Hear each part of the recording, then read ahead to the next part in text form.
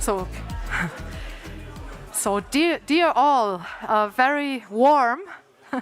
It's indeed warm. Welcome to our conference today. And I have the pleasure to announce the Dean of the School of Management, and he is with us on Zoom, I believe. And as soon as we are ready, Lucas, I think you will, yeah, you're ready. We will hand over to him to welcome you and open our conference.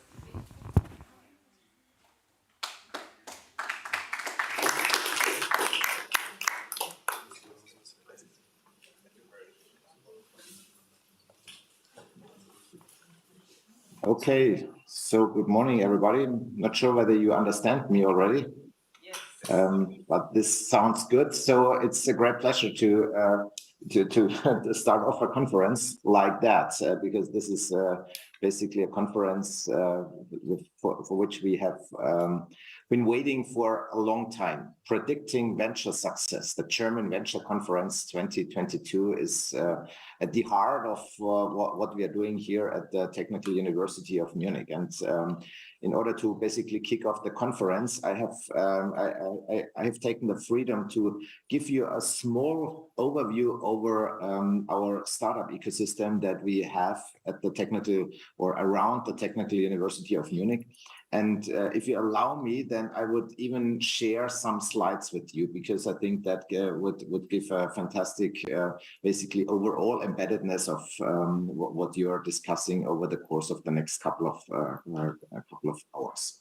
So let me check whether this works, and let me just ask me whether you now do not only see me, but also the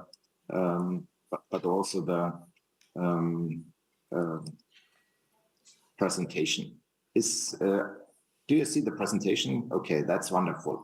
So when we're talking about venture success, we are basically talking about ventures that we want to see in successful ecosystem, in entrepreneurial ecosystems. And entrepreneurial ecosystems are typically systems in which you have a combination of social, of political, of economic, and of cultural elements within a region that support the development and growth of startups. And they also encourage entrepreneurs and other actors to take the risks of starting, funding, and otherwise assisting high-risk ventures.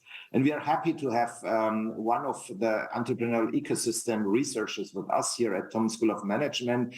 It is Sid Vedula. In one of his recent papers in 2019, he analyzed the scholarly interest in studying entrepreneurial ecosystem, and what he found is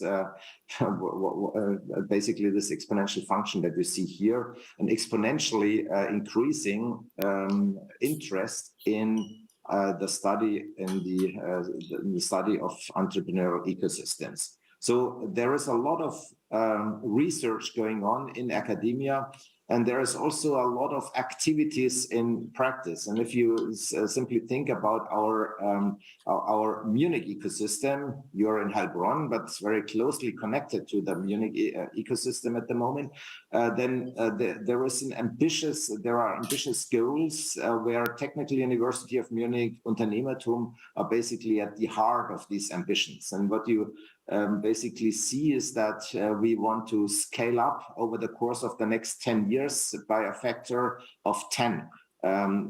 So, for example, the amount of invested capital that we want to see in this Munich ecosystem should grow to 10 billion. We want to see new employment per year of 10,000 employees. We want to grow the priority patent applications to a level of 500. And this is all because of the fact that there is a growing global competition for tech hubs. You see here the amount of money that is active in the United States with more than 100 billion euro. You see China with almost 50 billion, and you see that Europe is lagging behind with the main hubs being London, Paris, Berlin, and Munich taking off at the moment and probably overtaking, hopefully, in the course of the next couple of years.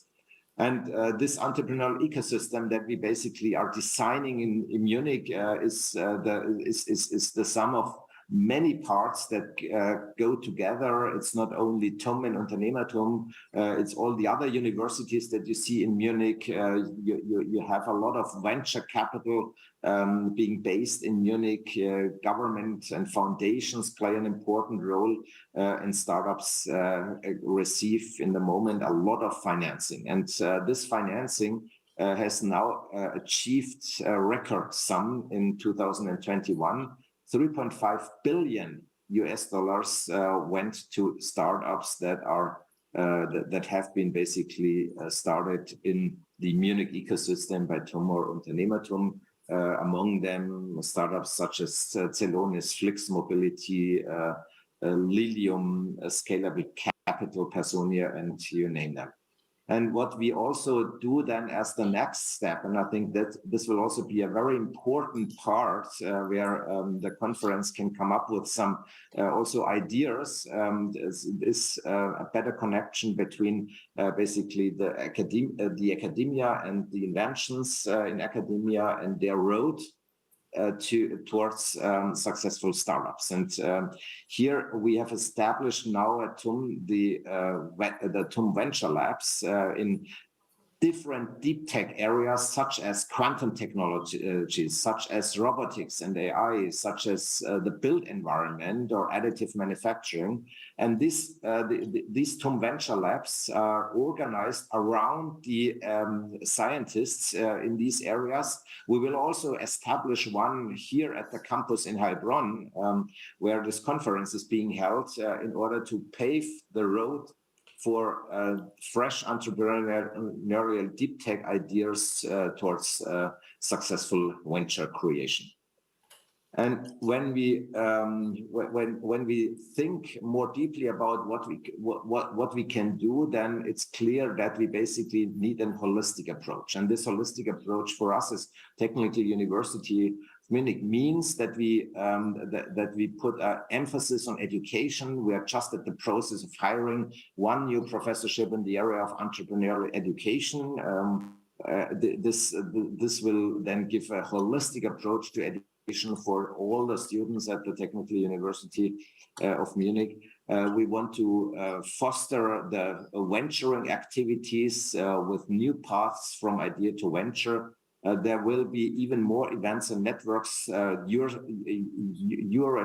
This network event is basically only one out of quite a couple that bring together academia, practice, venture capitalists in order to basically pave the road towards more venture creation. And this is our objective. And I'm so happy that Isabel is organizing this conference and has brought together such an amount of minds and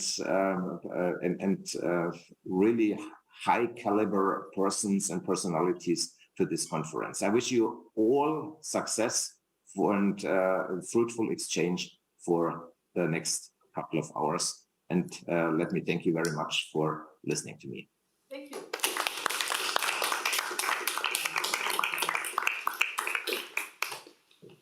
Thank you, Gunther. I hope you can hear us. I can hear you, yeah. Okay, so great to see you. Great kickoff. And next is, I can announce Helmut Kretschmer. I don't know how to translate your official title. Maybe you can do it in English. Thanks, first of all, to the Dean of the School of School of Management to show the ambition that underlies an ecosystem for venturing and for entrepreneurship. Number two. They're not color-coded. That's the next invention. And I think the term of ecosystem and the term of ambition is very important about that. To scale up an ecosystem by factor 10 is possible, but certainly a major challenge. And Gunther has talked very nicely about the ingredients that lead to a successful ecosystem. If we bring up the slide that I brought along in German to test your language capabilities, that's the same thing that happens here at the TUM campus in Heilbronn. We are new here. About 4 years ago, the School of Management was venturing into a new adventure, being a Bavarian university in a different state. For those that know the federal system, that is an interesting proposition, a public Bavarian university being here thanks to a grant that we received by the Dieter Schwarz Foundation, who has the vision to make this place what's called the knowledge city. A different way to move ahead by creating a new purpose of the overall city. And we are now part of an ecosystem. On the Bildungscampus, where you have been or will see during lunch break and already in the building, various institutions work together, and various institutions share the goal of actually being part in creating a ecosystem that brings up the venture lab in AI and software engineering to this place, but also, if you take the slide, looks at a place where we call this is a campus for the digital age. Some people say the digital age is over. If you count contractive cycles, that might be the case, but in reality, it's just starting by being able to use technology. Yesterday, there was a presentation using metaverse technology to actually show what can be done and then find new ideas. In the evening, we had a session about digital transformation and sustainability. That is full of ideas, and in all cases, this deep tech notion of creating technological advantages or advances is important. So here at this point of view, we started in 2018. We will have degree programs or have degree programs in the Bachelor of Management and Technology, Management, Master in Management and Innovation. As of last October, we also started with Computer Science, which we gladly called Information Engineering, just to give it a different name. How large are we here? Already more than 450 students inscribed, and in 2018, that was about a tenth, so we already have grown quite a bit. The interesting part is that there is a growth pattern. There is management, there is computer science, and we will add on data science, and in this region, there will be an innovation park for artificial intelligence applications, focusing on the applications, and then you have this whole set that Gunther has described in the Munich ecosystem already here. Some of the Munich partners will be present here to create further ecosystems, and if you look at the traffic jams, it's about the same than if you're on the Silicon Valley. If you want to go to Berkeley, to San Mateo, that's about the same time you take from Munich to here, depending on which route you take. So the eco hubs are necessarily hubs where people come together, but also that have lots of domain knowledge in terms of the industries. And one of the reasons for the School of Management to come here was to realize this is one of the patent richest regions in Germany. If you drive along the highway, basically every exit has a world market leader in something. And that's the important part, to get this notion of creativity into a region that hadn't had such a large hub system, and at the same time doing that in the sense of an ecosystem. Of course, one of the hardest things is to predict success. But if you are predicting venture success, you know that it's not a 100% chance every time, and that you will have to look at more than one business plan to find the ones that actually make it. And I think that's an important message. It's not just the strategy or the first idea, but as we know from CDTM and other places, it's the hardness and the willingness to go on that area, and that's what we're gladly doing here. With that, I will gladly hope you enjoy your time here, find it a useful time, and thanks to Isabel and the School of Management to presenting venture success here in Heilbronn, because for us it's very important to get to you all to see how it looks like, how the ecosystem is being built up, and of course, convincing you to be also part of the growing ecosystem here. Thanks a lot, and have a great day.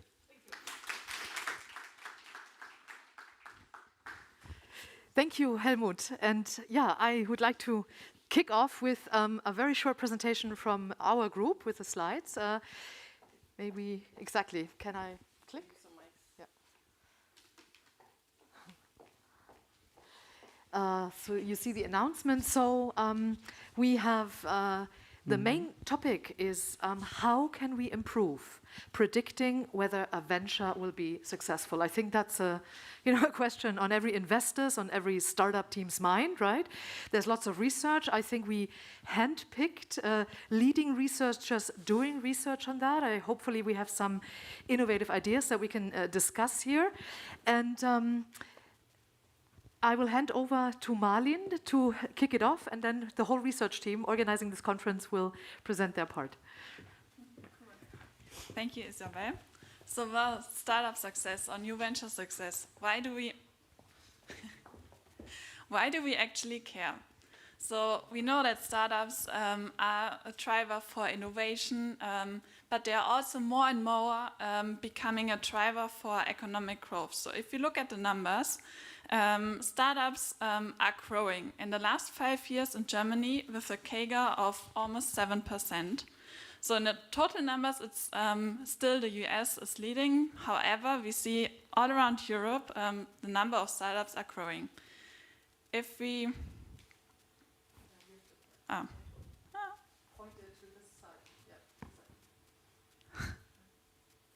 So if we look at the number of unicorns, so startups with a valuation of more than $1 billion US, it's even more significant.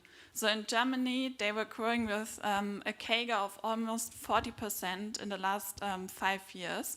So these startups really have shown that they bring economic value as they've been in the business for a while and have a high valuation already. And for Europe, I mean, the ever question is, why is it the US leading so much, you know, in comparison to these other countries? Huh? And is there a chance we can do something about picking up? Yeah. And then still, why do we care about predicting the success of these startups? Well, only 1 in 10 newly funded startup survives in the end.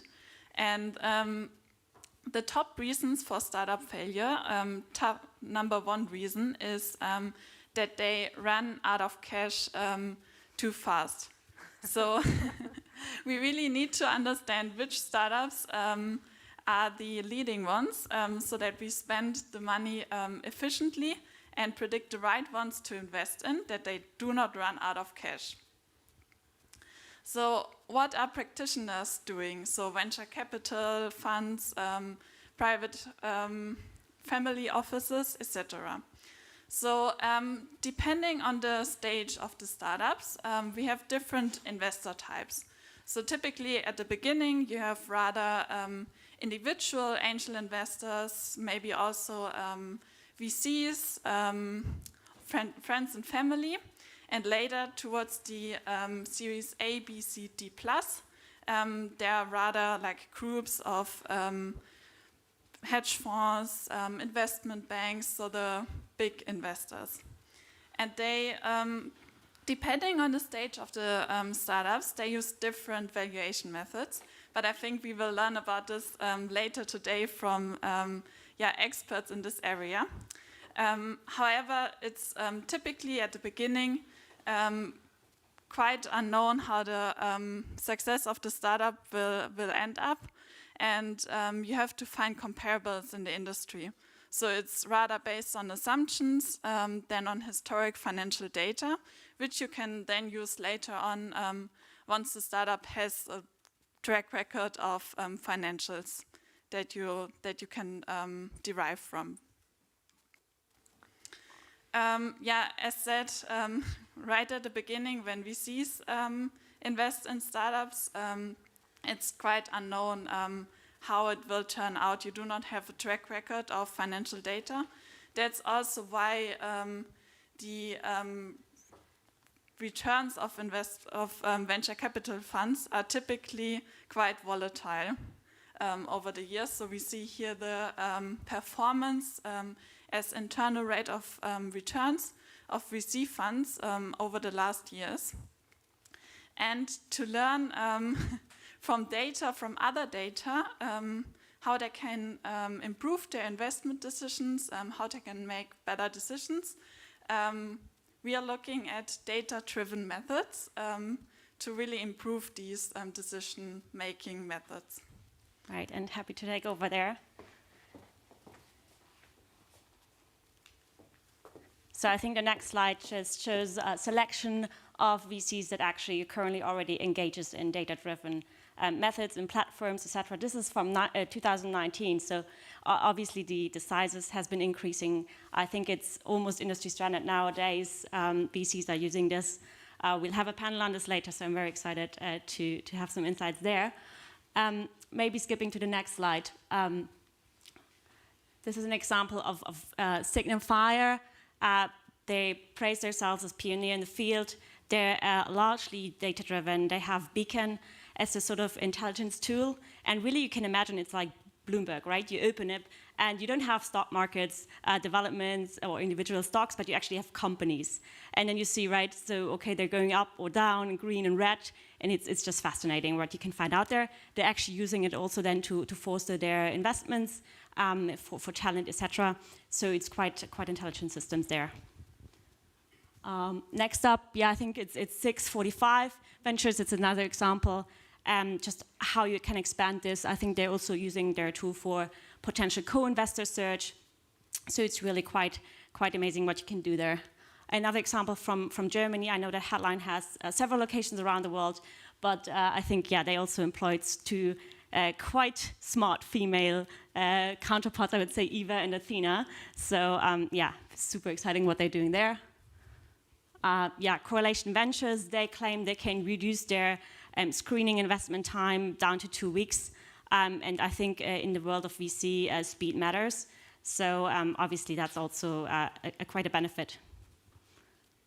Right, EQT, especially EQT Ventures, they're also really at the forefront. I think my example just wants to show that they're also heavily engaging in research. So this is a publication by Lily Chow, who actually, has been engaging in sort of word recognition to really check out competition, to do the benchmarking. So there is some research going in the field, and we're really excited what else is to come there.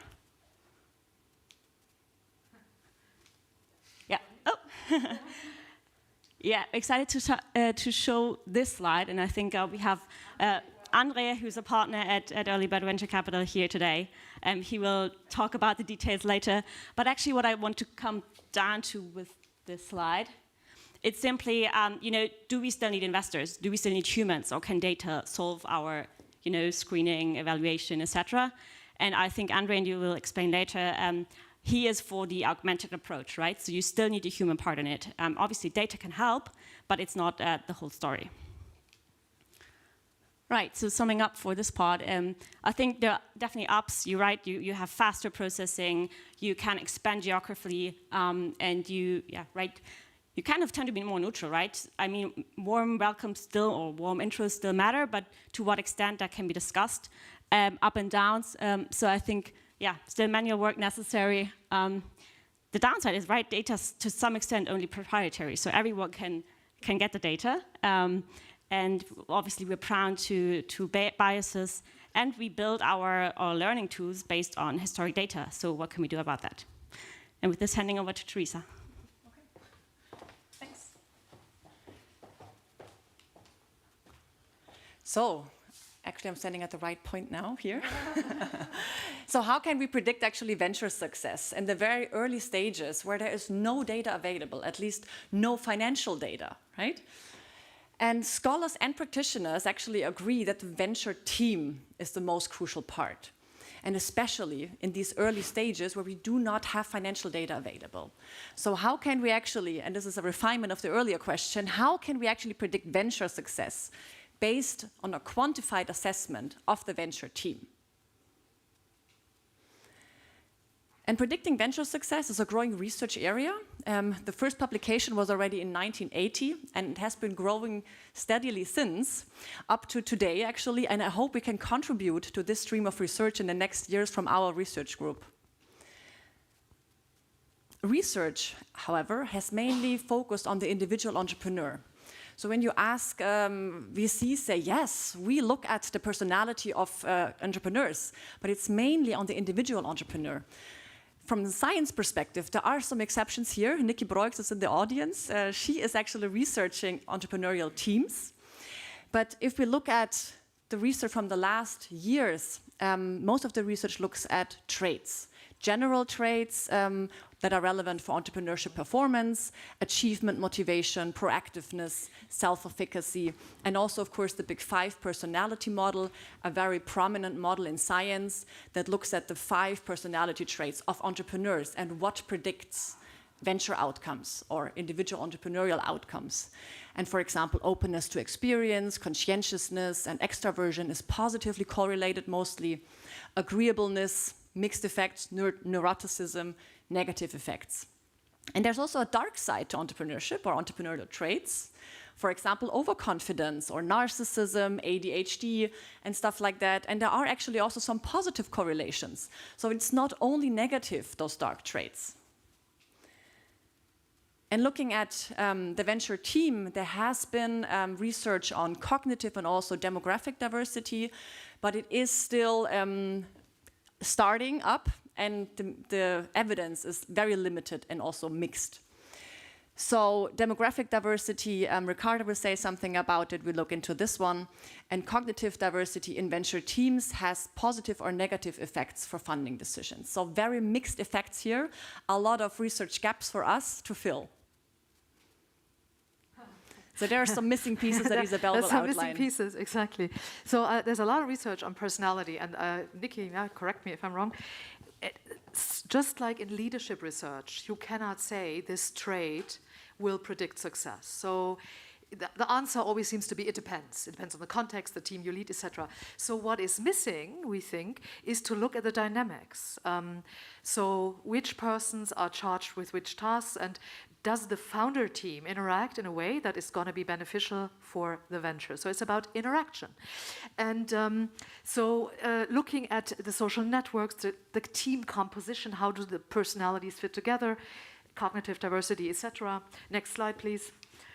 And what we take inspiration from is, I think, rather unusual perhaps, but in marriage research, in psychological basic marriage research, there have been astounding research breakthroughs. There's a scholar called John Gottman, and he's based in Seattle. He's a mathematician and psychologist, and he has studied married couples for over 30 years now, and just looked at what happens to these marriages, what's the final outcome, and measured them again and again and again. And since he didn't know what he was looking for, he measured everything, and then when he found out about the marriage success or failure, worked his way back to identify the predictors. And so apparently in psychological marriage research, if you want to find out if you're getting married, is my marriage going to last? They can tell you with a high, I see nodding in the audience, high degree of validity. Yeah? So Gottman in Seattle offers the possibility to get a check before you get married, because apparently there are some religious institutions that will not marry you without a Gottman certificate, because they want your marriage to last. So I think it's fantastic. You know, it's an important life decision who you marry. Yeah? But for investors and founders, it's probably equally important who you start a venture with and who you invest in, right? And so in this tweet, it disappeared, Teresa, the tweet disappeared. In this tweet, someone actually compared what we were also thinking. They write the average length of a marriage in the US is 8 years, and the average length of a VC investment holding period is also 8 years. So yes, it's a marriage. And so, you know, what we suggest is to draw from psychology research, relationship research, marriage research, in order to see if we can make better, improved decisions for the venture team marriage, in order to better advise investors. And then, please, the next slide. Yeah, that's a summary. He's published so many studies. That's a summary of Gottman's research. Summing it up, he did something very beautifully, because he created parsimony. He found an explanation for conflicting research results, because some people said, you have to get everything out. You can shout, just get out your anger, otherwise it will suffocate you. And other marriage researchers said, no, stay quiet, don't rock the boat. And it's like leadership, you know. Some say transformational leadership, and some say, no, it's introvert leadership. And Gottman found an explanation that unifies all of them, so a parsimonious explanation. And it is, I think, in lay terms, you can do whatever you want in your marriage, but you cannot repeatedly stress your partner to the point that they secrete cortisol. And different people have cortisol secretion from different events. And it's a very basic summary of his research, but so he explained why different studies had come to different results. Next slide, please. Yeah, and so we are studying this in a larger research program, and we want to repeat basically the research setup he did on on marriage for entrepreneurial teams in a longitudinal setup. But we also want to take it one step further and try to identify quantitative indicators that might be useful in better predicting the success of this founder marriage. We're also looking at university rankings and which universities, which ecosystems produce how many unicorns. And then we also look at the effect of diversity, gender and ethnic diversity on team ventures. And with that, I think I'm introducing the team to you. Lucas is also part of the team. He's back there making sure everything runs smoothly. And these are also the people who organized this conference. So I would like you to join me in thanking them very much, because all of this is only possible because they wrote the email, set up the room, prepared everything. So thank you very much for organizing this today. And with that, I think I hand over to you. Yeah, thanks also for being here, actually. And also thank you to the virtual participants. I think we have around 200 online participants for this conference. And it's great that also a selected group is here. So thanks for coming and joining us. And I'm going to dive in with the individual studies of our research program. And we call it Study 1A. It was the code name was always Gottman 1.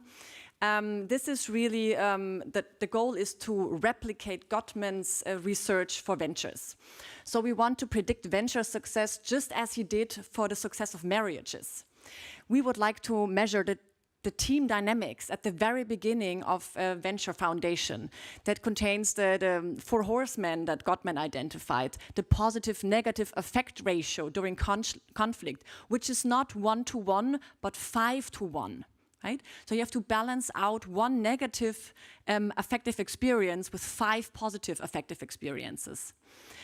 Also emotional withdrawal during conflict and also emotional arousal. And this will be a large study that we set up where we measure also physiological arousal with skin conductance, heart rate. We also look at the facial expressions to code emotions, and also, of course, self-report questionnaires. And then we measure the relationship quality as a predictor for venture outcomes. Relationship qualities such as team viability, team effectiveness, satisfaction, cohesion, commitment, and outcomes such as, does a person exit from the venture, how performant is this venture, and does this venture actually survive or does it exit? And we do that in the longitudinal setup, so that means we will track the venture's journey for at least 2 years. And we would like to get the first data from them just after they have founded their startup. And then track them periodically with data collection every 6 months, with questionnaires and secondary data, and also track the critical events. Just as in a marriage, for example, when you get a child, or when a VC enters, or for example, when a team member leaves or enters the startup. So we want to also track all the critical events. And Study 1B, or our internal code name, Gottman 2, is predicting venture success from secondary and trace data. So we would like to analyze team dynamic data from venture teams and predict venture success from them. Right, yeah. And thank you. Right, and obviously team is a large component, and I think that every investor would say, I don't care what gender or what ethnicity our founders have, and I think that's right so. However, we want to have a look at the data. So really, do we see a correlation between the team setup initially and the actual performance? And performance, we will mostly look at valuation, but obviously we'll do controls. And that's what my study will mainly be. We'll focus on teams larger than 1 founder. And ethnicity, just as a hint, will be measured via last name, prior name, but also we'll do robustness checks with image recognitions, etc. So that's what I'll be doing. I'm going to present this just in, this is Lucas's study actually. I'm working with him on this study, and I'm also glad that Dries is here today, who we learned from a lot. And this is the quantification of entrepreneurial ecosystems and how the ecosystems of, or the ecosystem of an university contributes to the venture success, and how ventures contribute to the ecosystems of universities. And we quantify spin-offs and unicorns from all German universities, also inventions and patents, how many new jobs do the startups generate that these universities actually spin off, and how much talent do universities generate for these startups. Yeah? So this is Lucas and my study.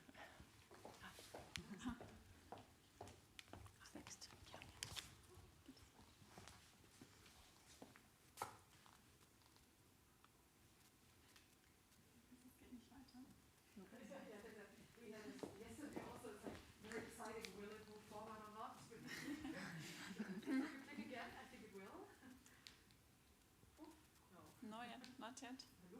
Ah, No. One back, yes. ah. So my study will also be part of the university impact study.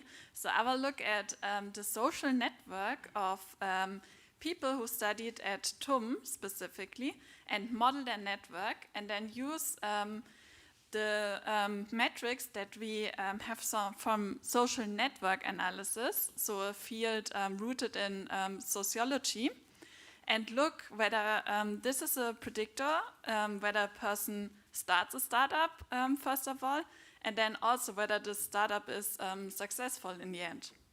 And I will do this based on secondary data derived from LinkedIn and then mapped to Crunchbase for the startup part.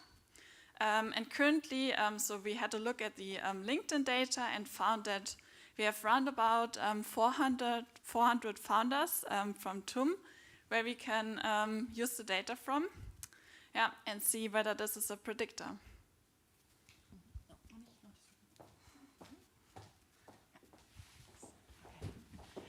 So this is just a small glimpse in the studies that we will do. We're going to start with these studies, but there will be a lot more to come. And we want to think big about this. And here is a forecast that is our vision, that you need to have a TUM certificate if you want to start your venture. And yeah, so the next slide would be great. So what if we could create a formula that predicts the success from a venture based on the venture team? So what if venture success is a formula based on a constant team diversity, team dynamics, social networks, plus some other variable that we don't know yet, but we are happy to talk about with you today. So what if we could develop such a formula? I think that would be great. So if you're interested in starting a conversation today, of course, but if you're online, here are our contact details from Isabel, but you can obviously contact everyone from the team. We'll be happy to talk to you about this. And again, welcome to the conference. And now, yes, I'd like to invite Ilya Strebolev giving his first keynote. And it's really my honor and privilege to introduce you, Ilya, who will give a keynote about the valuation of VC-backed companies and predicting venture success. Ilya is the David S. Lobel Professor of Private Equity and Professor of Finance at the Graduate School of Business at Stanford University.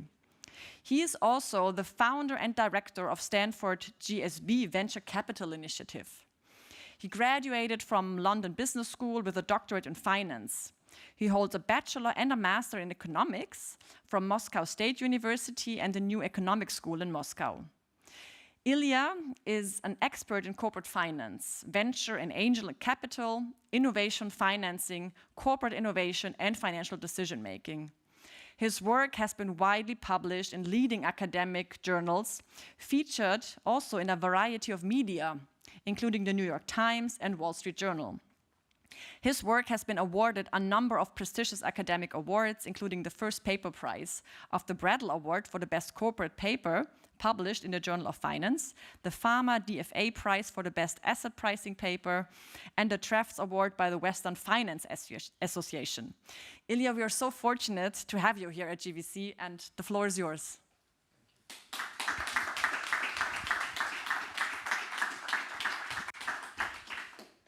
Thank you so much. First of all, great pleasure to be here. Thank you for inviting me. I'm very excited that a number of groups around the world are interested in trying to understand better the venture ecosystem.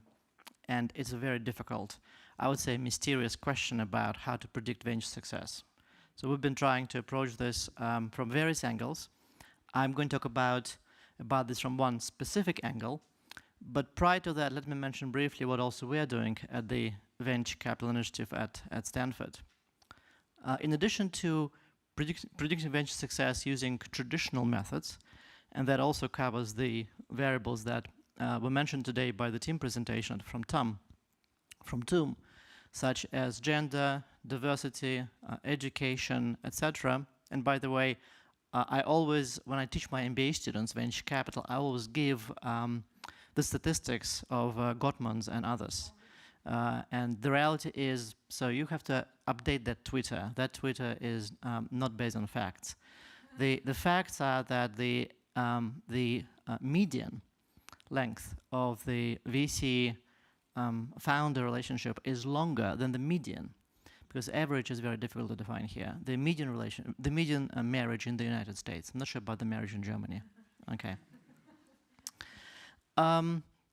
But also trying to use a lot of other methods, trying to understand better predicting venture success and trying to understand better the way that we can measure success. Because in fact, even metrics that define success are very difficult to come up with.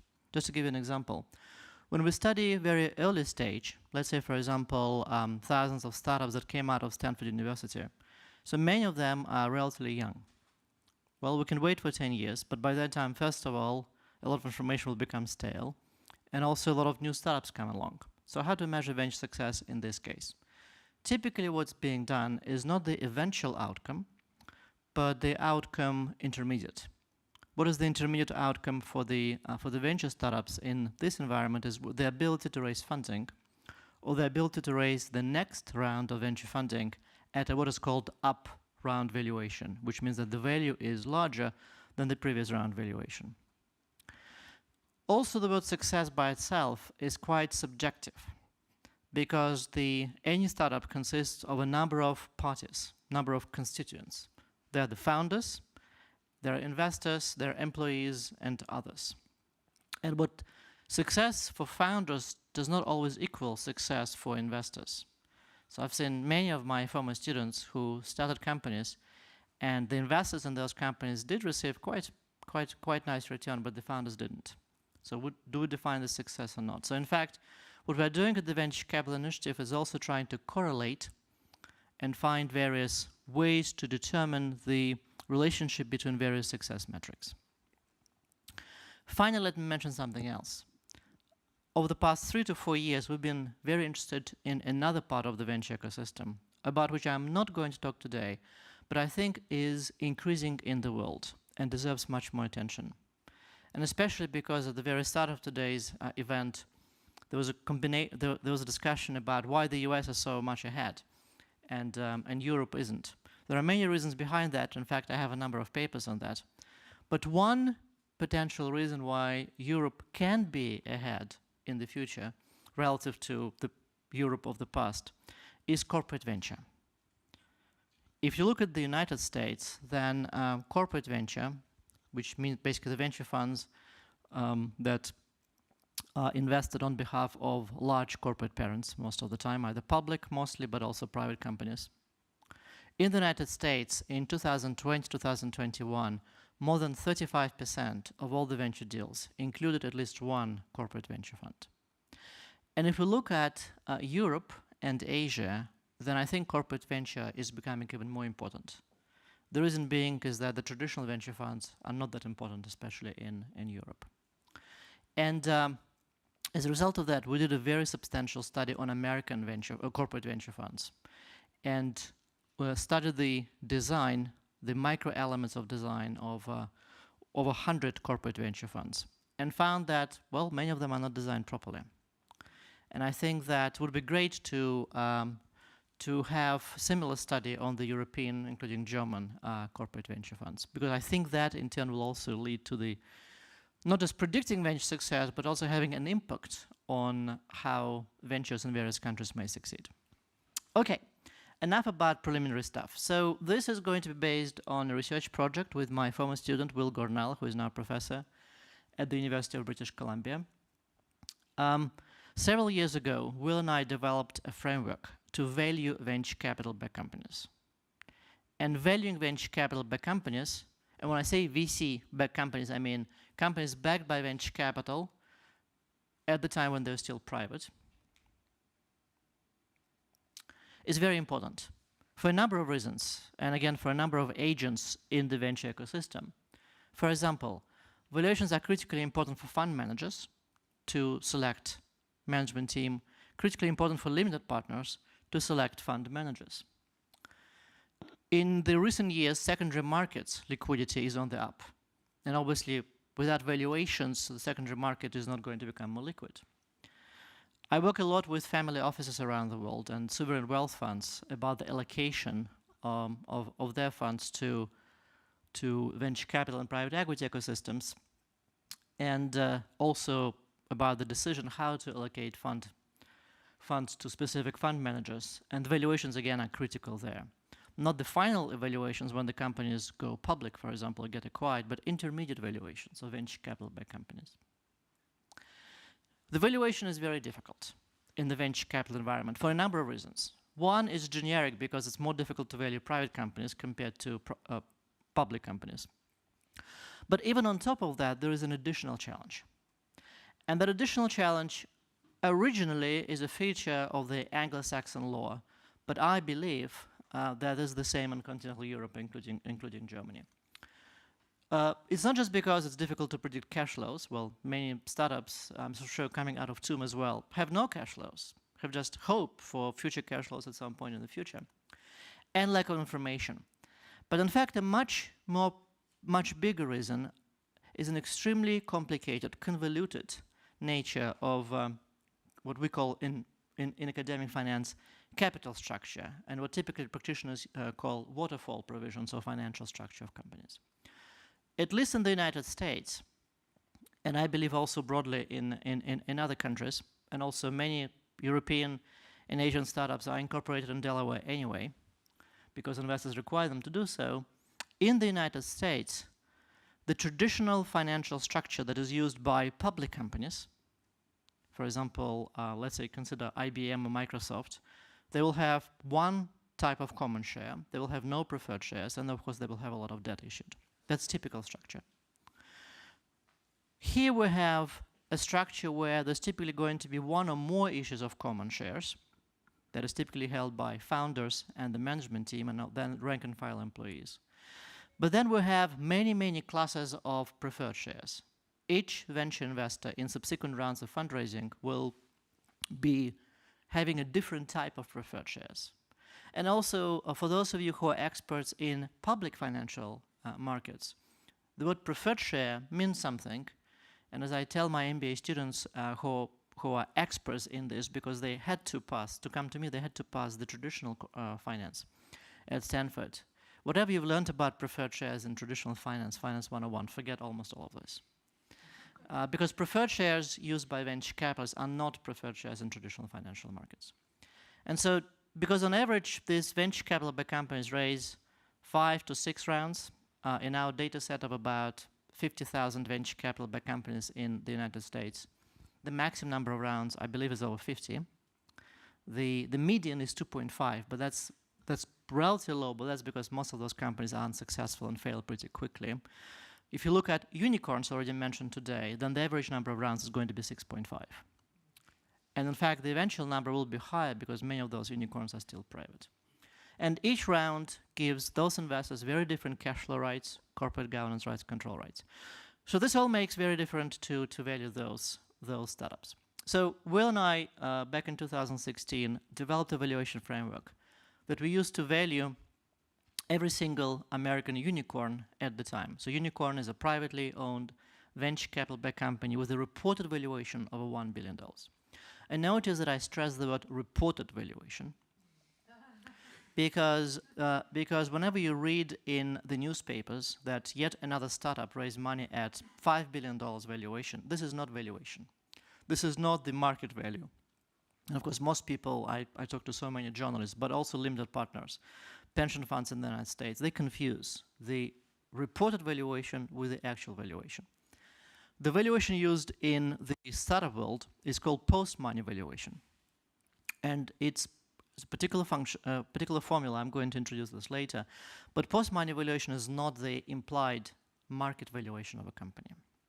And so we developed a method that allowed to estimate the fair value of the company when we have the post-money valuation.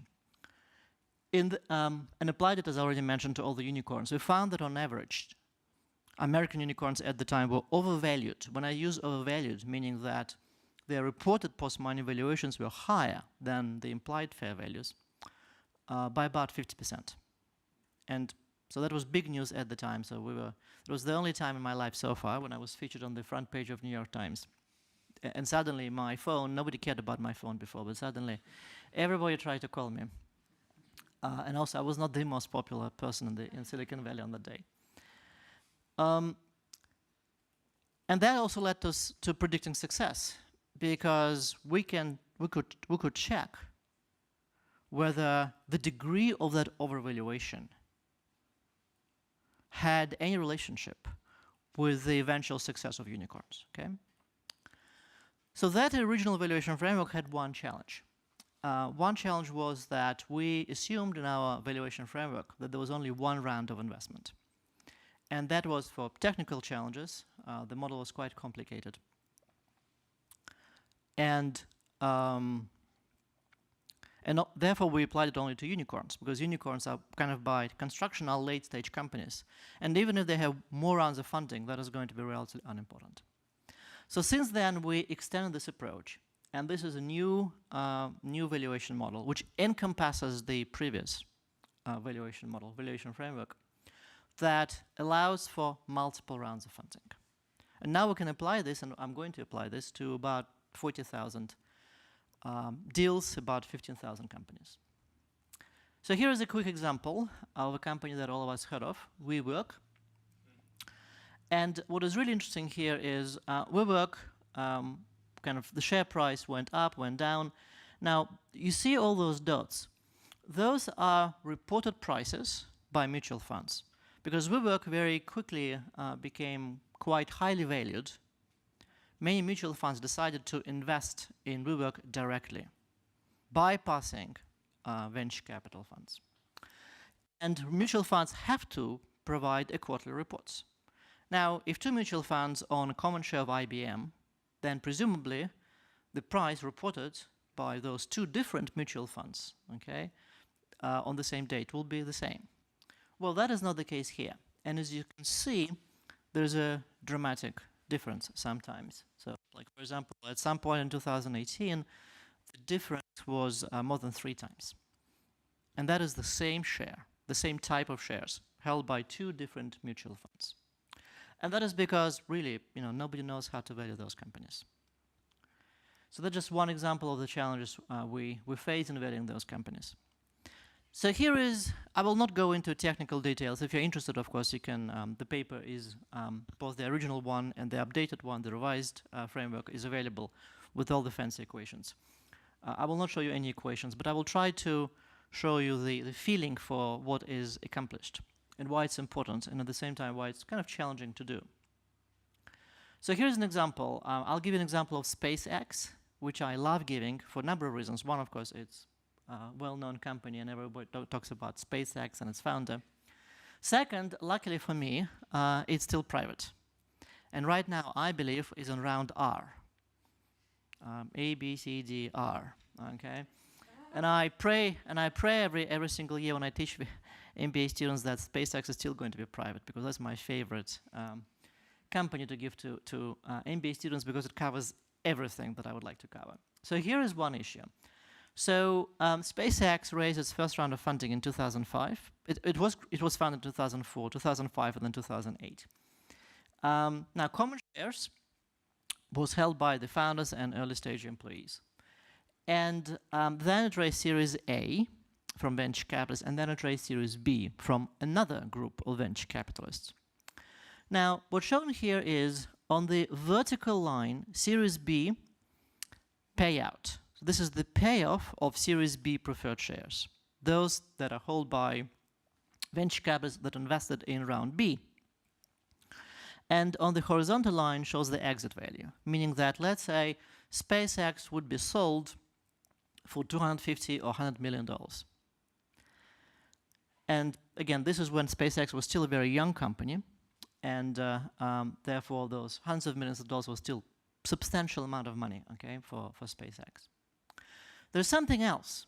If you look at the description of the vertical line, it says M&A payout.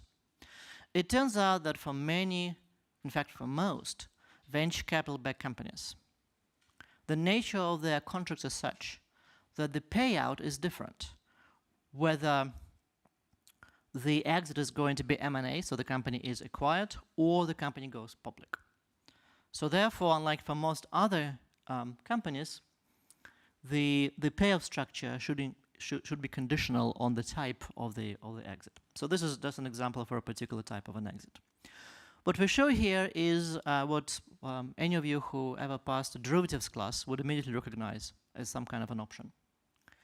If the outcome is relatively unsuccessful, then this red is common shares. Then common shares will get absolutely nothing, and then so effectively Musk will get absolutely nothing, okay, at the time.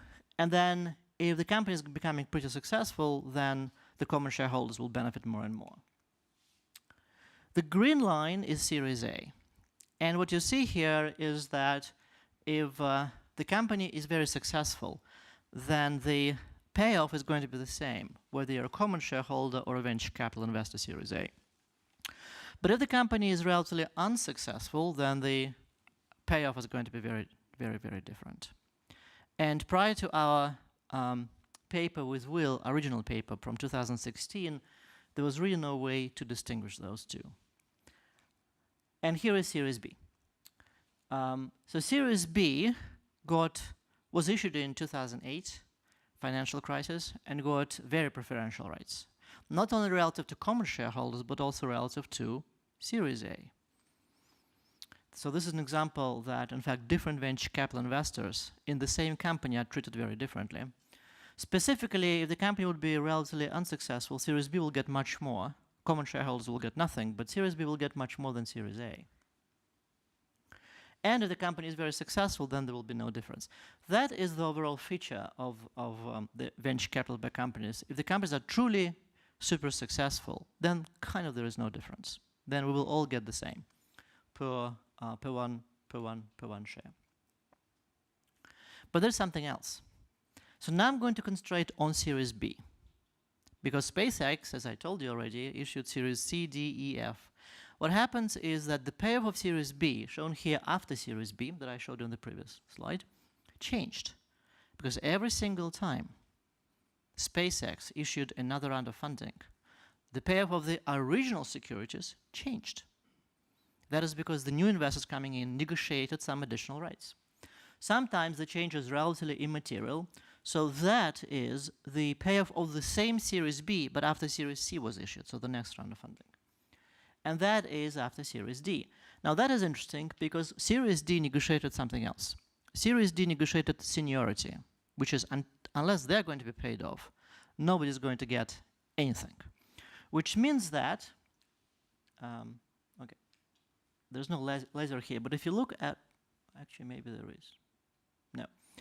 But if you look at the bottom left, you see that, thank you, you see that when the values are like below 50 million, then Series B will get nothing. That is because all the payoff is going to go only to Series D. And then, I think now you have to give me back the right to click. So this is after Series E, and this is after Series F. Now, after Series F, what's happening is that Series B is all at the coincides with the horizontal line. So in fact, even if SpaceX is sold at $250 million, at $500 million, Series B still will get absolutely nothing. That feature is critically important, as you can see, was not taken into account in our original valuation framework. And therefore, our original valuation framework really, at least theoretically, is not correct to apply to early stage companies. But we wanted to do it. And so we address this. So here is a visual description of how our model works, without any equation. It is based on the traditional option pricing framework. I'm sure that all of you are familiar with the Black-Scholes framework, which is substantially modified here to match the case. But the idea is the following. We start with knowing the initial financial structure. So let's say we would like to value SpaceX at the time of Series B round. We assume that we know the initial financial structure, and empirical data we will know. We will know the almost complete financial structure of about 40,000 deals for about 15,000 companies. And then what we're going to assume is there is the value process, and we're going to assume that at some point there could be an exit at some random value, which is going to be determined by the log normal Brownian motion process. And that is really our original option framework, which had a very high chance of predicting the eventual outcomes. The updated framework is that there still could be an exit. By the way, exit could be IPO, M&A, but also failure, bankruptcy. But with some probability, there's also going to be another round of investment. And there will be random terms, because the next investor, Series C, Series D, and so on, will demand some additional terms. And they're going to be determined based on the empirical specification, based on the data that we have. And then this continues. And theoretically, the company might raise infinite number of rounds, and that's more or less what we're approaching with SpaceX. But obviously, at some point, all companies will exit in the model. Okay? So behind this is 3 years of hard work. So if you're interested, please look at the appendix. And so let me show you the results. First of all, the data. We use, at the Venture Capital Initiative, a combination of data sources. We start with the two commercially available data sets, the PitchBook and VentureSource, that we merged, because PitchBook is much better since around 2014, 2013, and VentureSource is much better prior to that. And then for most of the companies, we also have contractual data, which is in the COIs, Certificate of Incorporation of those companies. And we process those manually most of the time, and we complement it as much as we can.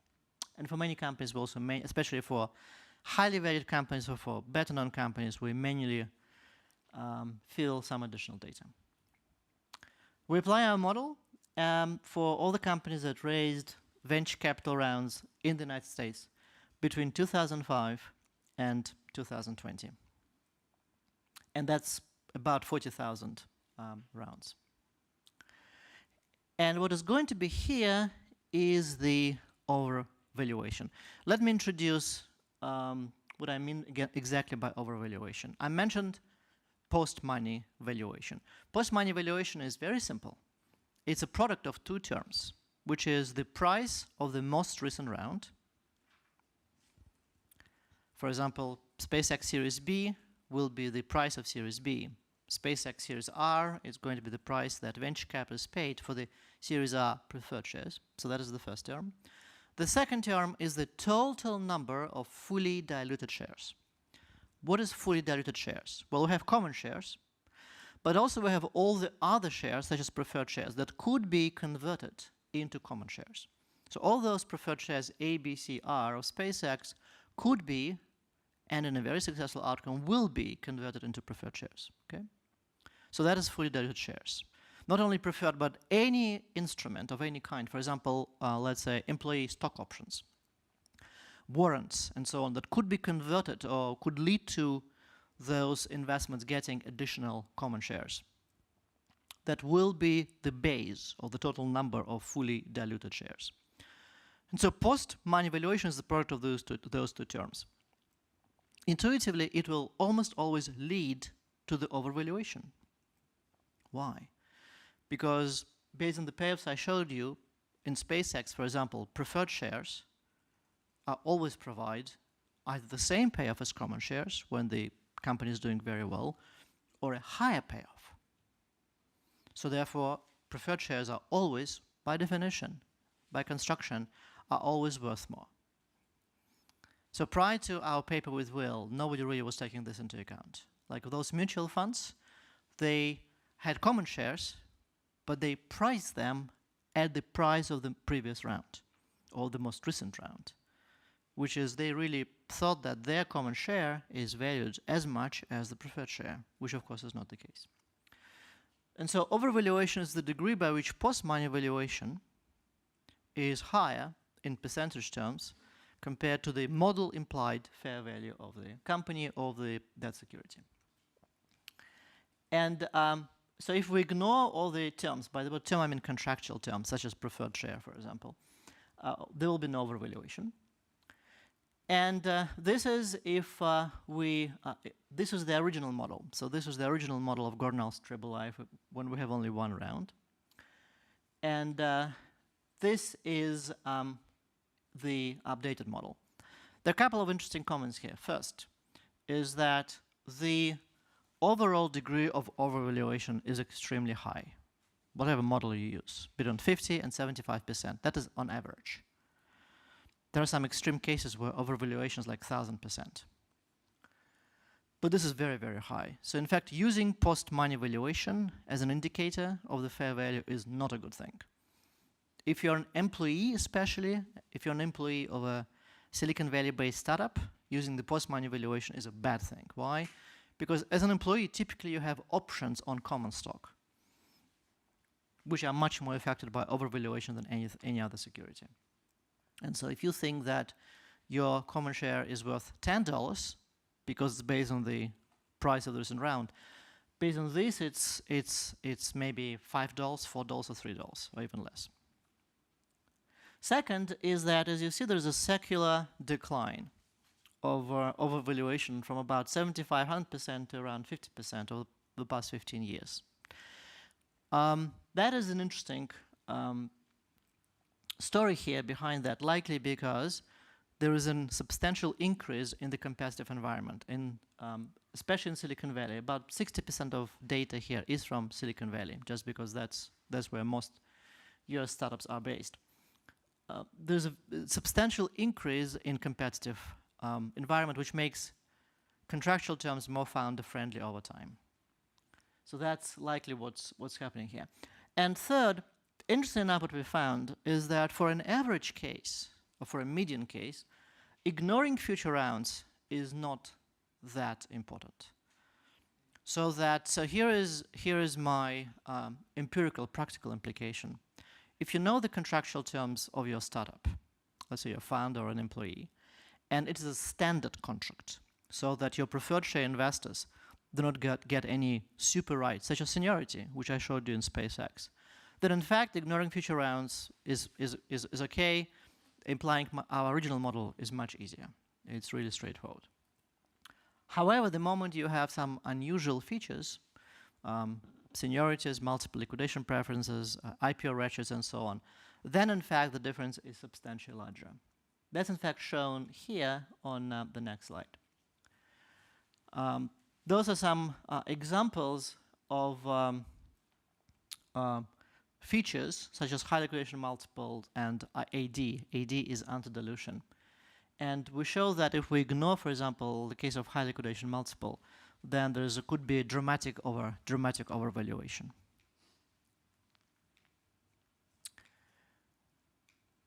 Okay, let me skip that. This is the final slide before I address the topic of today's conference. What we found, which is I found very interesting, And we really found this from the data that kind of nobody looked at before, which I find the most interesting here. So what is this? What's happening here? We'll look at the price differential between the rounds. Again, think about SpaceX Series D round versus Series C round, okay? And that is the change in the prices of preferred shares between the rounds. And again, this is about 42,000, I believe, rounds. So to the right of 0%, those are up rounds, when the next round, the preferred share price is above the previous preferred round. To the left are what is called down rounds. And a plus 25% and a minus 25% are effectively, those extreme cases are 25% and above, or minus 25% and below. And you have kind of some not exactly uniform, but some kind of distribution. However, do you see the 0% spike? That is the case where the next round price is exactly the same as this round price. In public markets, that will be very unusual. How often do you have the case that the IBM price today is exactly the same as the IBM price 2 years ago? That is called flat rounds in the industry jargon, and they're extremely prevalent. There's about 20, I believe 22%, but over 20% of flat rounds in our data. And the question is, why do we have so many flat rounds? And here is one potential explanation. So that is the topic for another research project I'm involved in right now. But flat rounds are driven likely, well, that's our conjecture, by the contractual terms. There are many contractual terms in this data, in the VC-backed contracts, that are contingent on what's happening with the company. And most of them are contingent on whether the round is an up round or a down round. Down rounds might lead to dramatic changes in the capital structure of the company. Founders might be wiped out. When I say founders, common shares. But also previous preferred shares might be wiped out. And therefore, negotiating the flat round when the price is the same effectively avoids the complete financial restructuring of the company. But if that is the case, that means that in fact, those flat rounds are hidden down rounds. And therefore, if that is the case, then this will predict the eventual outcomes. The prediction is that if you look at the flat rounds, because they're actually down rounds, very often, there's going to be discontinuity between the eventual outcomes for those companies compared to the companies that are close to them. Okay? And that's what our preliminary results, in fact, suggest. But that is one of those things where I love empirical research, because we didn't expect that, at least at this level. Okay, so what I promised to Isabel is talk about the predictive venture success. And in our original 2016 paper, we checked whether overvaluation of unicorns lead to any predictability. Well, we had only 135 unicorns, and most of them were private. So therefore, our data were interesting, but statistically not significant. Well, here we have a very statistically significant result, and as I will show in a second, very economically significant result too. The idea is the same. It's just that we have now 15,000 companies, and many of them already exited.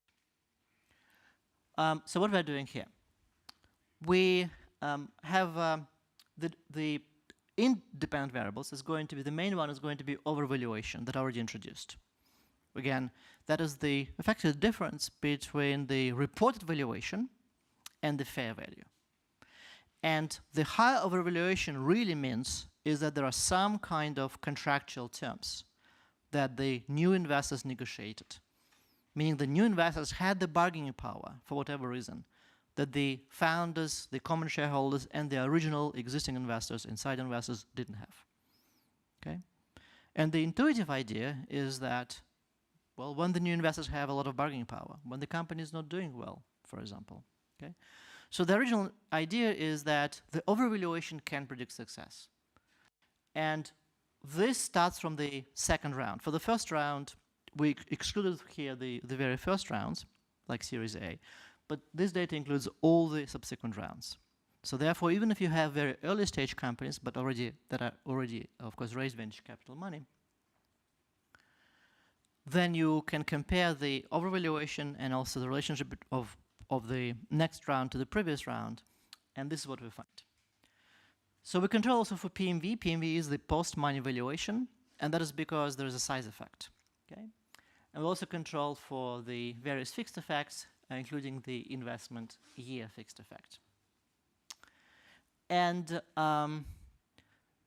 here we have all the companies that raised at least 2 rounds and already exited. Okay? In the first 3 columns, all that raised another round in the last column. And so that's a lot of observations, at least compared to 135 unicorns that we had originally. What do we find? We find an extremely statistically and economically significant negative effect on the overvaluation. Let me introduce the variables that we're interested, the outcome variables that we're interested in. Starting from the left, the first one is the exit over PMV. Exit value, which is at what price the company exited. Failed companies exited 0. There's IPO value, or there's the M&A value, divided by the post-money valuation at this round. So effectively, how the company performed relative to its post-money valuation today. The second is the dummy variable that is often used in venture capital research, and it was always used prior in the past when the valuation data wasn't available, whether the company goes public or not. Because we know that most companies that are very successful go public. The third is similar, but then we also include M&A above a certain value threshold, because especially in recent years that our data set covers, a lot of successful companies did exit through the M&A. And the final column is the price change, meaning that in the first 3 columns we look only at the companies that exited, so they left the venture capital universe. But in the last column we looked at the price change, like SpaceX, for example, will be in our data from Series C to Series D and so on. Okay? So we find that in all 4 specifications, we actually have 8 specifications, I'm not going to introduce the other 4, but in all the specifications, the overvaluation is extremely significant and enters always negatively.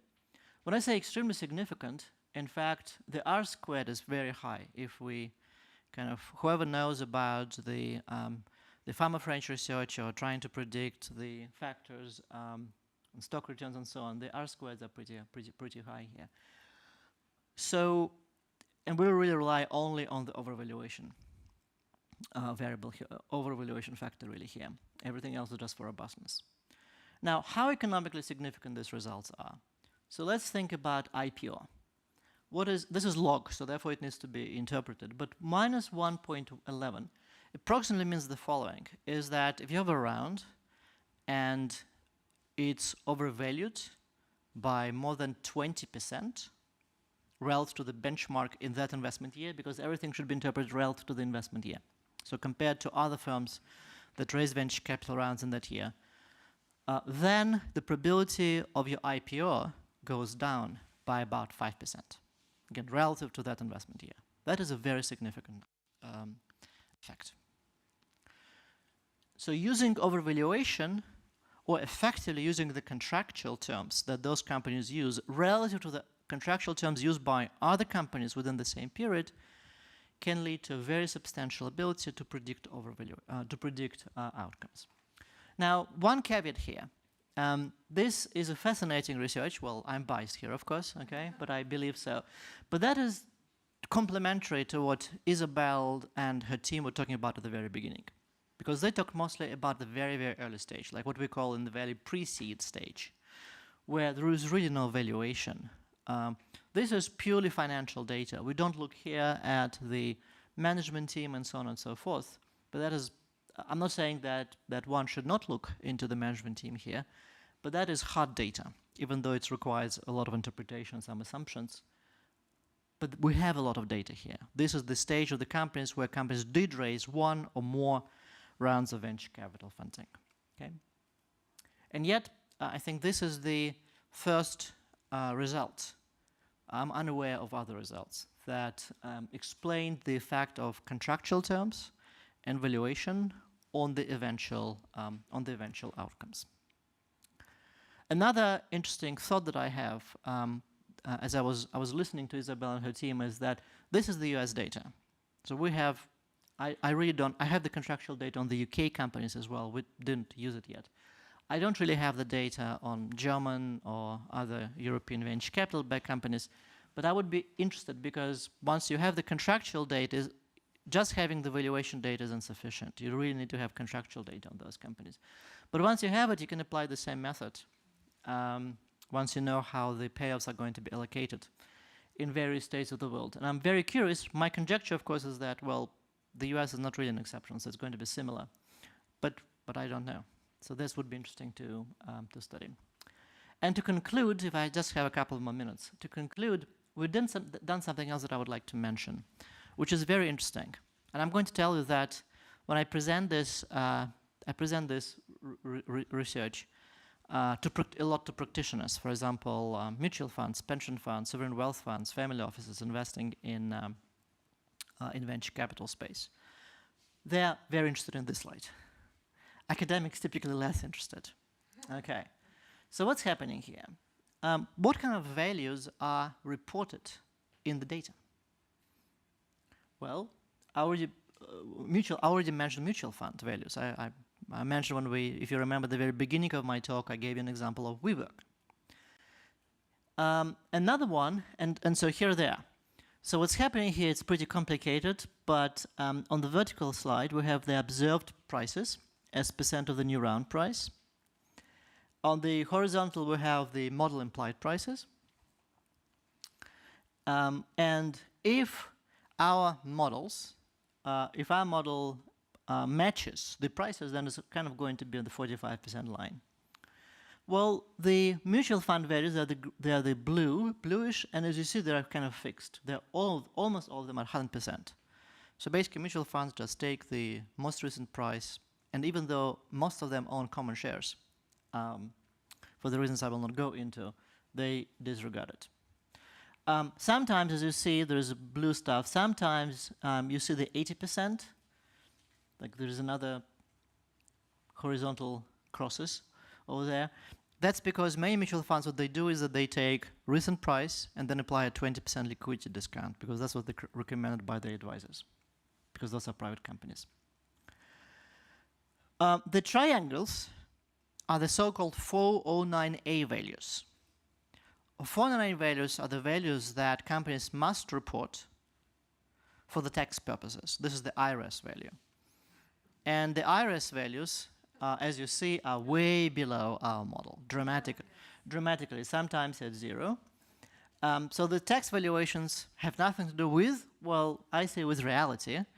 Of course, correct way to say with our model. Okay. I'll have my final slide on the tax valuations. And finally, the green ones is something that we're still collecting data on. As I mentioned at the very beginning, the venture capital industry is undergoing one substantial change. There's an increase in secondary market liquidity. And those are the secondary prices provided by one anonymous source to us. And those are, in fact, the closest to our model implied values. But we have just basically 20 data points, so that's not very interesting at this point. But we're in the process of getting, hopefully, thousands of data points, which are actual trades, the effective trades in the secondary market.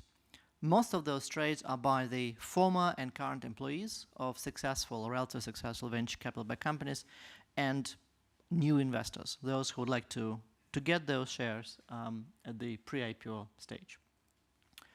The tax valuation. So this generated a lot of controversy. And this is going to be my final slide.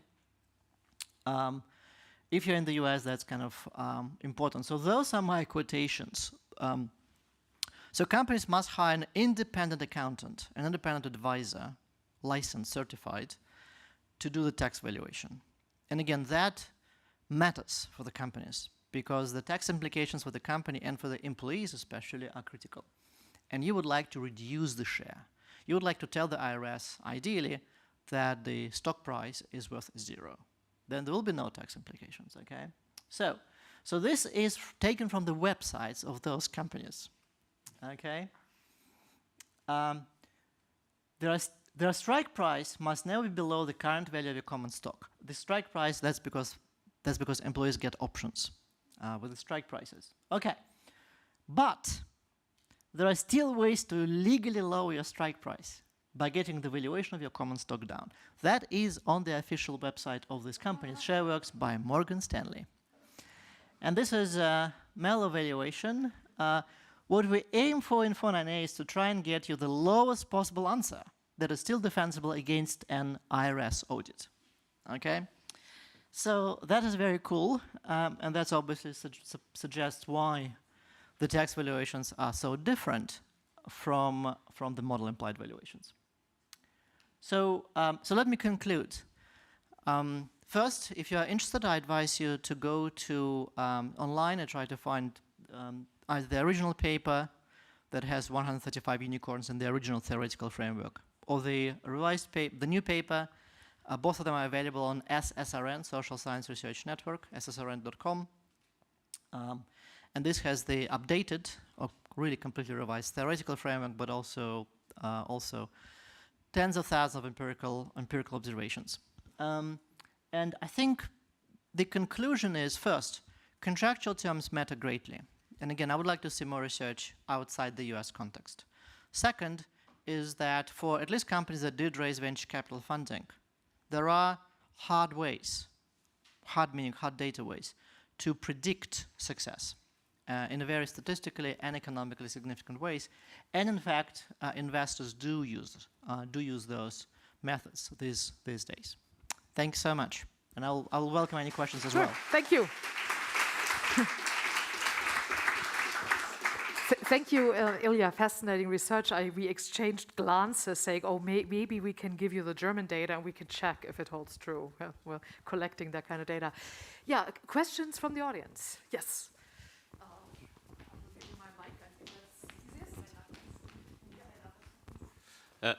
Thanks a lot. Thanks a lot for the presentation. Oh yeah, that's fine. My question is about the true value you've mentioned in the model. I mean, you've mentioned that the overvaluation is quite high, but how did you get to the true value? Yeah, so let me tell you the idea. And the idea is very similar to the Black-Scholes option pricing framework. So in the Black-Scholes option pricing framework, we have the stock price. Let's think about IBM stock price, which is publicly traded, and the option on the IBM stock price. And in Black-Scholes option pricing framework, you take the IBM stock price, you take the interest rates, and you get the option price, okay? So that is how the world of derivatives works. And trillions and trillions of Black-Scholes models are run every single day by investment banks, traders, and so on. Okay, what you can do is you can reverse. What you can do is, if you know the option price, for example, in Chicago, options are traded on the Chicago Board of Trade. So if you take the option prices, then in fact you can back out the IBM stock price. Now people don't do it because there is no need to do it, but in fact you can do it. So this is what we did. In our original framework, what we did is, if you know the capital structure of a venture capital-backed company, then every single security is an option, or really a derivative. Like I showed you the payoff structure of SpaceX, that is some kind of derivative. Not all of them are simple call options. In fact, they could be very, very complicated. But all of them are derivatives, okay?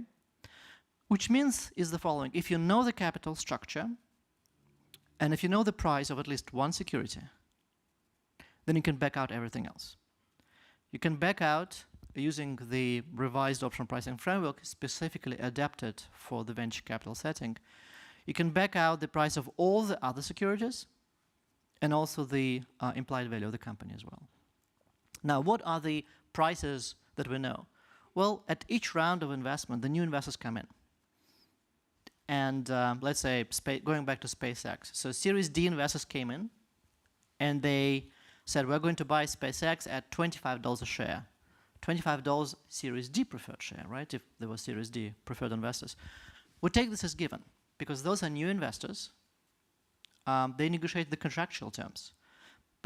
at the end of the day, those are that they're prepared to pay.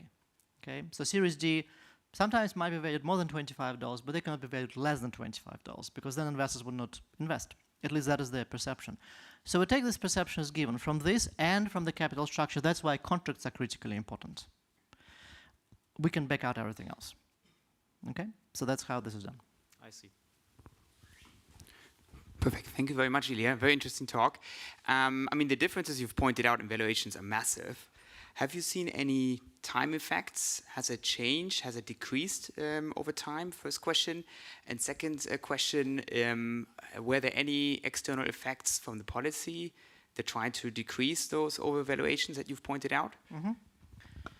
So over time, if we can still move the slides, about slide number 7, I believe, or 8,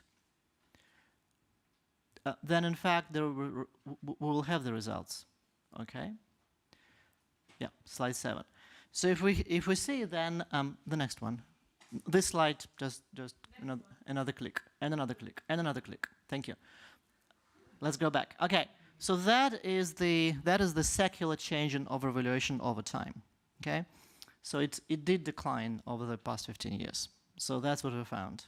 And again, likely we in fact did not study this carefully in detail, but the only explanation I can think of is the change in the contractual terms over time because of the environment in the United States.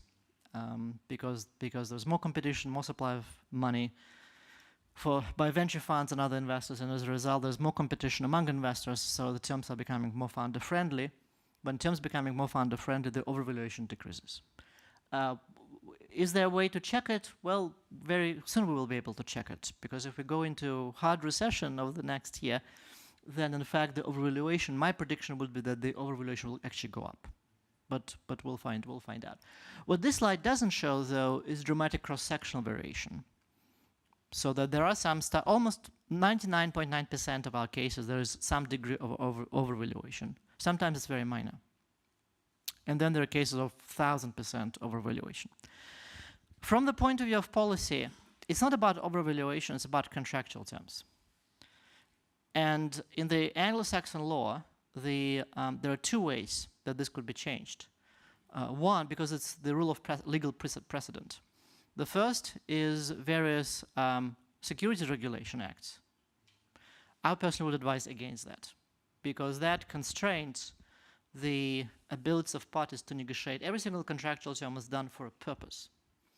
And when you try to tell the parties that you cannot use that specific contractual term, well, one solution will be that the investors just will walk away. So in fact, it's endogenous, meaning that the equilibrium outcome might be worse. The second is the legal precedent. Just to give you an example, about 5 or now it's already 7 years ago, there was a fundamental change in Delaware, where most of those companies are incorporated, where the Delaware Chancery Court, in one of its decisions, decided against the preferred shareholders on the board, acting on behalf of preferred shareholders. So that is, I forgot the name of the case, but it's the case name, but it's a monumental shift, because in the past, the preferred shareholders on the board, as a board member, you have fiduciary duty to the company, but as a representative of the venture capital fund, you really care only about your preferred shares, which of course leads to conflicts of interest. So in the past, when you had to make a very tough decision, for example, to, let's say, sell the company, close down the company, then many board members were acting on behalf of the venture capital funds or the preferred shareholders. So the Delaware court kind of effectively struck that. So that led to effectively to changes in the contractual environment. And every single year, some minor shifts happen. That is the nature of the Anglo-Saxon law. It's mostly driven by the courts. Okay. There's another question over here. Last question. One last question. After that, Thank you for the great presentation. It's the valuation from the perspective of the venture capital firm, mainly. What's the application for the startups? is there a way that they can, for example, structure their funding to maximize it for the future rounds, and prevent sacrificing the current investment? So one correction, this is not the valuation from the point of the venture capital funds. This is just the valuation.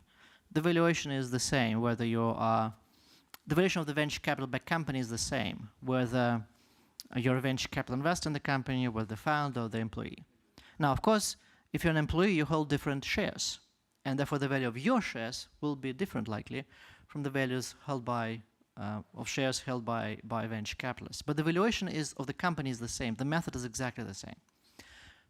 Are there any implications? There are many implications. Go to our paper. We actually have a section about the implications about founder-friendly, I just didn't have time to discuss today, about founder-friendly versus founder-unfriendly terms. In Silicon Valley, very often the jargon is founder-friendly or investor-friendly terms are used. And our model allows to specify exactly what is founder-friendly, founder-unfriendly or investor-friendly, and how founders might want to think about those, because we have rough quantitative implications, so that very often, even if you don't know the exact contractual structure, even if you know the contractual structure, but you don't have ability to execute on this model, you in fact can approximate what's going to happen with your company. For example, if you're a founder, let's say, and the investor demanding the so-called super anti-dilution rights or super multiple liquidation preference, you really don't need to have this model. What you can do is a couple of scenarios. Like if the company goes sold at this price or at that price, and our model will tell you more or less, all things equal, of course, what are going to be the quantitative implications for you. When I say for you, for the hold of common shares or for the hold of options on common shares. Okay? Thank you. I think there's another question over there, no? Yeah, I think we have to break it off, although I think it's really fascinating and indeed complementary to what we are trying to do. But we are a little bit over time, and I would suggest that we move those questions into the lunch break. We will have a quick lunch until 1 p.m. Because we need to be on time for our online participants. But we will have plenty of time to exchange and discuss in the coffee break and also after the conference. So quick lunch break until 1, please. Sure. Thank you very much again.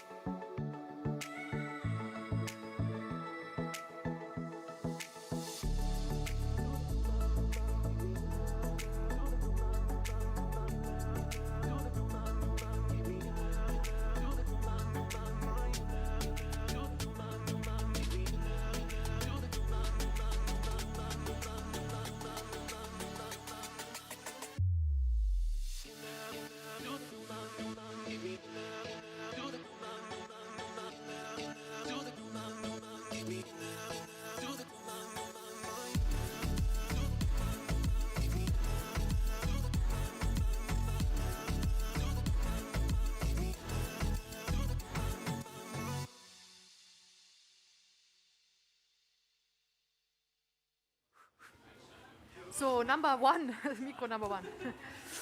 Okay, so I think most people are coming back. So if someone's still waiting. So the next are shorter rounds of presentations. Sind da noch viele im Raum, Theresa, hinten beim Essen? No? Okay. So I would like to announce the first speaker of the session is Philipp Hofsommer. And Philipp Hofsommer is a PhD student and center assistant at the CDTM. So can you raise your hand? Who knows CDTM? And who doesn't know CDTM? Okay, about half. Huh? So CDTM stands for Center for Digital Technology and Management, and they exist for 24 years now. And Philip will present the facts and numbers, but CDTM is a very, very successful initiative. And I have to make a declaration of interest. I was part of their first student group, and now I'm currently the academic director. So I may be biased, but I think Philip will look at the data.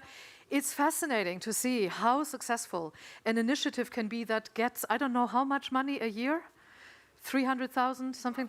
Roughly 300,000 euros a year, and how they turn this into. And one of the founding fathers of CDTM was also my habilitation father, and he once told me the story that three professors from management, electrical engineering, and computer science, they decided that Munich needs an initiative for digital stuff, which in 1998 or 1997, no one really took the internet very seriously in 1997.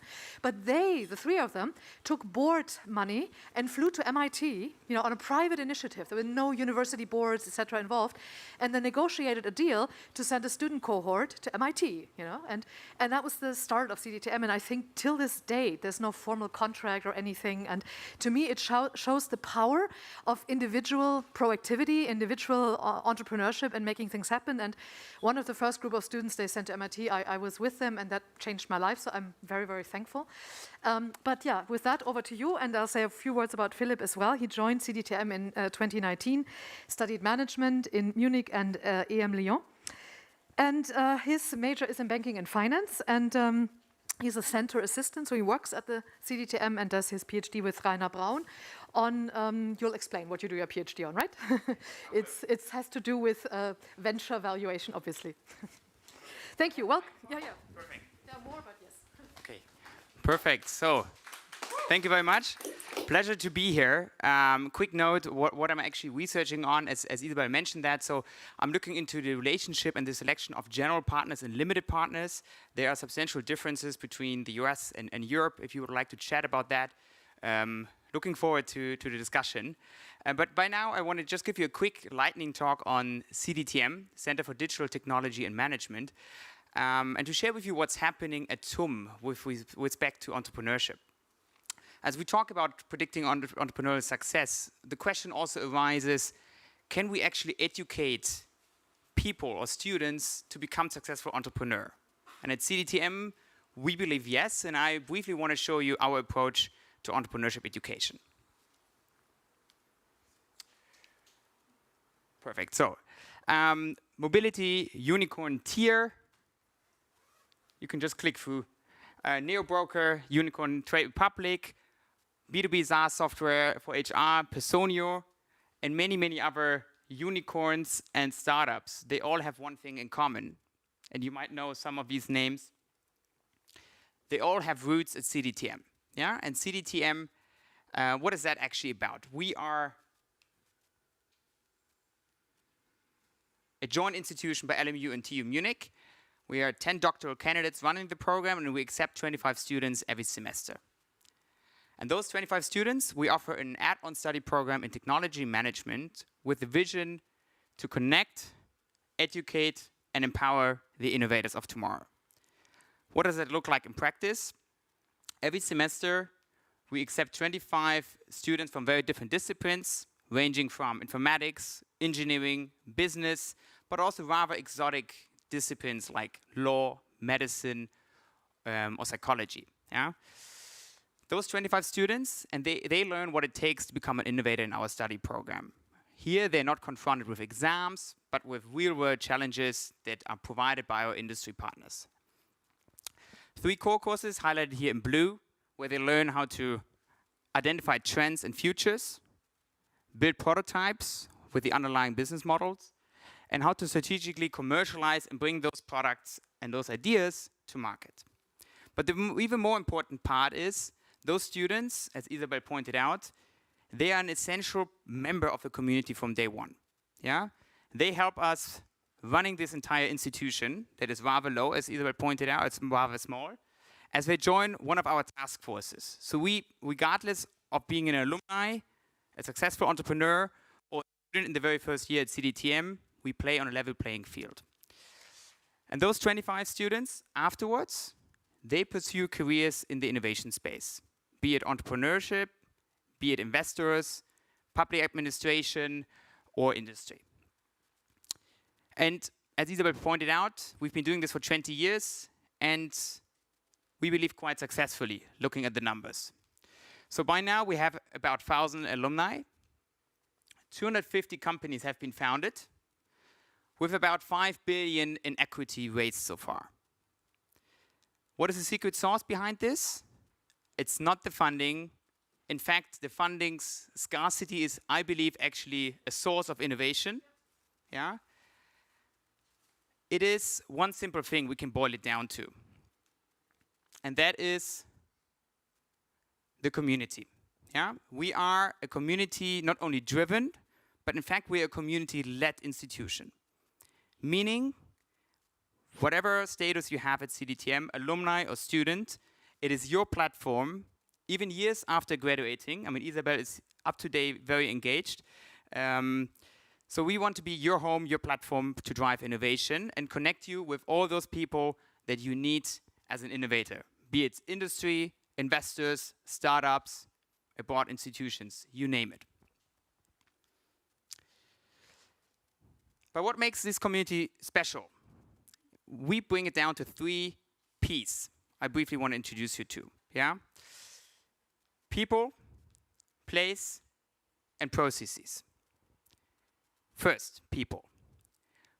We recruit people that are reflected, that are ambitious, and yet have an open mind to others and towards the unknown. Sorry, one slide back, yeah. Those people, other traits we look for is the joy to just build something, just to kickstart. A tinkerer mentality with grit and very strong communication skills. Second aspect, the place. CTM is supposed to be the home for innovators, both digitally and physically. And the physical space is open 24/7. You would be surprised how smart it is and what it actually looks like, because it is their home at any time, and they can do there anything they want. Socializing, partying, working, networking. It does not matter what that looks like. We give them their space they can actually flourish in. And last but not least, for me, the most important part, processes. Everything is bottom up. My job as a management team's member is just to facilitate this culture of decentralized and bottom up communication. And we basically give alumni and students the power not to only engage, but to proactively shape the center. And combining this triple P with technology and network, and we would invite all of you to be part of that, we have created significant impact so far, and we hope to continue to do so even better in the future. So if you look for a partner driving innovation, we work a lot together with companies, startups, VCs, but also abroad institutions where we have exchange programs with. I look forward to talking to you. Thanks so much, and looking forward to the rest of the conference.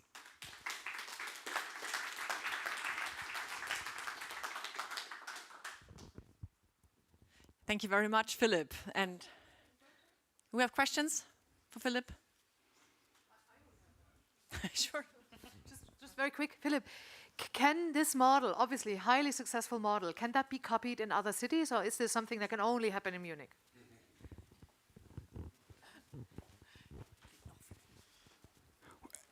In fact, I believe it can be replicated. Yeah, at the very core, it is a very small institution. Yeah, where people go through the very same experience. Yeah, and they identify with the product. And based on this, I think you can definitely replicate it elsewhere. And in fact, we are also looking into that and very heavily also engaged in other countries right now, looking into that, but more to come. Thank you. Thank you very much. And now it's my pleasure to welcome Dr. Philipp Gerbert, who is the Director at Applied Artificial Intelligence, Applied IA, Germany's leading artificial intelligence initiative, as well as future shaper at the Unternehmertum Innovation and Startup Center. So Philipp, we are very happy to have you here, and the floor is yours. Thank you very much. Thanks for the kind introduction. It's a bit outdated. I'm actually standing here now as the general manager of the TUM Venture Labs, and I'm going to present to you, so to say, the TUM Venture Labs. So, first of all, it's a privilege to come, obviously, after Philipp Hochsommer and CDTM. Was a longtime friend from Arnold Picot, who founded CDTM and studied jointly with Dietmar Haarhoff when he was still at Harvard and MIT and so on. And so it was, I think it's a great initiative, and we collaborate very closely with them. So we're also a Munich initiative and now expanding here to Heilbronn. So what are the TUM Venture Labs? So the TUM Venture Labs is a joint initiative by the Technical University of Munich, the TUM and Unternehmertum. And the core idea was, can you actually increase the ecosystem? I think Munich has a reasonably successful ecosystem startup, with CDM and so on. Can you actually still increase it substantially? do you have the potential, and if so, how? And as you might know, the Technical University of Munich actually wants to be the entrepreneurial university. It won several excellence initiatives of that. And it's so serious that it says we want to have entrepreneurship as a third pillar next to research and education. Unternehmertum, entrepreneur, came out of an entrepreneurship center of Technical University of Munich, is now Europe's largest entrepreneurship center, about 300 people, mainly for entrepreneurship startups, and innovation center here and for companies. Actually, we have a partner institution that we built up here in Heilbronn, the Campus Founders, that some of you might know if you know the local Heilbronn part. And we said, look, I think we can increase it more, but we have to find a way to leverage the research power that Munich has with lots of institutions, research institutes, etc. And that's what became the TUM Venture Labs. So very briefly, we said, in numbers, we said, look, Munich originally had about always, 1 billion about venture capital investment. It was much more last year, but it was, and we, out of the ecosystem came about 1 scalable startup a year, right? Can you increase it by a factor of 10, to go to 10 billion? Can you get, 250 scalable startups instead of 50 per annum. And also we have about 5,000 people that go through the various programs per year. And also that, how can you increase that much more? So the basis is quite strong. That was last year from the ecosystem. The money raised by the startups, it was 3.5 billion euros, right? It's not negligible. Munich total had perhaps 4.5. They still have some things in digital finance and so on that come from other parts, or insurtech or so from the Allianz part. But it's very strong, but it was very strong, particularly in anything that has either, digital business models, or software AI or core engineering. And we said, look, and there's much more potential in many other areas, and you can give much more help to the startups, because we think if you want to do it, you have to give much more domain-specific support. And so I'll briefly present them now, and then you get a little film and you get much more. So out of that came the TUM Venture Lab. So the idea was threefold. First of all, we said we want to become broad. We want to go into all the major fields where we see very important markets. But we also see a big, research potential in the Munich area. And that includes, for example, food, agro, biotech. That is the biggest green campus in Munich. It includes healthcare. Here more around the Rechts der Isar of the Technical University of Munich, one of the strongest research hospitals in Germany, but very, very poor traditionally in terms of entrepreneurship.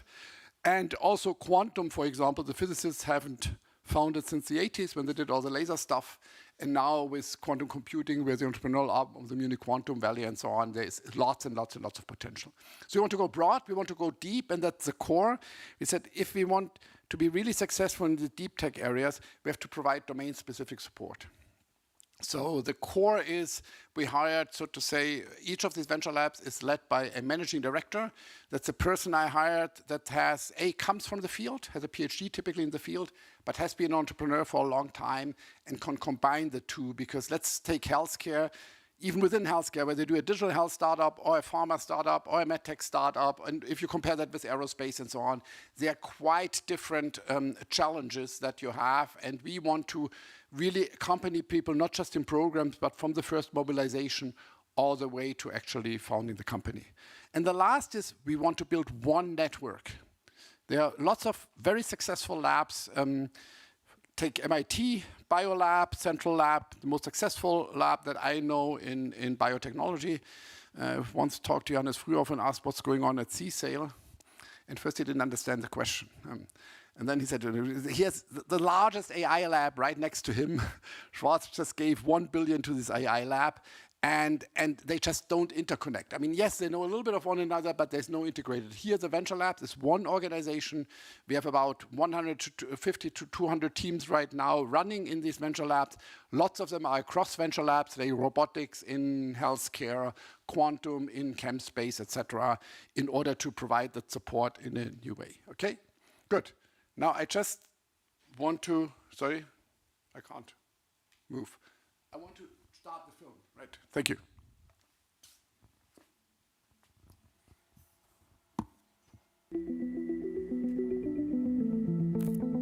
What is needed to form a successful startup?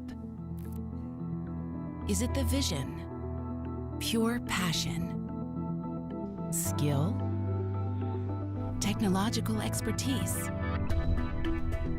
Above all, you need people. People who believe in you, who accompany and support you in your project, right from the start. And you need spaces. Spaces for your visions to come true. You find all of it at the TUM Venture Labs. The TUM Venture Labs aim to motivate, support, and accompany tomorrow's technology-based unicorns on their entrepreneurial journey, from the first step until reaching maturity. Munich is already a leading innovation ecosystem, and TUM and Unternehmertum have joined forces to become that driving force for entrepreneurship in Germany. Now, with the TUM Venture Labs, we are going the next phase and build a perfect launch pad for entrepreneurs in science. Being an entrepreneurial university, we want to push frontiers in startup support. With the TUM Venture Labs, we introduced a new vehicle to boost innovation and make Munich becoming the innovation city in Europe, boosting our capacity by a factor of 10 compared to today. Standing on the shoulders of giants, we leverage and extend the existing possibilities provided by TUM and Unternehmertum in domain-specific areas, offering education, venturing, infrastructure, events, and network for entrepreneurial minds, students, and scientists. As TUM Venture Labs, we offer educational formats at the intersection of our tech domains and entrepreneurship. The participants can deepen their specialized knowledge in an application-driven way, develop their own startup ideas, and broaden their overall skill set. We offer domain-specific startup support from idea or technology to starting your venture.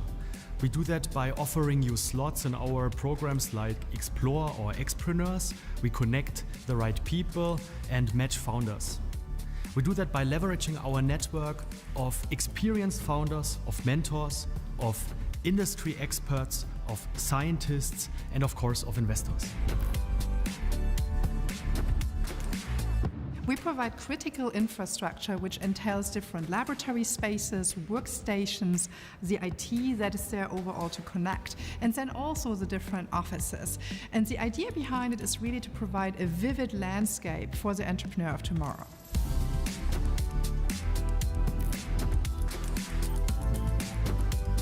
The TUM Venture Labs really provide us a spot on stage to pitch at the most important entrepreneurial events and thereby present our ideas and visions to mentors, supporters from industry and politics, as well as investors, and thereby connect us to a strong partnerial network in the local ecosystem and even beyond.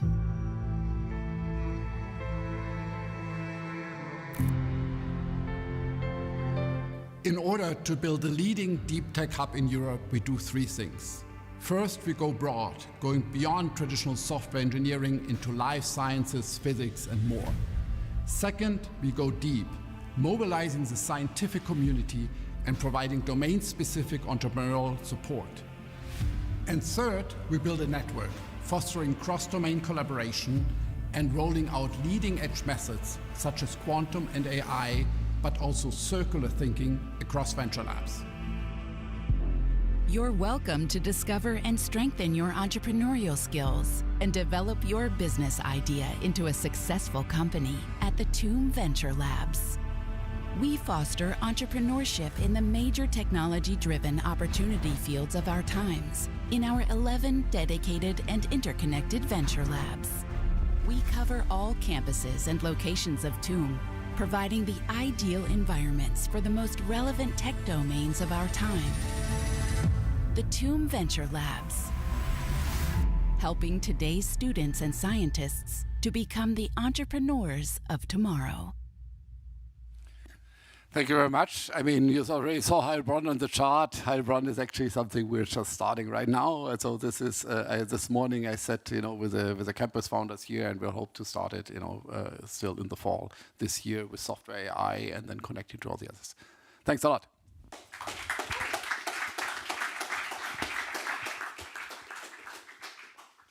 Yeah, thank you very much. And now it's my honor and privilege to welcome Yo-Yo Wu, who will tell us about what computers can teach us about personality assessment.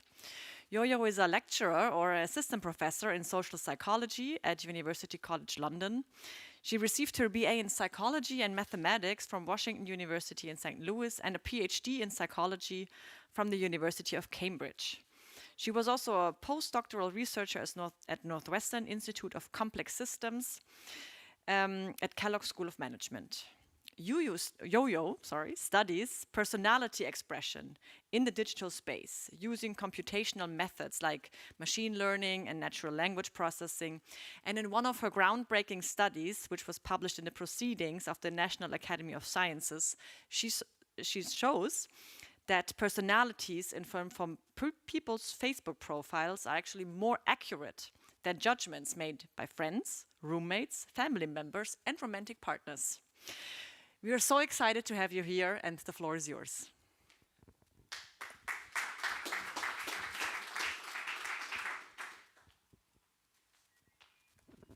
Thank you for the kind introduction. You kind of gave a preview of my talk.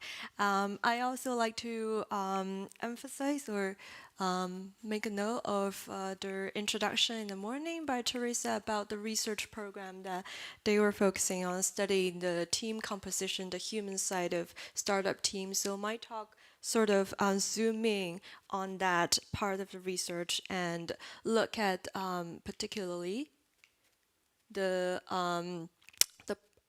role of personality in startup teams. So the concept of person-organization fit plays an important role in the successful running of organizations, and it broadly refers to the extent to which there's match between a person and an organization on many different attributes like values, goals, cultures, and ultimately on personality. And when there's fit in personality between team members, a lot of good things can happen. And research has shown that from an individual employee's perspective and at the recruitment stage, it's easier, like candidates will be more attracted to jobs when they think there's a fit between him or herself with the organization on personality. And also later during work, and this person will be more engaged and motivated, and which lead to higher job satisfaction. And from a leader's perspective, it's of course easier to recruit people when there's personality fit. And when you have a team of people with good fit, the performance is up, well-being is high, and which leads to lower attrition. So these are all the good things that could happen, shown by research when there's personality fit within an organization. So in order to create fit among teams, the first thing we need to do is actually to accurately measure personality, because without that first step, you have nothing to structure your team based on.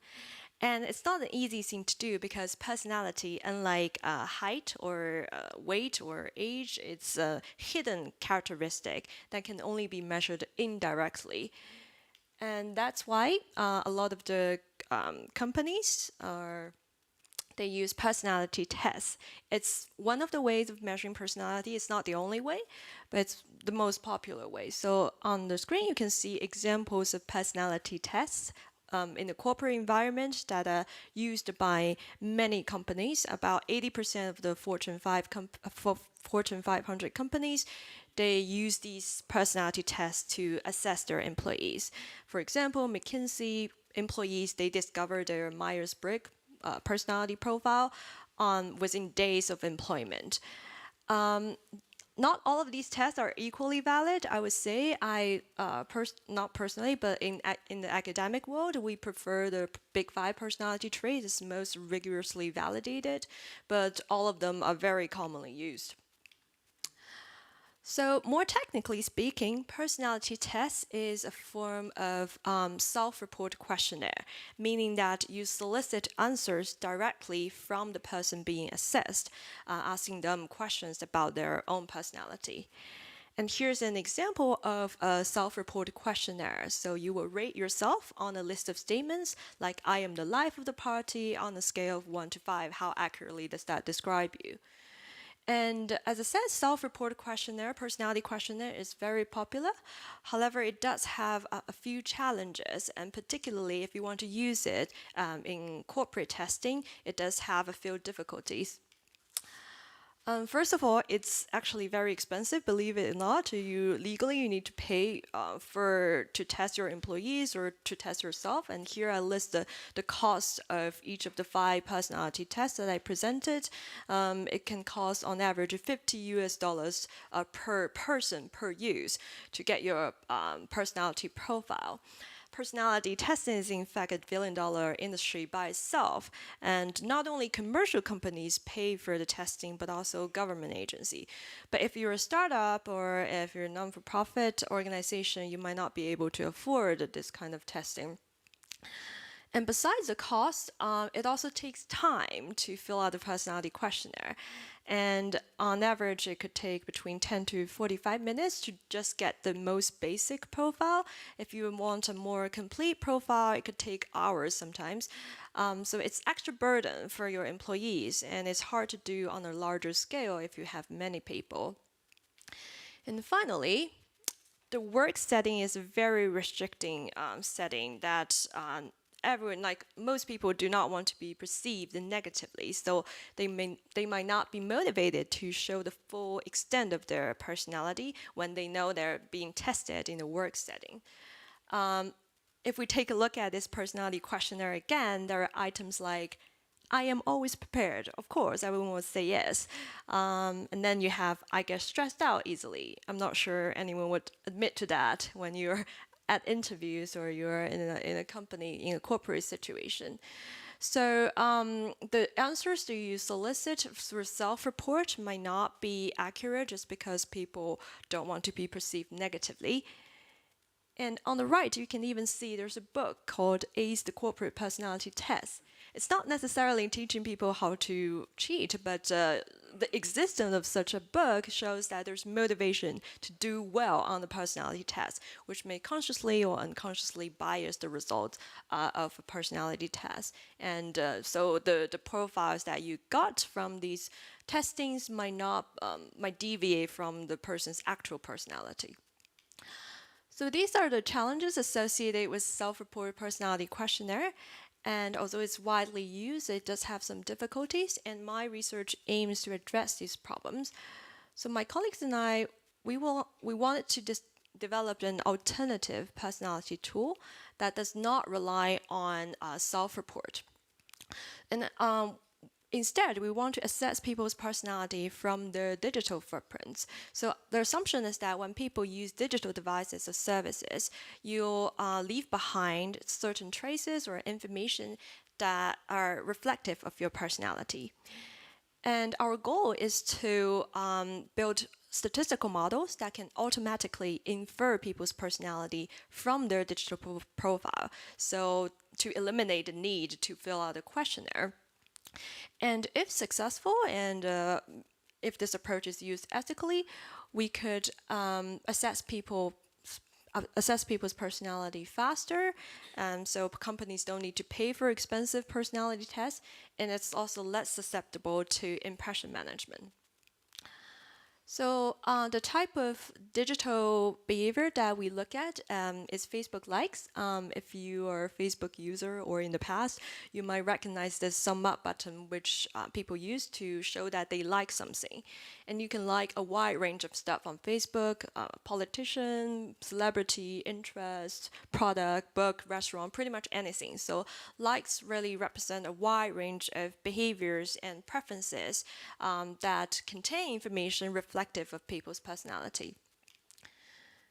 And here are the personality traits that we wanted to assess. Again, it's the big 5 personality traits. So essentially, it's the most rigorously validated personality model, and essentially says that there are 5 core traits that explain most of the variability in human behaviors. So using these 5 traits, you could summarize a person quite well, knowing how they will perform and what they will do in certain situations. And the first one is openness to new experiences. And the second one is how responsible or disciplined someone is. And the third one is extroversion. And then agreeableness, which is how nice the person is. And finally, neuroticism is just emotional stability. So I do recommend this model. So if you ever want to take a personality test for yourself or assess your employees, I do recommend this test over the other ones. And here's the framework of how we are going to assess people's personality from digital footprints. We need two pieces of information. So first of all, we need self-reported personality provided by a group of individuals. And then we also need their list of Facebook likes. And we call that a training sample. And using this training sample, we are able to develop personality models, one for each of the 5 personality traits, and link the Facebook likes with the personality trait. For example, we may discover that people who like dancing tend to be extroverted. People who like Lady Gaga tend to be extroverted. And then once we have these models, for any future sample of individuals who want to assess personality, they don't need to fill out any questionnaire. We just need to collect their Facebook likes, which takes 1 second. And if you input their Facebook likes into the model would then give you an output of their personality profile. So that's the whole idea. And the data that I used to train this model came from this Facebook application developed by a colleague of mine, David Stilwell. He's at Cambridge Church Business School. And using this app, a lot of people fill out personality tests to get feedback about themselves, and they also consented to donate their list of Facebook likes for us for research purposes. And taking a more concrete look at how this works, we have for 70,000 participants, we have their self-reported personality on the left and their list of Facebook likes on the right. And then if we build a machine learning model to link the two, we could develop the model to show the association between the likes and each of the personality traits. And after that whole process and being cross-validated and so on, we would end up with 2 sets of personality scores. One is the personality provided originally in their self-report, that's the ground truth, the benchmark, but also the personality that are inferred or predicted from their Facebook likes. And we could correlate these two, to compare these two to see how accurate our model is in assessing people's personality, how closely their personality predicted from likes approximate the self-report.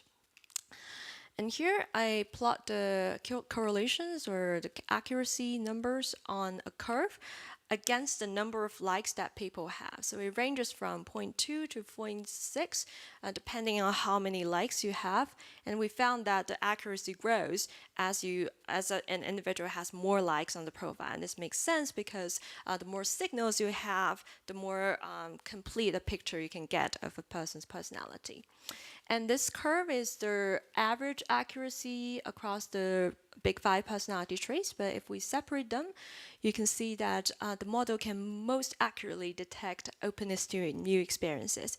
And that's because signals that are reflective of openness to new experiences is very visible in the Facebook environment. So it's associated with things like liking liberal ideas, liking philosophy, art, music, things like that. So it's very visible compared with the other traits. And to give you a more better idea of how things work, here are some examples of likes that are the most characteristic of the trait neuroticism. So some associations are pretty obvious, like I overthink things way too much. This is an emotionally unstable person. But some associations not so intuitive, like people who like Ferrari tend to be calm and relaxed, and people who like In-N-Out Burger, which is a fast food chain in California, they also tend to be calm and relaxed. And okay, so next, I want to put this accuracy curve in a better context to understand what, how high are the accuracy, how good is 0.2 to 0.6 in terms of predicting personality. To do that, I compare that with another form of personality assessment method called peer report. So here, our participants invited their Facebook friends, those people who know them in real life, to also fill out the questionnaire describing their personality. Peer report is a very commonly used method to assess personality as well. For example, in the corporate environment, reference letter is a sort of peer report where you ask other people's opinions about the person that you're assessing. So if we correlate peer report with self-reported personality, we can get the accuracy of peer human judges or peer report. And then I would put the accuracy of peer report onto this curve. And as you see, on average, the correlation is about a 0.49 between a Facebook friend and the person being assessed. And if we map that onto the accuracy curve, you can see that if our model uses 90 to 100 Facebook likes, the accuracy will be equivalent to a human judges. And we can further break down the human judges or the Facebook friends into different kinds of relationships. And we found that our model only needs 10 likes to be better than a work colleague in assessing a person's personality, and 70 likes to be better than a friend or a roommate, and 150 likes to be better than a family member, and finally 300 likes to be better than a romantic partner. So this shows that our model is, at least in accuracy, can be comparable to or even better than peer reports, like people who know these participants in real life. Okay, so to summarize, I show you how this model is developed and that it's accurate, at least against the standards of peer report. It's fast because collecting Facebook likes takes only a second, under people's consent, of course, so that companies don't need to buy expensive personality tests for their employees to fill in. And it's also less susceptible to cheating or impression management, because in order to present yourself as a different person using your digital profile, first you need to figure out the association between the Facebook likes and their personality. That's very hard to do, and the combination is just so complicated. It's like figured out by a machine learning model, and also like, even if you figure it out, you would need to lie consistently about yourself on these digital platforms for an extended period of time. So that's harder to do. So let's take a step back and look at the bigger picture. So I've shown you that first step of assessing people's personality. And the next step is, of course, to put, once you know the personality of your team members, to put them into the right position, the right team. And when we talk about fit, I think traditionally people tend to think it's putting people of the same personality together. But that's not necessarily the case. For example, this research from 2011 shows that when you have a group of introverts, it's good to have an extroverted leader that brings in energy and vision. However, if you have an introverted group of employees, it's actually better to have, if you have an extroverted group of employees, it's actually better to have an introverted leader who's more willing to listen and brings in cohesion. And if we take a look at like research focusing more on small teams, and the same thing happens, that higher variability within team on extroversion but not on agreeableness or neuroticism equals to better performance. But I want to mention that these are just two examples of research looking at personality composition within team and how that's related to team performance.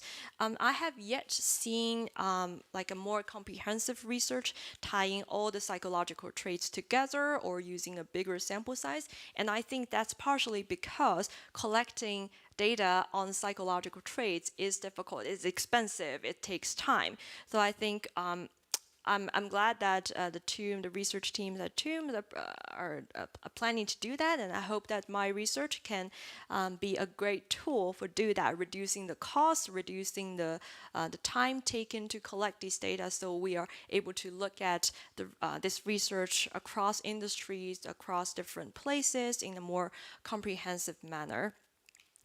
Okay, so in the final part of the talk, I want to show you just a few applications of a few programs that uses the technology that I just mentioned. So here's the websites that my colleagues at Cambridge, that's my previous university, they developed based on the model that I talked about. So you could log on to Facebook and have your personality predicted.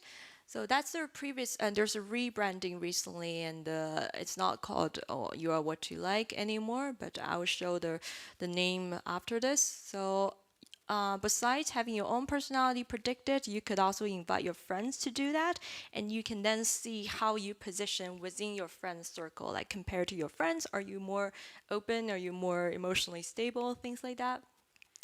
And later, this evolved into an API called Apply Magic Sauce. So it's not just personality. The same method could be replicated on other psychological traits, and like life satisfaction, like other personality traits like narcissism and things like that. And this is an API that can be licensed to businesses if they want to have their users' personality predicted, of course, under their consent.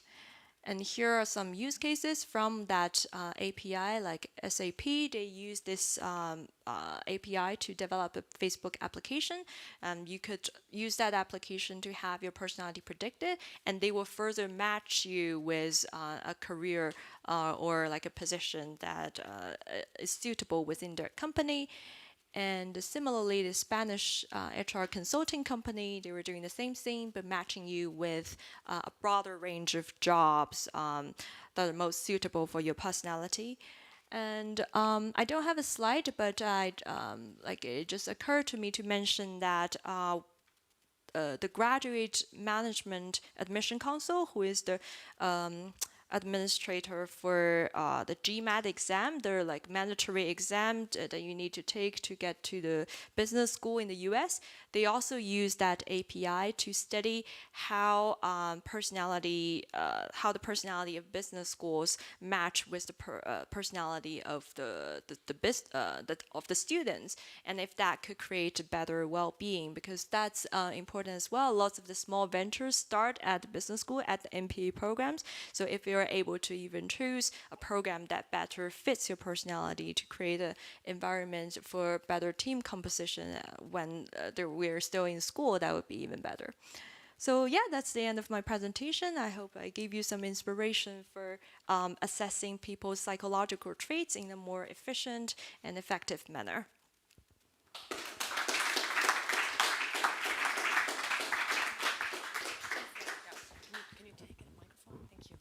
Thank you so much, Yo-Yo. I think this is so exciting, but also a little bit scary.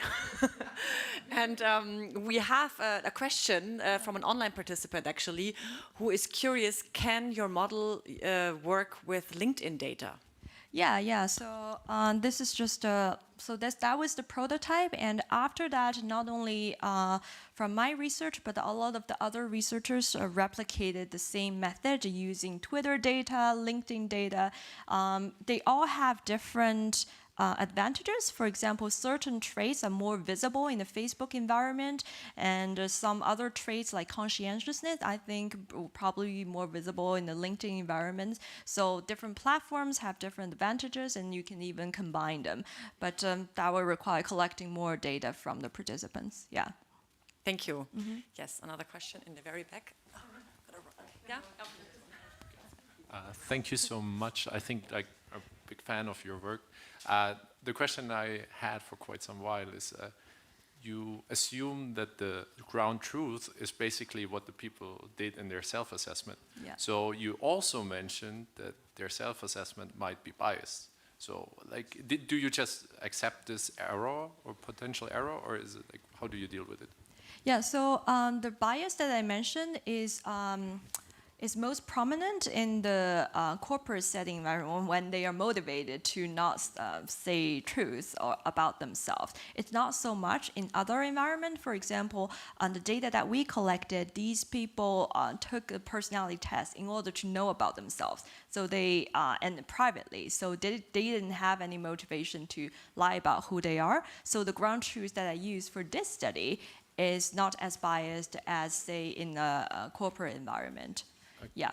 Did you also study, like, for example, effects of recency bias and these things? They might also be present in there? Yeah, definitely. So self-report is not perfect as, by itself, and but that's the most established way of measuring personality, and that's almost the best we can get. Actually, the more the consensus in the academic community is that in order to best assess someone's personality, it's better to use multiple perspectives, like you combine self-report, peer report, personality inferred from digital environments. But as I said, like if you really want to be that accurate, you will need to pay for the time taken and all the costs associated with it. So it's a balance between being practical and being accurate. Thank you, really lovely. I have one other question. What could you then, how do you infer like action items from, for example, Big Five, like which I usually find challenging? Like how do you relate this to potential conflicts in teams and so on? Yeah, as I said, I show like 2 examples of how the personality being assessed is related to team effectiveness. I think that that areas of research is still growing, and we are looking to see more research, especially with bigger sample sizes and across industries, to better answer that question. So I don't have a, I think, very good answer for that now. Okay, thank you so much. Oh. Quick question. What are common criticisms? I'm sure you get criticism because you have impact that always generates criticism. And how do you make them go away? I can't. So I think my research was also on the front page of New York Times. I was like, and but like for not such a good reason. But I think it was also good that it was like people know about this research when it was aware of the potential risks. I think a caution should be taken by the companies and by policymakers. They should put out regulations so that whenever personal data are used, the owner of the data, the users themselves, should be informed of what are being used and how exactly their data are used. Like what kind of predictions are you making? What kind of inferences are you making based on the predictions? That's how we did it, like with all these companies, and we obtained an informed consent from the participants, and that should be the norm for all the tech companies. But of course, they have their own financial incentives not to do so or to do so. But I do see some kind of improvement, especially, for example, GDPR is implemented in the Europe, and also I think now on Google you can actually click on, for example, if you see an ad on YouTube, you can click on, there's a button for you to know, why am I seeing this? Like which past behaviors is this ad shown to me like based on? So I think these are sort of things that need continuous improvement in every environment. Yeah. You're addressing a great issue about the corporate, but it can be manipulated. For example, you can write on OpenAI, I want a picture of a dolphin painting something, and it gives you the result. And for example, not for getting hired in a local grocery, but for example, someone targets to get hired in Google, and Google implements some system like this. Okay, I will write, I want to be very ambitious, hardworking, and something like that, and it reverse engineers your model and say, okay, you have to select these singers or something like that, and it gives you like the book you mentioned. Yeah. Is there a way to prevent this? That the machine learning fights machine learning?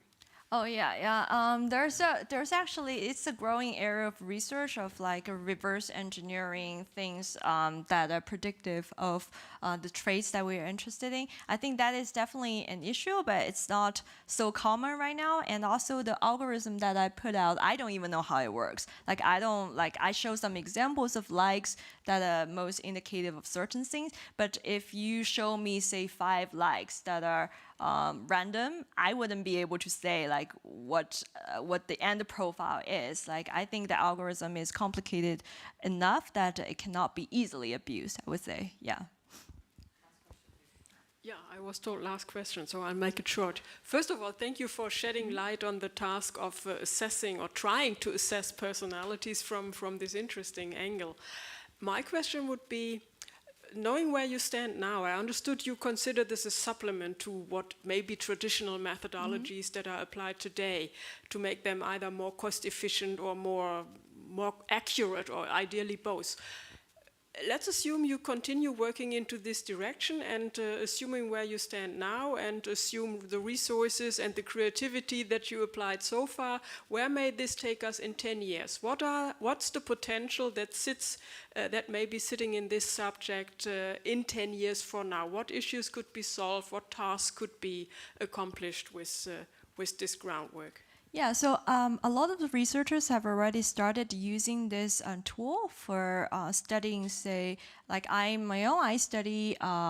use this tool to study the match in personality between romantic partners. So that's like one example, and also matching people with jobs. And so I think in 10 years, we will see more and more people like agreeing with this method and see the benefit of using it, so it can help develop or advance research related to personality or psychological traits, and see all those findings and in other areas. Like we don't know much about team personality composition, at least not in a comprehensive way. I really hope this can be a stepstone for all the other research in psychological traits, and this can be a tool that advances them.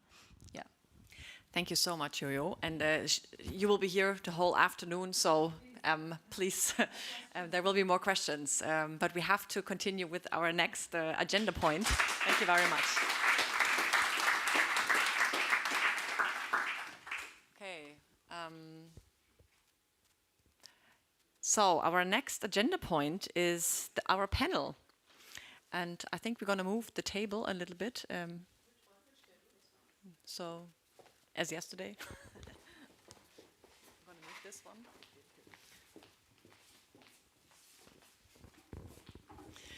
So, I'm going to introduce everyone until the setup is done. So, it's really my pleasure to introduce our 3 distinguished panelists who will talk with Ricarda about leveraging data in the investment evaluation.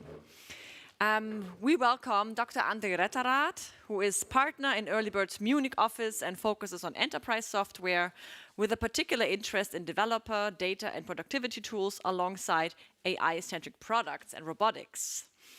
And as our second panelist, we welcome Dr. Francesco Correa. He is the research lead at Balderton Capital, where he uses data, analytics, and machine learning to scout and assess new companies. And as our third panelist, we welcome Rob Nice, who is a partner at Hoxton Ventures and holds board positions in numerous companies. We are very fortunate to have you 3 here, and Ricardo will lead the panel. Yeah, thank you so much, Teresa, and great pleasure to have the 3 of you here. Also, warm welcome to the online audience.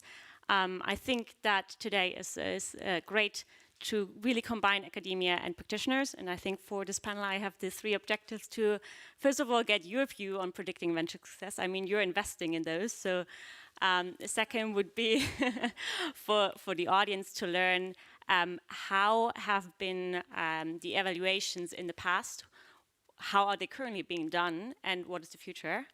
And then third, what can academia take away from this, or even how can they help with the process of making this even more efficient?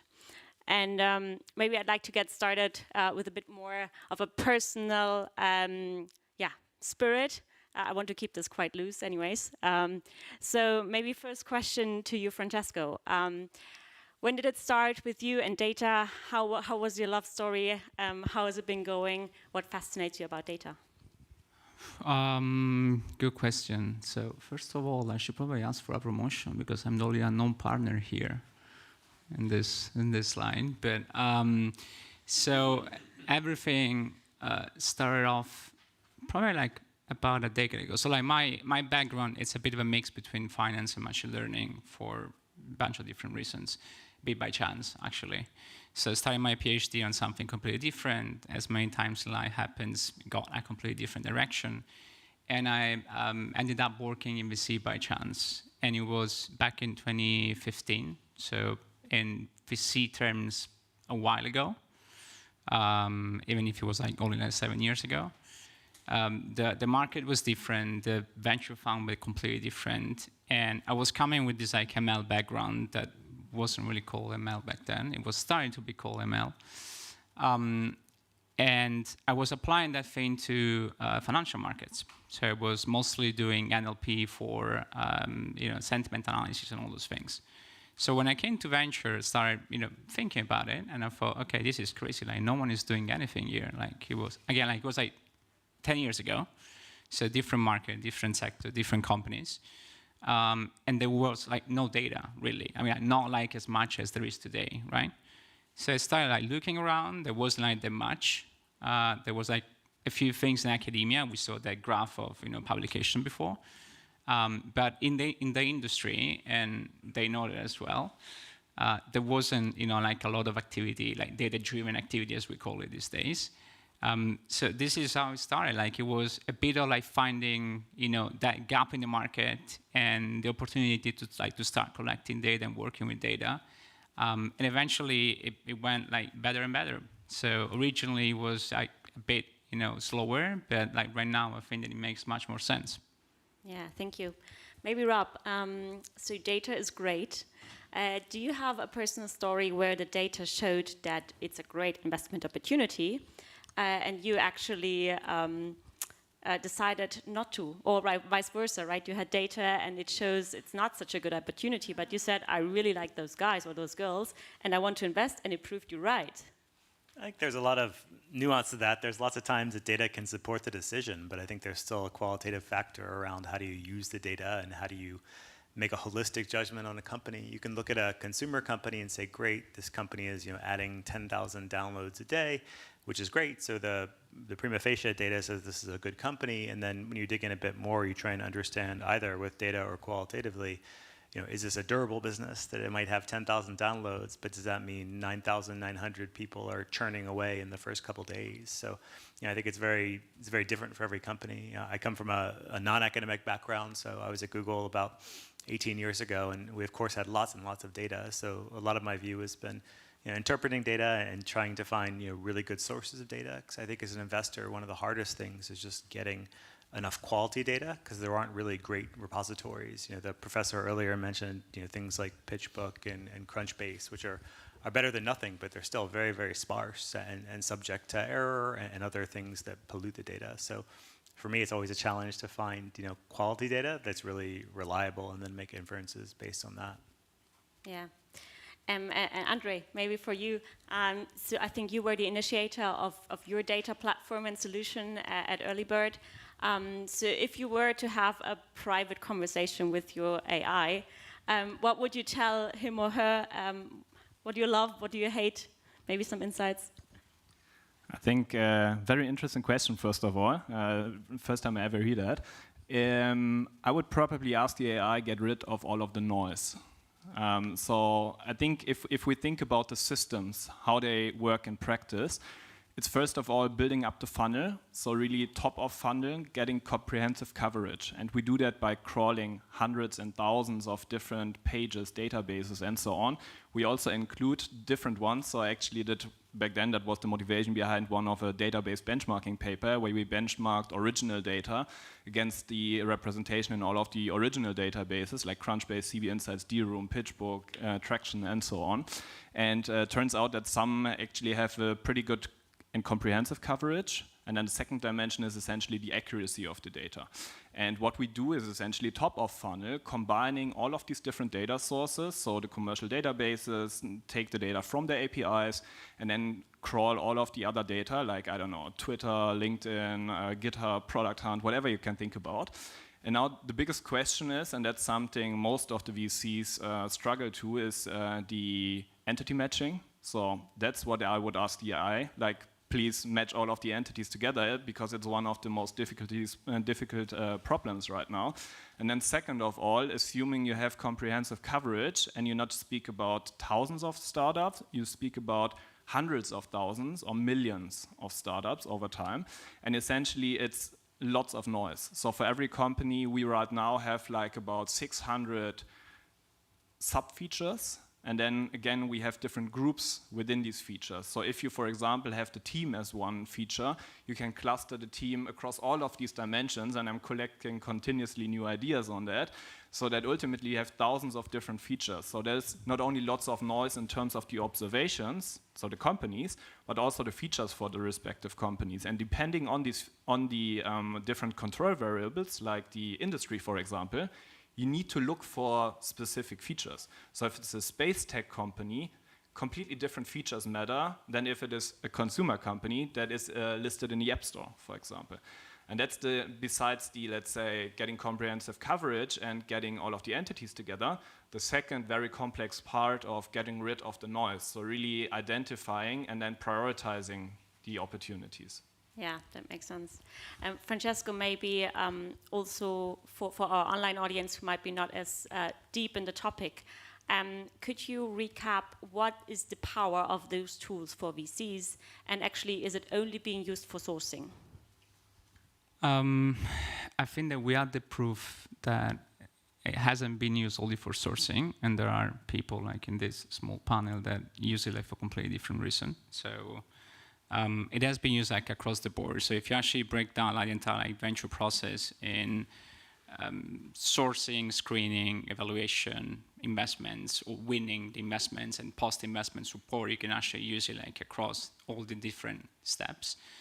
I think that sourcing is, to some extent, the interesting one and the low-hanging fruit, like at the same time, because using these things for portfolio support is actually much harder.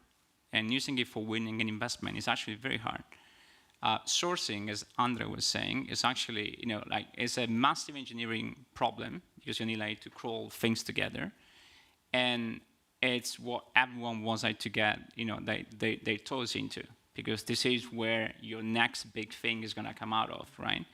So that's usually what everyone is looking at these days, and also like because like honestly, starting off is not incredibly hard. Getting good at this is hard. But I start getting like a bit of Crunchbase, PitchBook, D-Room together. Okay, that's fine. I mean, like it's not like super, especially if you come from a technical university. It's not like the end of this world, right? So this is why, at least like, this is my own view, why like a bunch of people are focusing on sourcing and screening. DD, it's a completely different world. Winning an investment, it's a completely different world.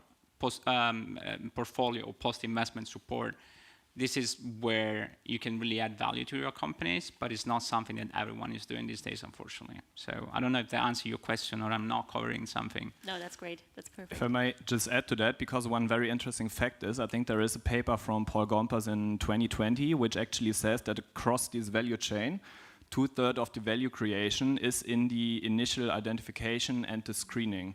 So I think that's also one major point, thinking about the macro situation of the VC ecosystem. I think in the past, specifically here in Europe, we had more or less a constant number. We saw before that the number of startups grew, but definitely less capital. So essentially we had a capital constrained market, and it was super difficult for the startups to actually raise. So it was super focused, and this has changed because of all of the macro reasons that I don't want to mention in the last couple of years, that it became super competitive for European VCs to get into the best deals. So I think until probably 5 years ago, most of the VCs didn't need to ask themselves the question, like, how can I be competitive? It was just super easy. And now with increasing money inflow, more and more VC funds got raised, and now it's also increasingly competitive, specifically last year.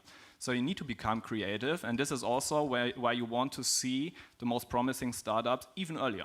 And this is why all of the multi-stage firms got earlier in the investment stage. This is why suddenly we have from, like Ilya said before, more from investor-friendly terms, like in times like these, and recessions and so on, more to founder-friendly terms, which I think last year was completely unhealthy. But investors needed to do that to stay competitive and get into the best deals.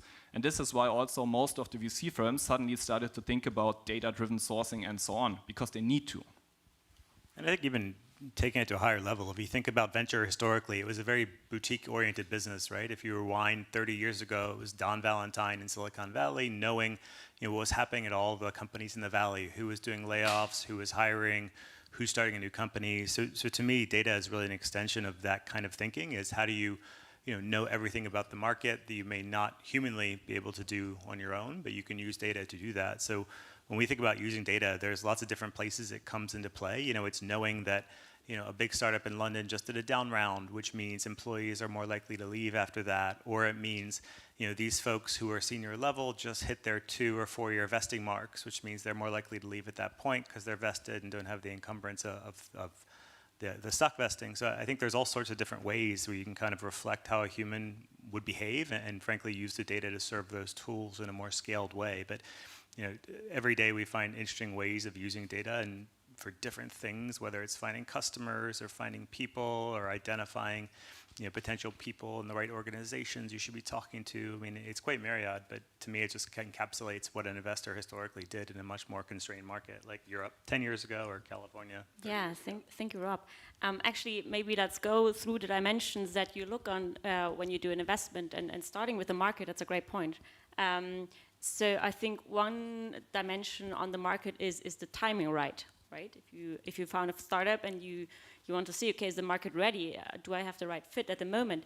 Is this something that can be traced or that can be monitored with your solution, with data platforms?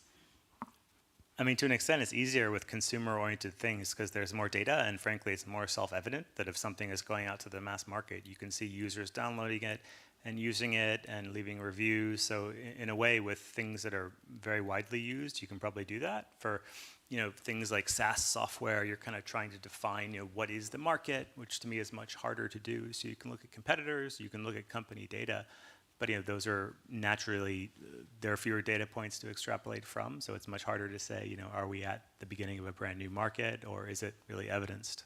Yeah, right. Yeah, I think like generally speaking, which is like the same thing that you do like in academia, both like in theoretical, but also like in experimental settings. You start with a big question, so is the market right? Is the timing right? But the reality is that we always work with proxies. That's the bottom line. So you think that's what you want to get up, and if you're in consumer, that could be number of apps or number of downloads. If you are in a different space, it could be like number of patents or like, a bunch of these things that relate to that macro question that you're trying to answer. But of course, there is some noise, which is why like your question before made still like a ton of sense. So a bunch of cases where data tell you something, but you still, go like in a different direction for whatever reason. Yeah, thank you. Andre, so if you have a machine learning algorithm, right, you teach your machine on what to look out for. So obviously, if you had past successful trends, right, startups were kicking off, how do you make sure that you are up to date so that you actually identify what's going to be trendy in the future? Very good question. First of all, one step back to give a bit more context. So I think assuming we have comprehensive coverage on the data and we have all of the features, not only as a snapshot, but we collect them over time. So all our crawlers, they run either daily, weekly, some of them monthly, depending on how frequently the data changes. And essentially, we take data dumps from all of the different commercial providers on a daily basis and merge that together. So that's number one. Then number two, we have two different ways of cutting through the data. One is very deterministic, so essentially codifying what we as investors did in the past. So as an investor, you can distinguish between hard criteria. So for example, I invest in a specific geography. I invest in specific stages because we give a promise to our LPs that we invest ticket sizes between X and Y. So for example, at Early Bird, we are an early stage investor. Mainly, we do have opportunities to invest in growth companies, but we typically invest like 1 to 10 million. So for example, if a founder comes around and he or she is raising, I don't know, 100K angel round, it's probably too small for us. On the other hand side, if they come across like with a 100 million round, it's probably too large for us. So this is what we call the hard criteria, and there are several others like that. Then so assuming we have this hard criteria, and you can deterministically select those criteria, because you can look, I don't know, if a company already raised like 100 millions, it's very unlikely that it's in the correct stage, so you can have some logic behind that. And then you can get into the soft criteria. So the soft criteria can be everything from like, I don't know, one of the founders studied at Technical University Munich, and it should be a female with an engineering background, so you can be very deterministic about that. And speaking to many investors, investors obviously have lots of biases, so recency bias, similarity bias, and all of that. And across venture capital, it's very clear that investors, based on their gut feeling and these biases, act upon these biases. You can codify those. So for example, I personally like founders from Technical University Munich. I could codify that into our model. So that whenever, I don't know, a new founder starts a company that fits all of the hard criteria, then it's also meeting the soft criteria. So, and you get the point. So this is what we call the deterministic model, that you can really hard code all of the logics, and this was like the first step. You don't need any machine learning or whatsoever for that. Now, it does make sense in some dimensions, but it also has shortcomings. On the other hand side of the spectrum, you typically have machine learning based. So this is essentially just statistics. You take input data from T1. So what was the input data of a company, let's say in 2015 in our database, and then you take the output data, success, and that's a completely different topic. What does success mean? Ilya touched upon it earlier. It can be success for the founders, for the investors. We look from an investor's perspective, and specifically from an early stage investor's perspective. So we define success as a binary variable, and then we take the output, all of the ones, being the success at T2, and we look for patterns at T1. So very simply, how did successful companies today look like a couple of years ago? So this is essentially the machine learning part. Now, this is statistics, but you need to retrain these models. So we are collecting this data over and over again, and you can also, from a very long distance success definition, like an IPO or a trade sale, decrease the time frame to they raised a follow-on financing round with investor X, Y, and Z. So those are different ways of defining the success, and you need to do that over and over again. And now, to your question, what does that mean for keeping the models up to date?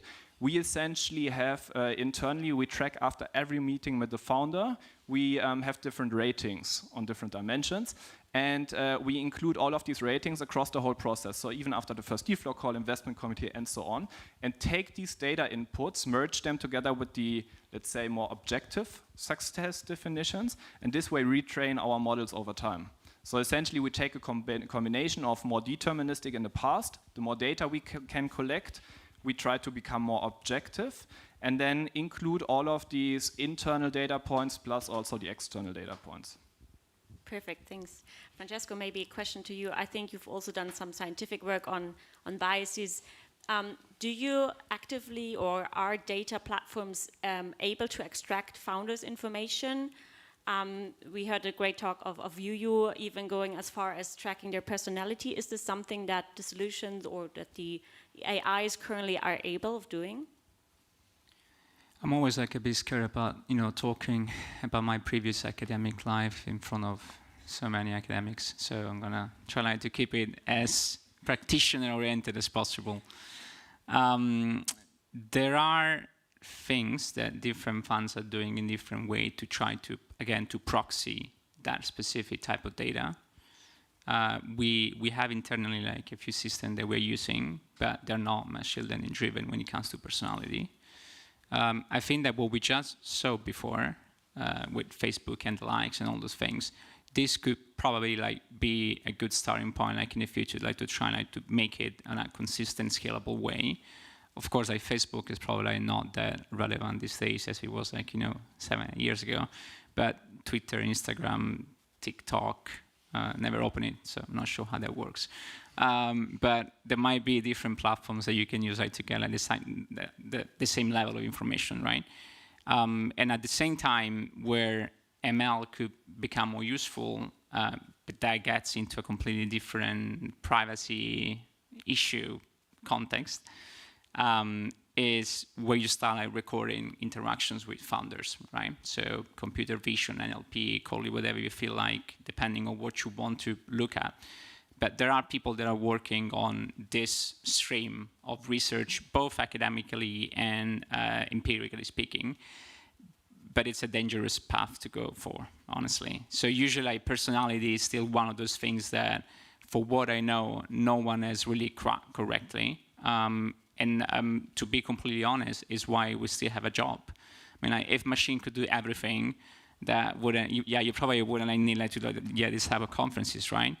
So one is this one, and the second thing is that this is like still a private market, and that means that things change in a not really controllable way. Like public, it's slightly different.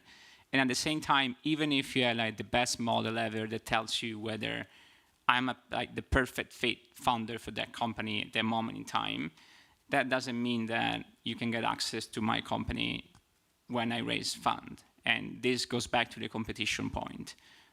So the reality is that it's good that we haven't cracked everything, and probably we never will, to be honest.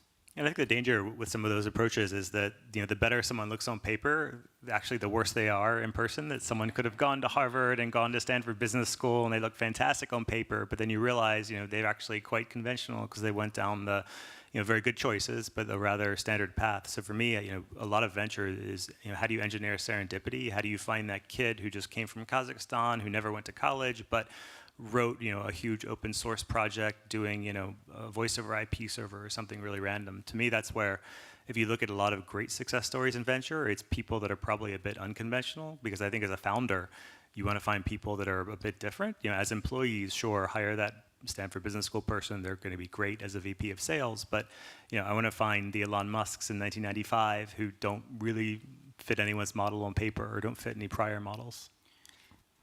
Yeah, I just think that Andre said one word before that went completely, overlooked. There was statistically, because everything that we are doing, it's just like pure statistics, which means that on average, if you see like 20,000 company, if they have, A, B, C, and D, they are more likely to be successful, whatever like that means, right? But eventually, whether we like it or not, part of this job is knowing where to opt out from that statistics. Because if you're looking at, team composition, numbers tell you that having like 2 or 3 co-founder is the best settings. So solo founder and 4 co-founder are usually performing worse for whatever reason. You look at the companies in the last 20 years, all solo founders, Facebook, Uber, like you just name it, right? So like all like the biggest one, they were like solo founders, and we have companies in portfolio that are like 4 co-founders, great companies.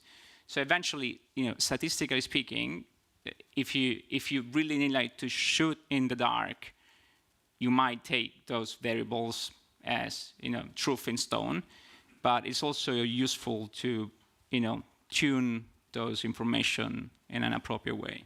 Yeah, thank you. Good point.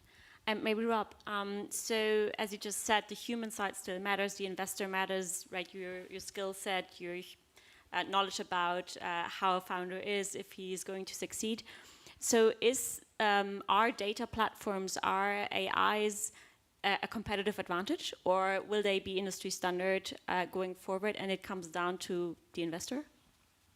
Yeah, I think each platform has to be tuned for how each investor thinks, right? Every firm also conducts investments in their own style, where some firms want just the blue chip founders and are willing to pay over the money to get into those deals. Some firms like being contrarian and finding the random founders that have never done a startup before. So I think it's so bespoke to each firm that every firm will, I think, start investing more into finding their own competitive advantages to suit their strategy.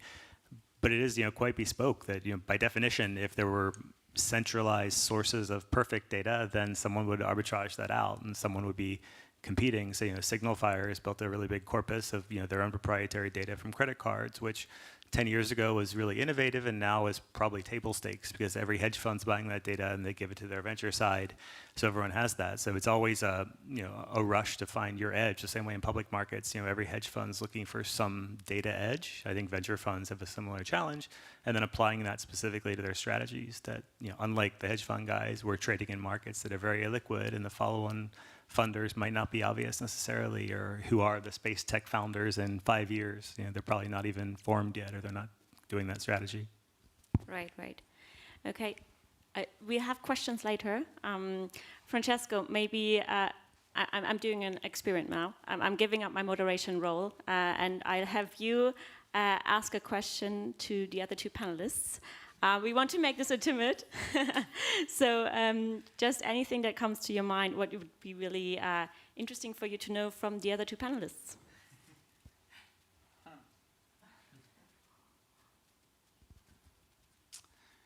I know, Andre, for a few years I've actually seen all the early bird path, so I'm gonna ask something to Rob, I guess. So why did you start doing these things in the first place? Because honestly, and I'll tell you why, like on my question based on what Ricardo just said, I believe in the power of this technology to give you an edge, but it's also true that a bunch of funds that would like to do that cannot do that, and vice versa. People that don't really need that are doing it anyway. So why are you doing that? So specifically, in my case, it was honestly from experience at Google so I was one of the early product managers working on AdSense, and we had amazing amounts of data you could barely comprehend in terms of our own internal storage. So if I'm looking at finding a Russian language publisher in the travel sector, I could go through and look through our own internal crawl data and find great, here are the 100 publishers that we should be talking to that I can tell our sales force to go speak with, to bring them on as partners. So it sort of makes one spoiled when you have access to so much of amazing data that's not available publicly. You kind of always have that hunger for interesting insights. And so, if I was investing while I was at Google, I would have had amazing deal flow because I would have seen, tons of things that people were barely even hearing about. So really, it's trying to recreate that source of, that approximation of, think about the data that a Google or a Facebook have. What can you approximate in a kind of a minimum viable way to get some kind of directional signals or directional value the same way. So what you're saying is that former Google employee could be great VCs, basically. Or hedge fund traders, probably. But yeah, definitely. Perfect. Thanks so much. We're closing down, and we'll have time for questions. So my last 3 questions for you guys, I will ask them individually. Maybe Andre, for you, in a final statement, is investing science or an art? This is moment to walk away. Don't answer. I think I changed my mind over the last couple of years, where I initially thought everything has a specific logic and is science. And now also with different, a variety of different mistakes that I personally made, that we as a team, as investors made, I gradually get to the point where it's probably more art. And it's more like an apprenticeship where you really need to learn, you need to make your mistakes. There's an old saying, you need to deploy 50 millions and burn 50 millions until you get a good VC. And I think there is lots of truth in that. So I think I changed my mind gradually from science more and more to art. Perfect, thank you. Francesco, so looking at data, which data you wish was collectible, which is as of today not, but you think would be super interesting to have? Are you always asking the tough question to me? Rob, answer this question for us, come on. No, let me actually give it a try. I think that we've been already collecting a bunch of things that we wanted to collect a few years ago. So to some extent, it's hard to tell you, it's hard to think about something that is not really collectible in any possible way. I think that all the team dynamics and personality and all the stuff that we saw before, even though there are proxies, and we saw that there are things that you could do, I think getting a better sense of people, that would be mind-blowing, not only in ventures, in a bunch of other fields as well. but we're still human, so not sure how much you can collect there. I guess selfishly, I mean, the most interesting data, if we think about how we look at deals, we often say, what's the revenue look like? What's the growth look like? So, it'd be amazing to see, like some countries have tax data posted online. Companies' house data is useful, but very latent. That it's often 6 months or 12 months out of date. So to me, financial data is always really attractive. Whether it's banks selling some of the data in a sampled way, whether it's credit card networks selling data, there's lots of beautiful things to mine there that give you a pretty factual view of any kind of business that's making any sort of money. So selfishly, I'd love to get my hands on more of that. Perfect. Then one last question to you, also in a short sentence. Any trends, anything going on, Web3, internationalization, anything that you think is worth having your eyes on, taking in mind, and maybe also training your algorithms on? I think today in this market, it's good businesses that are making money. So probably the antithesis of metaverse and Web3. I mean, frankly, in an economy that's not necessarily on the rise, you want to find companies that are defensible and have intrinsic value to someone, where people are giving them money and people are happy to give them money. So to me, it's more fundamentally oriented right now in the market versus 12 months ago, which might have been more speculative. Perfect. Thanks so much to the three of you. I'll open up to the audience now. Are there any questions to our panelists?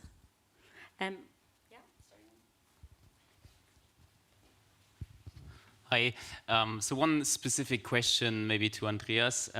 You've mentioned that you have that model at Early Birds to evaluate the companies or compare in a successful exit case to the variables at the beginning. Do you use that model in the real investment decisions already now? Or in the end, you just decide in the normal VC process? It's a very good question, and very, very briefly. So I strongly believe in something called an augmented approach, where machines should do what machines are best in, collecting data and doing like the pre-selection, so cutting through the wheat. And then humans should do what humans can do best, sitting down together, figuring out if you want to partner together for, like the study said before, the tweet, I think it was, 8 years. If you are open to really sit down together, partner, go through the ups and downs together. And I think that's still also in the future needs to be done by humans.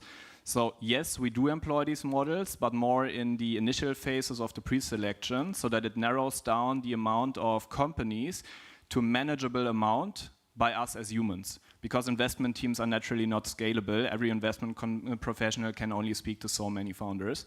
So that's how we employ it. Yeah. Just to understand it, you use it to get a better deal flow, to get lists of companies who could be interesting, but the process and the decision is still made by the investment team completely. Yes, 100%. We do have a score. So we have our platform is called Eagle Eye, so we have an Eagle Eye score. And we take this score to get into the right directions and do the initial prioritization. But at the point in time, we start meeting a founder or a founder team. It's all on our investment team decision.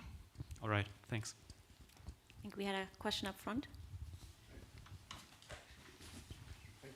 I would actually have two questions. One to Andre, you mentioned that you try to use success in 2021 and see the factors in 2015. As you know, methodologically, that's actually quite dangerous. Have you ever tried to do the reverse, to say, take your model architecture, feed it with the data you had in 2015, and try to predict 2021? That's my first question. The second is to the audience. There's one company I know, Correlation Ventures, that try to put this into extreme, right? They say, we give you an investment decision in 2 weeks, and we're better. From the outside, it's not clear whether that's working. Any kind of opinions on those guys? I guess in reverse order, yeah. I mean, I think the approaches the Correlation takes are very specialized. They say to the founder, look, give me all of your data, give it to me in loosely this format, or even better, give me the output of your Shopify site or the output of your SAP or whatever you're using, and they go through and process that. That's a much more tractable type problem to understand how to cut the data and normalize it and standardize it, where you can look at it quickly and come to a view. That just requires cooperation and depth of data from the company, which you have to have a natural endpoint to get first. Yeah, and you also like to think that they were probably and very likely the first one to start this type of businesses back in 15 years ago. So different market, different era, different companies, fund, and different approach. Because honestly, like giving like a term sheet like 15 years ago in 2 weeks, it was a thing. Like right now, like last year, like 5 days was like really too long. So honestly, I mean, like things changed a lot, and they had a very specialized approach. So like they weren't taking bourses, they were investing all in companies with a specific type of investor in cap table. So they had a deterministic system back in the days that was helping them a lot. That said, I don't know what they're doing these days. So they could be much better, much worse. I have no idea. And to your first question, yes, we did that. So obviously our approach is a supervised approach, but we also did lots of unsupervised approaches. I think you're very much on spot on the biggest danger with taking historic data, building models and taking them for pre-selection, because essentially we just predict the past into the future. And that's very dangerous if you have specific biases. So for example, underrepresentation of founders. Obviously, we know that male founders were mostly present and female founders had difficulties getting access to capital. So if we would only do that, then we would continue that into the future. And this is why we combine these machine learning approaches, both the supervised, which is partially published, but we also have tests with unsupervised approaches, but also combine that always with these deterministic ones to make sure that we can override the biases that we know are in the data.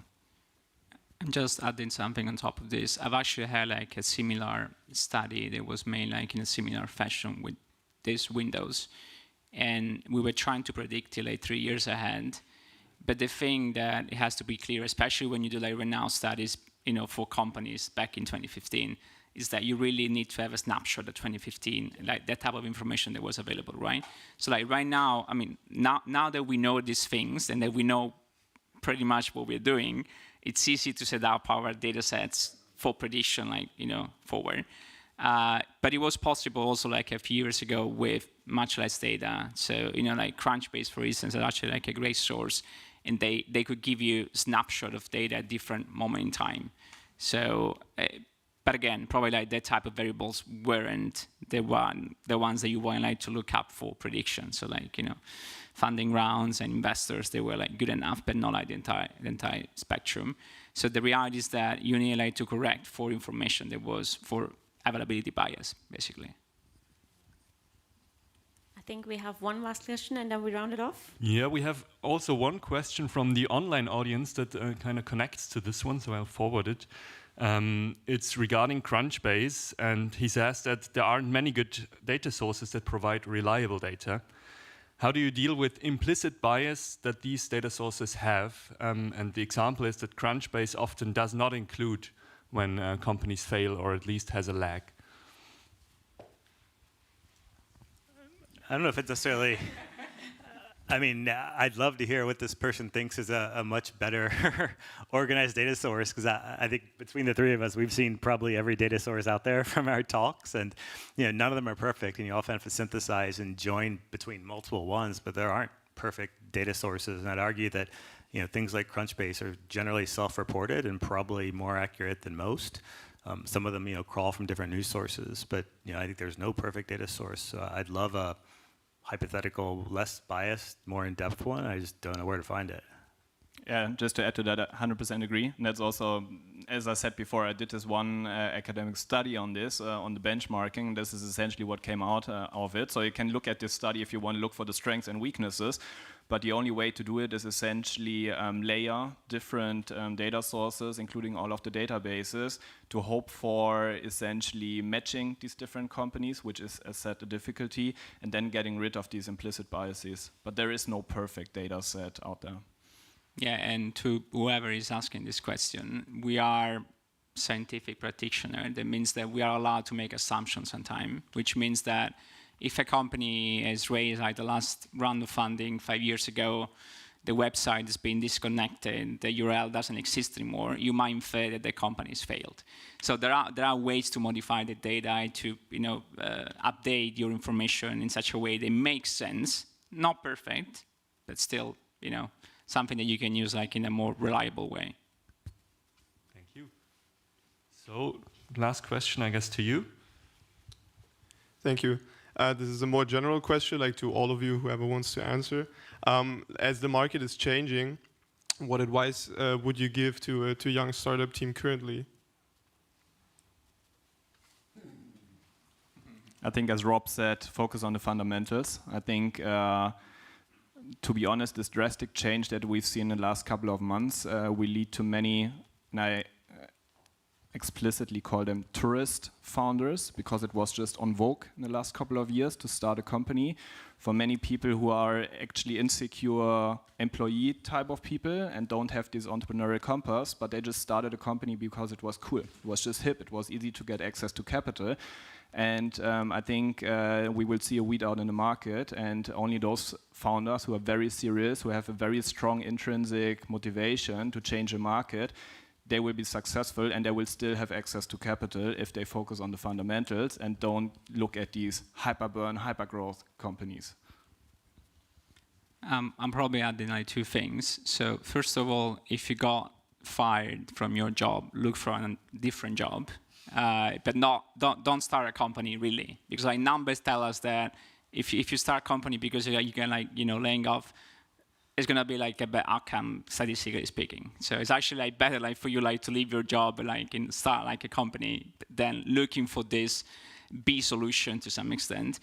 And the second thing is that people that know me, like I've been saying like these things for the last like 3 weeks all over the places, but the biggest company in the last 20 years came out of crisis for whatever reason, right? So 2008, 2001. So if you really want to do that, do that. I mean, like it's one of like the best, between quotes, time to start a company and to focus like on the right things, not on vanity metrics. I think that was a great closing. Thanks so much. Thanks to all panelists and obviously to the audience. And I think we'll close this panel. Thanks so much.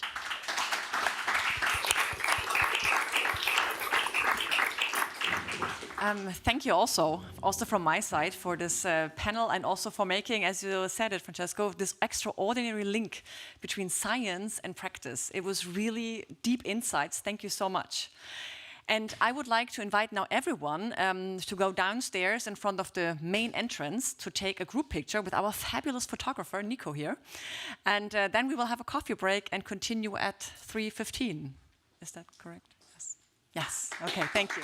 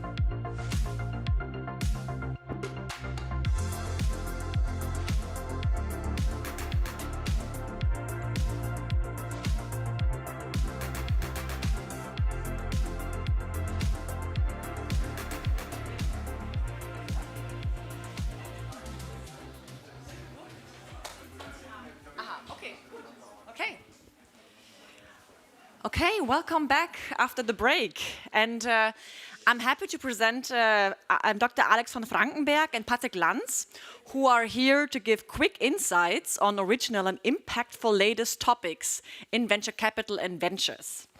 So, Dr. Alex von Frankenberg has been managing director of high-tech startup fund since 2005 and has worked in the venture capital and startup scene since 2000. He will be here virtually and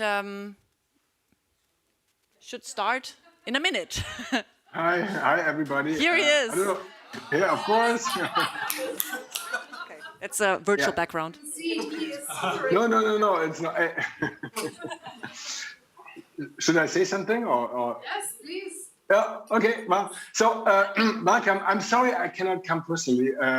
I was raised in Ludwigsburg, which is the next town towards Stuttgart for my brother. So I would have loved to come back home, but I had corona infection. I'm negative again, but I'm still not 100% fit. So I'm here virtually, and that's my good mood background. And it's just a standard Zoom background. And I put that on many months ago. And I realized with that background, people on the other side are in a better mood, which makes the conversation nicer. So I put that on also. So I have a few topics to cover. First topic, maybe crisis. So it's a bit unfortunate, the Corona crisis, and then the war, and then supply chain crisis, and inflation, and all of that. So and what's the connection between crisis and innovation? And I think they are close relatives. The crisis that we are facing now, they change things in a way that we don't like it. And innovation also, in a way, innovation changes things in a way that sometimes we don't like it, and we have to adapt. And I think it's really important to understand that innovation is training, preparation for crisis, because it trains us to adapt, to change, and to cope with unexpected circumstances. And also innovation helps us to overcome crisis much easier. So the Energiewende, obviously now with the supply shock of energy is being supported significantly. But then also in terms of crisis, it will accelerate innovation. And in the German, there's a saying, Not macht erfinderisch. Not, crisis, makes more innovative in the end. And I think even though it maybe doesn't feel like it, I think the current situation, being as unpleasant as it might be, is strongly supportive for innovation and especially for startups. And I think that's important. So we shouldn't be depressed or too depressed with the situation. I think in a way it's very positive. And historically we see many great companies have been founded in difficult times. So for example, Microsoft, SAP have been founded in a very similar situation, oil price shock in the 70s, high inflation, but then also Facebook in 2004 has been founded when the dot-com bubble was bursting. And in the financial crisis, we saw great companies being founded in the sharing economy. So I think I think it's a very positive impulse. So another question that was, another topic that was thrown at me was how to predict startup success. And it's difficult, and that's why investors have a portfolio approach. So basically, an investor, a VC like us and many others, they say we make 10 investments, and if half of them fail, we don't care so much. We do care, but we don't care in the end, because if the other half is performing really well, then overall it's working well. So it's the portfolio approach. And the portfolio approach is done because we cannot really predict successful startups.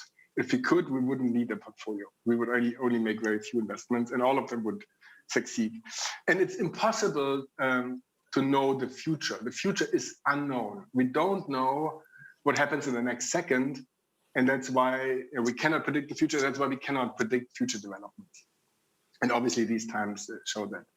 So very often, what's the most important factor when looking at startups? Very often it's that it's team, the most three important factors. And of course, there's other more important factors. just to complement that, if a very small market is being addressed, then it cannot be a large company. If the problem that's being solved is not really a problem, but like a small problem, then of course that's not a huge potential. If there's lots of strong competition and all of these. But I want to focus on team because it's repeated very frequently. I've asked myself for many years, what within the team is the most important factor? So is it like the age, the gender diversity, the education, being intelligent, being from a certain background? And there's certain aspects that support team success. And I want to come back to the most important factor in a minute. And diversity is helping a lot. And it's not just gender diversity, but it's also migration diversity. So in the US, maybe the big companies like Google and also Apple and many others, they have a migration background. So the father of Steve Jobs was a migrant from Syria. and then Steve Jobs was first generation. So I really think having a background that's very different from the standard German background, it's very supportive. But also gender diversity helps. It's not huge, but it's a bit significant. So mixed teams also help, but also diversity also include age and educational background. So diversity, I think, is a very, very strong factor. So and age is a factor a little bit. In the software portfolio, we looked at B2C companies, and in B2C, the younger the average age of the founding team, the more successful it was. So if you set up a B2C company and you're in your late or even early 20s, you have better chances than when you're like past 50. With B2B, it's a bit different. There's a curve, and the peak is around 40. So if the average age of the founding team is too young, it's not good. But if it's too old, it's also maybe not so good. But it's only a correlation. It's not a law. So there's always exceptions. So regarding team, I think what's the most important factor, and we found the pivot ability. The ability of the team to radically change the direction being the most important factor. And what is it? What do I mean? Almost every startup, they start in a direction which is not the perfect direction or even the right direction. And that's the case almost always. And if you're starting in the not perfect direction or wrong direction, obviously to change the direction is the key to success. And there's many very famous examples. Shopify, for example, the guy, he had a snowboard shop, and then he discovered that the software for his snowboard shop could be sold somewhere else, and then he became a software company. So it was a very strong pivot. He more or less gave up the snowboard shop, and the ability to pivot, to change the direction, is not easy, because first of all, you have to admit, well, it's the wrong direction. That means you need to be honest and not lie to yourself and tell you it's the right direction, but it's not. And so honesty is a key component for the ability to pivot. And then in most cases, obviously, you're not alone. You have co-founders, you have investors, shareholders, and you need to convince them to change direction, and also employees, of course. And the more people you have to convince, the more difficult it is, obviously. If you convince yourself alone, then it's easy, or two people, then it's easy. But if you need to convince 20 people, it's obviously more difficult. So being able to communicate and be convincing, I think, is very important. And then the ability to give up some success. So in most cases, when the companies change direction, they do have some success. They have 6-digit, maybe even 7-digit revenue, and giving up significant revenue that finances the company, that also is in a way a success, is very difficult, because basically you're saying I start have a fresh start, new start. And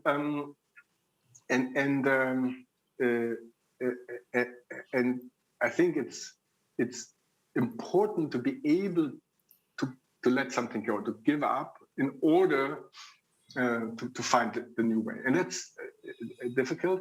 And I come back to the migration aspect of the founder team, someone who fled from Africa, Syria, Ukraine today. Maybe they gave something up, their home, their friends, their familiar environment. So if someone has done that in the past, it's much easier to give something up today.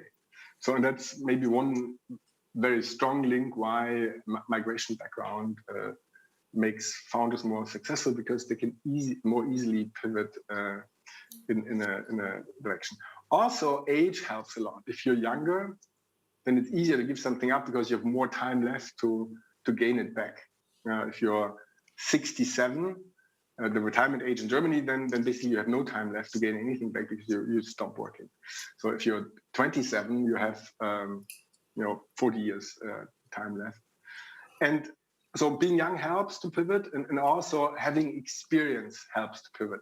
That might contradict being young, but the more experience you have, the easier maybe because you have made the experience to give that back. So to sum up the prediction of startup success, it's difficult, very difficult, and it has many factors. A team is a key factor, and within the team there's also many factors. But then the ability to radically change direction, I think, is a very important thing. And it's not only, maybe that's to summarize it, it's not only relevant for startups, obviously, but it's relevant for everybody. It's relevant for established companies. We just raised our fourth fund, and we have 26 what we call hidden champions. And these companies very often are more than 100 years old. So the oldest one, 1756. And if you think back 100 years or 150 years, then obviously there were many significant changes in Germany. And the ability to adapt to those changes or pivot was very much necessary. So it's not only for startups, but also for established companies important to pivot. And companies who are not able to pivot will fail. For example, when the internet came up, we had Neckermann and Quelle, who were mail order businesses, but they were not able to make that fairly small change from mail order to e-commerce, and they failed. So even small changes, relatively small changes, might be very difficult. And that's my last sentence. Maybe the ability to pivot for us personally in our life is also very important, because over the course of the career, the decades, when you're young, ahead of you, things will change significantly. And when you start as I did a bank apprentice with Deutsche Bank in the 80s, so a long time ago. And if I had stayed there, maybe it would not be so successful. And back then, venture capital did not exist in Germany at all. So it didn't exist. It just came up in the mid to late 90s. So the ability to pivot away from being a bank clerk to many other things, I think is really important for a personal career, and it will happen to you also. So if you look at successful careers with your parents and maybe also personally already, then there will be very significant changes, pivots.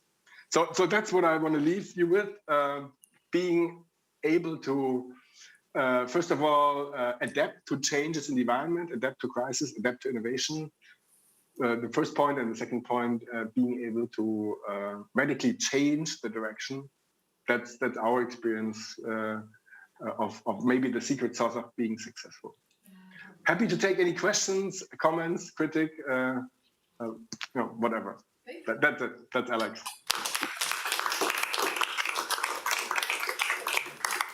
Thank you. I don't think we have time for questions, but we will change immediately to the next subject. Thank you very much. Thank you very much, Mr. von Frankenberg. And you're welcome. Enjoy the beach. And now we have Patrick Lanz here, who is an associate at Prime Pulse, a private equity firm investing in tech-based companies. Welcome. You can take a microphone there and please stand on the dot. Alex, very inspirational speaker, and I want to dig deeper into something he just said, which is that the future is inherently unknowable. So what we have to do is to basically form some hypotheses and mental models of reality that serve us well and that we can use to find superior returns and predict venture success. And so I pretty much want to shed some light on that from a different perspective, which is not the traditional VC perspective, but the phenomenon that's become more prevalent in the last couple of years, which is the sort of crossover investor that invests in different asset classes. And I think there's some important and nice learnings that are applicable to VC as well. I think I have a presentation. So, I mean, it's pretty much double-clicking on what Rob said earlier, which is that these hedge funds that leverage data that they have in their hedge fund department and they use it in the VC area to get an edge. I think the same is very much true not only for the data, but also what you do with it, meaning the decisions you take and the processes you have to make the best decision in every moment and to adapt to a changing environment. I guess I'll just talk about Prime Pulse for a minute. Does the PDF not work? So yeah, let's just start with that. Our unconventional background is pretty much we, as a firm, were founded roughly 5 years ago. We're pretty much focused on private equity investments, which means investing in companies, helping them grow organically and inorganically, meaning doing lots and lots of M&A transactions and then ultimately listing them at a stock exchange. We don't have a classical fund structure, so we can hold those for an indefinite period of time, which I think is an advantage, especially if you look at markets these days. So we can be patient and pretty much wait out crisis, which I guess is a pretty distinct feature. And yeah, no worries. Oh, nice, yeah.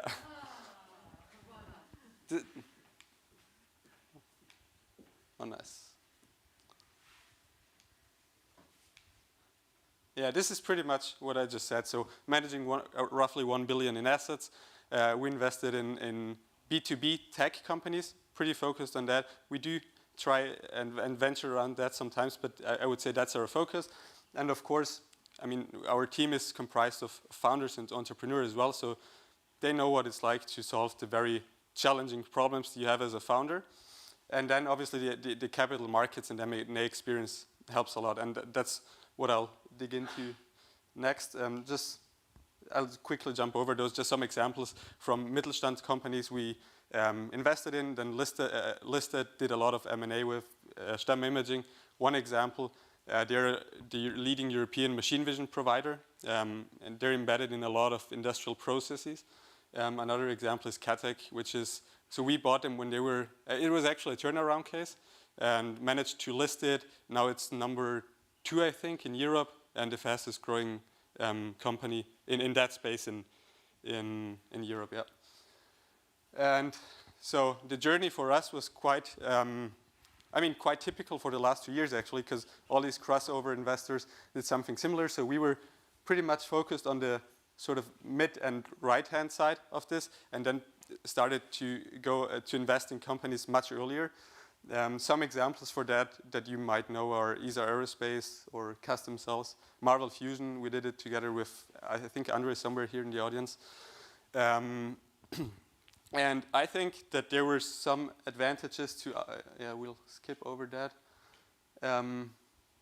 There's some useful mental models we collected over time that we now try to apply to venture capital.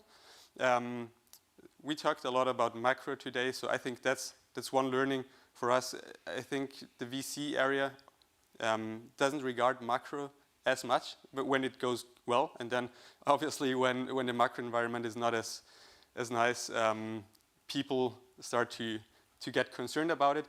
So for us, the huge flexibility we have of moving between asset classes also means that our strategies inform, so our VC strategy informs our public market strategy and vice versa, meaning that last year it was great for us because we had a pretty good idea of the markets and technologies that were, let's say, on the rising part of the hype cycle, and we capitalized on that in the public markets. And then when the public markets started to shift late last year, it was convenient for us because we were so connected to the public markets that we could switch really fast in the private markets and take the foot off the pedal, don't invest as much, just try and see what happens. And I think that helped us pretty well to conserve capital over the last couple of months. So yeah, macro matters. I mean, you all probably look at the charts. I believe this is all year to date, a couple days ago. So it wasn't very good. And I don't know, there's a lot of challenges ahead. So the inflation prints don't seem to change. I think yesterday it was 9%-ish in the US. So quantitative tightening will come. The interest rates are rising. At the same time, it looks like we're entering a recession. So the first stage we had was pretty much interest rates go up, multiples go down, which explains this. And then when you have, so the earnings multiple goes down, and then when the earnings go down as well, it becomes pretty reinforcing. So I don't know, I hope for the best, but we're preparing for not the best right now. I mean, with all the geopolitical risks and the investment conditions, I think that's an important part of, to consider just when investing in early stage. You have to, most of the time you have a fund lifetime, you have to sell it at some point. So it sucks to have to sell at the wrong moment. And what does this mean for us? And I think this is applicable to a lot of not only founders, but also VC investors. It's, first of all, growth. I mean, growth is important, but growth doesn't always equal just revenue growth at all costs. Cash and cash flow are important. Now we're entering this sort of market environment, and lots of companies will have to raise money from someone. And then, yeah, we also like it if companies make profit, but it's, of course, with some stuff it doesn't always work. So the first point, that revenue growth is not equal to growth. I mean, this is just a chart of the Apple stock and Apple earnings per quarter, I believe. And you can see long term, I mean, of course, there's lots and lots of factors that make a stock go up or down, but long term, it's usually earnings. And all the other multiples and valuation metrics are just a crude proxy for future earnings. And I think this is also applicable to startups, but of course sometimes public market investors don't understand the startup world and have a hard time wrapping their head around those valuations of pre-seed companies. Of course they come from somewhere, and I think this is also very applicable to startups. I mean, this is a very classical SaaS metric. There's hundreds of those out there that look at they slice and dice it in very different ways, but this is just burn productivity is pretty much how much can you grow your gross profit by money burned in the previous period. Of course, you will have to adjust it a bit to the company, how long sales cycles are, et cetera, et cetera. But I think companies will start to or have to focus more on pretty much growing a better proxy for earnings. I don't say that this is the perfect proxy, because there is none, because it's all an act of imagination of future earnings at some point. But I think gross margin is definitely more helpful for assessing that than just pure revenue growth if you have negative unit economics, for example. Then, some points on founders and management that I think are pretty interesting. On this topic, actually, I think the VC community has a very good map of reality, so to speak, because they look at incentives. They look at founders. Usually when we invest somewhere, we want founders to be incentivized for the long term and to hold very significant positions so that even if they have to raise multiple rounds, they will still own a significant part of the company. Because pretty much what you always want, which is actually the same in public markets, you want the founders or CEOs to walk in the same shoes as investors.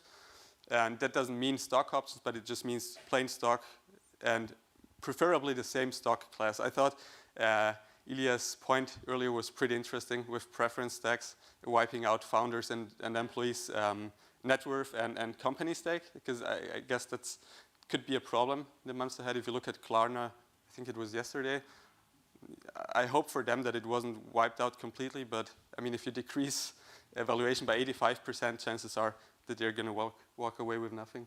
And then in terms of attributes, I think there's actually, and I liked your points on that earlier, I think there's some differences, because in a publicly listed company, you're looking for a smart and very patient long-term capital allocator like Jeff Bezos.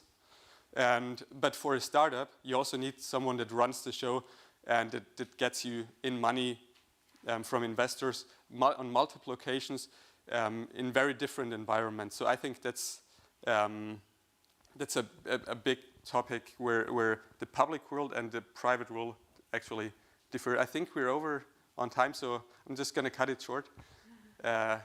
Do we do Q&A? Okay. So any questions?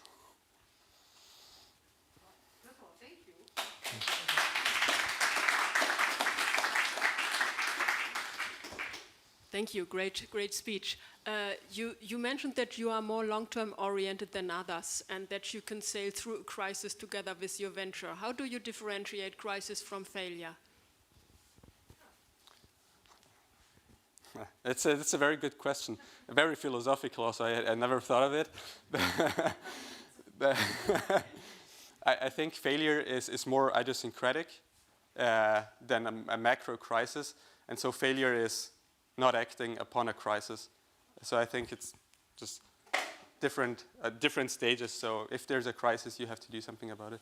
And that's what we're trying to do with our portfolio companies.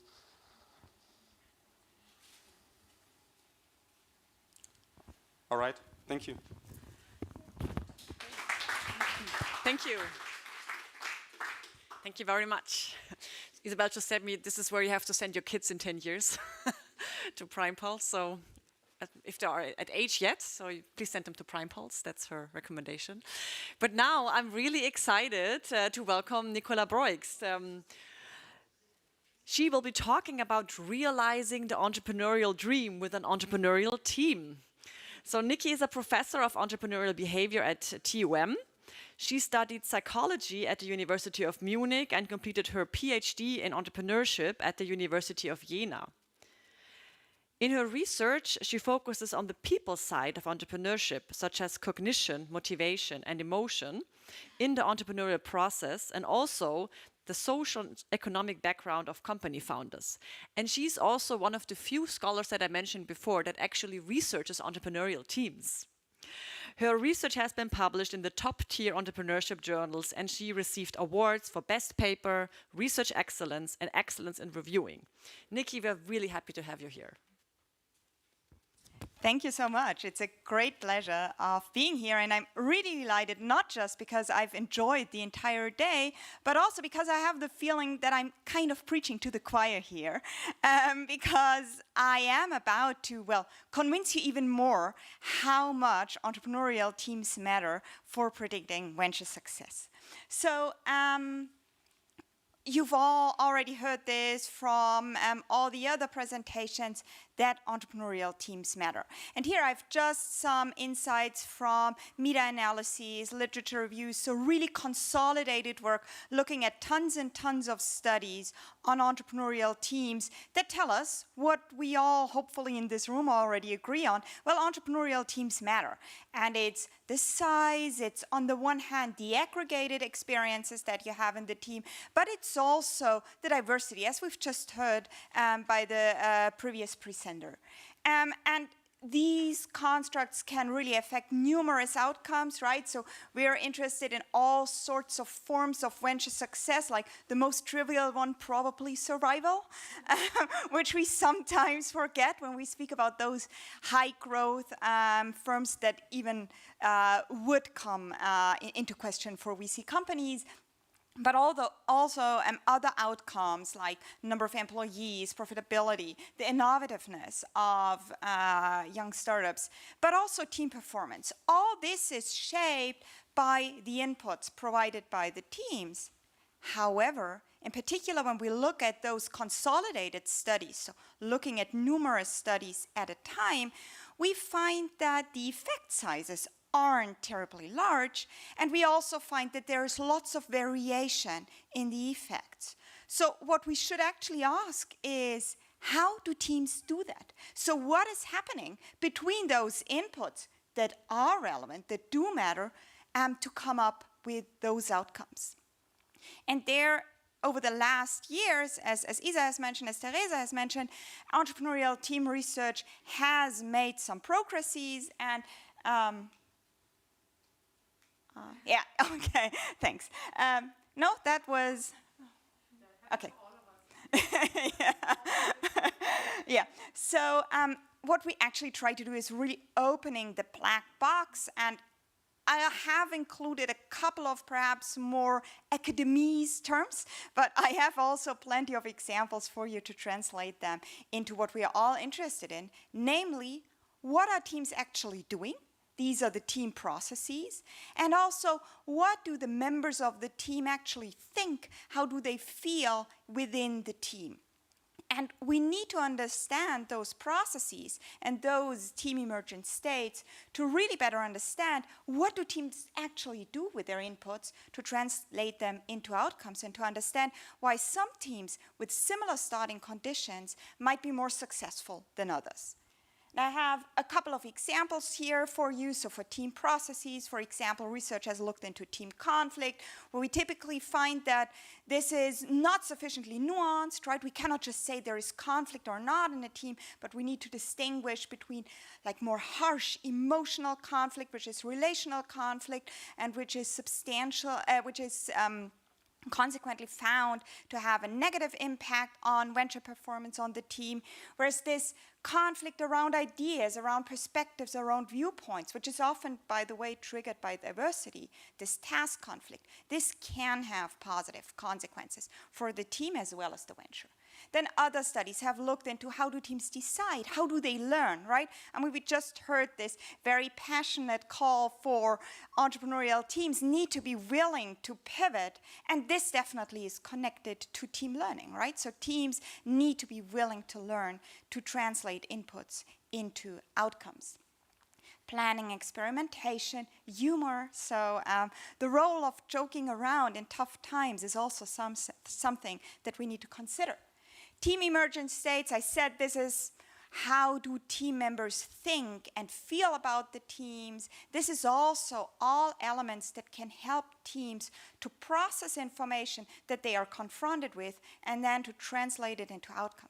Or passion, which is a big construct at the individual level, but at the team it actually not just matters how passionate people are in the team, but it also matters for which roles which team members are passionate. And only when these passions play together, teams are able to capitalize on the passion that is available to the team. Now you hear lots of, perhaps for some of you also more awkward concepts and constructs that all come from entrepreneurial team research. Why should you care? Why should you care about our research?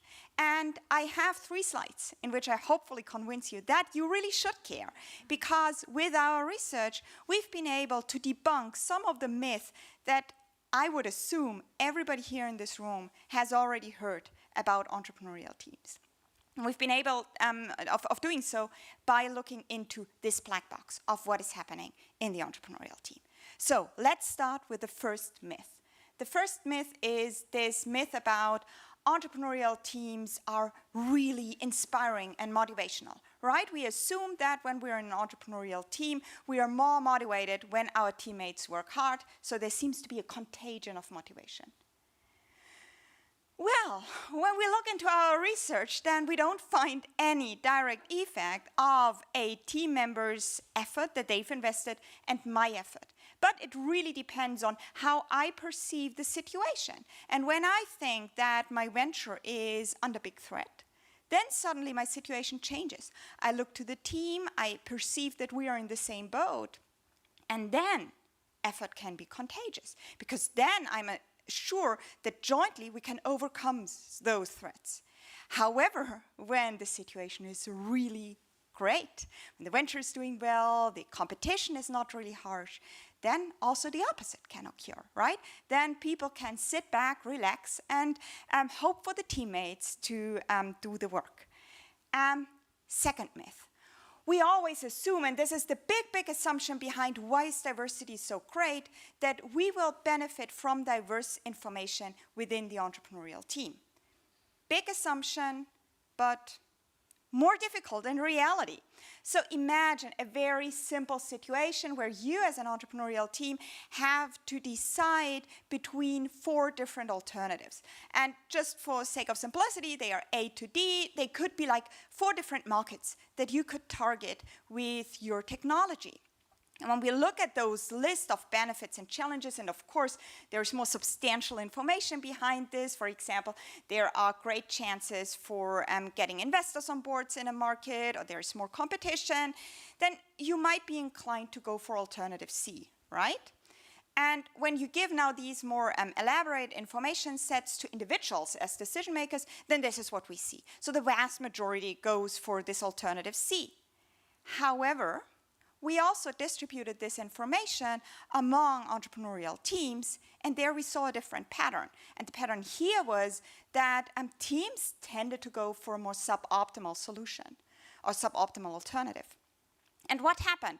Well, the trick was how we distributed information across team members. And here on this figure, you see ellipses, and each ellipse is the information that was handed out to one team member.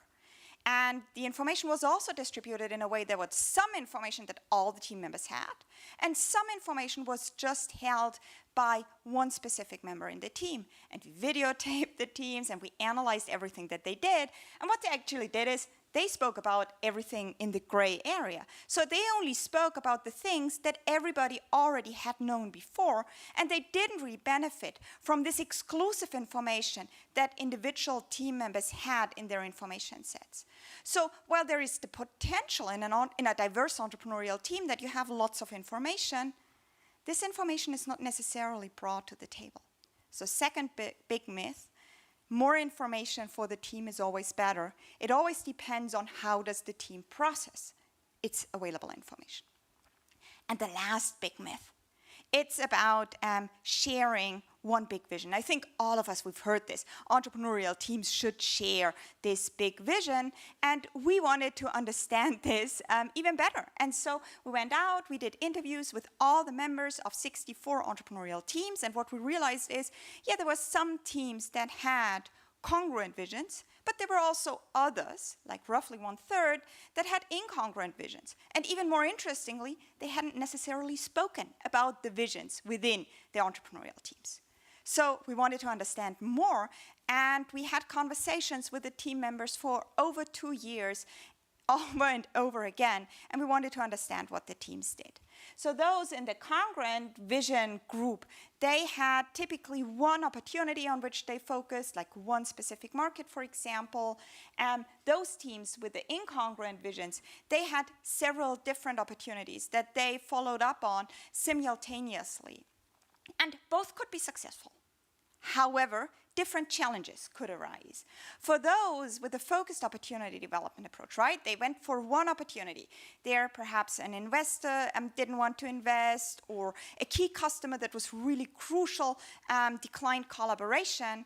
And then they had a huge problem, and their whole venture kind of imploded. There was no opportunity left. So only with high levels of proactivity, coming up with unusual solutions, could they master those challenges.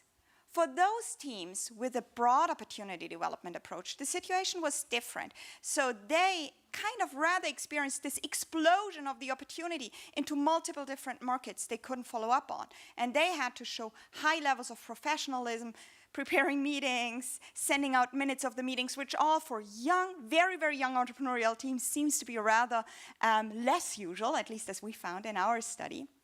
And they had to have this high level of professionalism to be able to ride this crazy roller coaster successfully. So again, what we see here, I think quite clearly, is that some inputs can lead to different outcomes, but it really depends on, we need to understand what do teams do to translate inputs into outcomes. And I hope I've now convinced everybody who perhaps wasn't as convinced before my presentation how much entrepreneurial teams and their actions, their thoughts, and their feelings matter. So thank you so much for your attention. Thank you. Thank you, Nikki, for this explosion of impressions and demystifying entrepreneurship. Are there any questions from the audience? Thank you so much. So you spoke about the shared vision versus like the multiple visions. Did you correlate that maybe to personality types? Because I could imagine that certain groups of people with certain personality types might tend to one or the other. Yeah, so actually we did very intensive interviews, and this was a question that one of the reviewers for Journal of Business Venturing also had, so a great thought. We really had to go through all interviews, and we also had survey data, and we tried to come up with all sorts of antecedents. We didn't find them. We might have not looked probably, but we like coded it upside down, inside out, and we didn't find any further insights on that. So it just seems to emerge like this. Oh, cool, very, very cool. Thanks. Thanks. Other questions?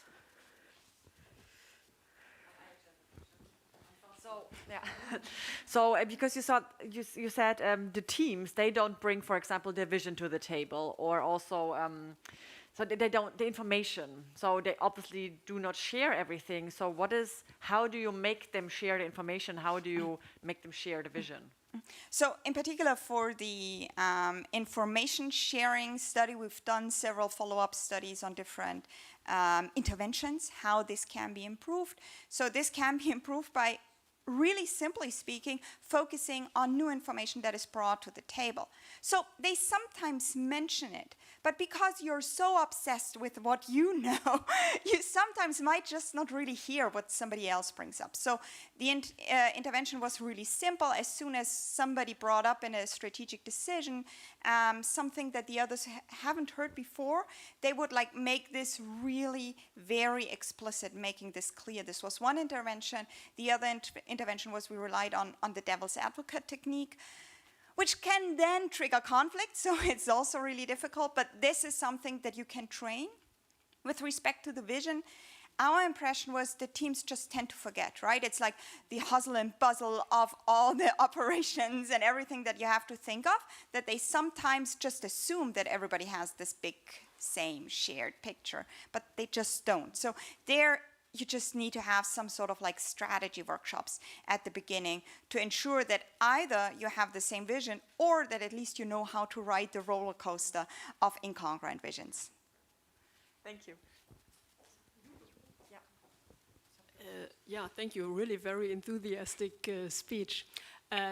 Yeah, in a very analytical and also very subtle way, you destroyed quite a number of myths that probably we've been spending our lives with so far. Did you also run into any positive list of must-haves, be it attitude, be it processes, that should be present in a successful entrepreneurial team? So none of my research is deterministic, right? It's always just about probabilities.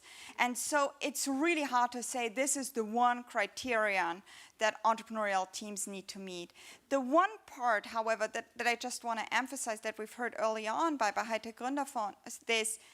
Well, there it was ability to pivot, but perhaps just reflection, being able to think about the feedback that you get and being able to process this. This, I'd say, like across most of our studies, we've seen that this is essential. Can teams still be successful without reflection? Yeah, probably yes, just the likelihood is smaller. Yeah, could be. Could be. Oh, hi. I really appreciate when you put out the slides about between inputs and outputs. You said that their effect sizes are not big. Then I wonder, like, what do you think? Why do you think it's necessary to study these things? Is it because that when we consider multiple things together, the effect could be larger, or is it that these behavioral changes are the only things that we can control and change? Like, what are your thoughts on that? So, very honestly speaking, I think that an entrepreneur who wants to go out and find their entrepreneurial team, they typically won't take the list that we've generated based on our research and search for the ideal teammate. So I don't think that we have a lot of control. Still, it's interesting to look into archival data, look into secondary data, and find out what like the overall patterns are. In my own research, I want to understand the black box, what is happening in the team. And I think these are the best ways how we can build strong interventions that will help teams and the ventures. Thank you. I think even if our team, they don't look for that at the beginning, they could still augment based on your research. Absolutely. And improve upon that. Yeah. That's the positive note. Okay, thank you very much, Nikki. This was very exciting and insightful. Yes. Okay. Oh, hello. So it's, yeah, can you hear us, Barbara? Hello? Yes, okay, she can hear us. We can't hear her yet, but... Yes, yes. Ah, here you are. Welcome to the German Venture Conference. It is my honor and privilege to introduce you, Barbara Fredrickson, who is giving a virtual talk, as you see, about the value of positive social connections for venture success. Barbara is the Kennan Distinguished Professor at the University of North Carolina at Chapel Hill, and also the Director of the Positive Emotions and Psychophysiology Laboratory. She earned her undergraduate degree from Carleton College and a doctorate from Stanford University.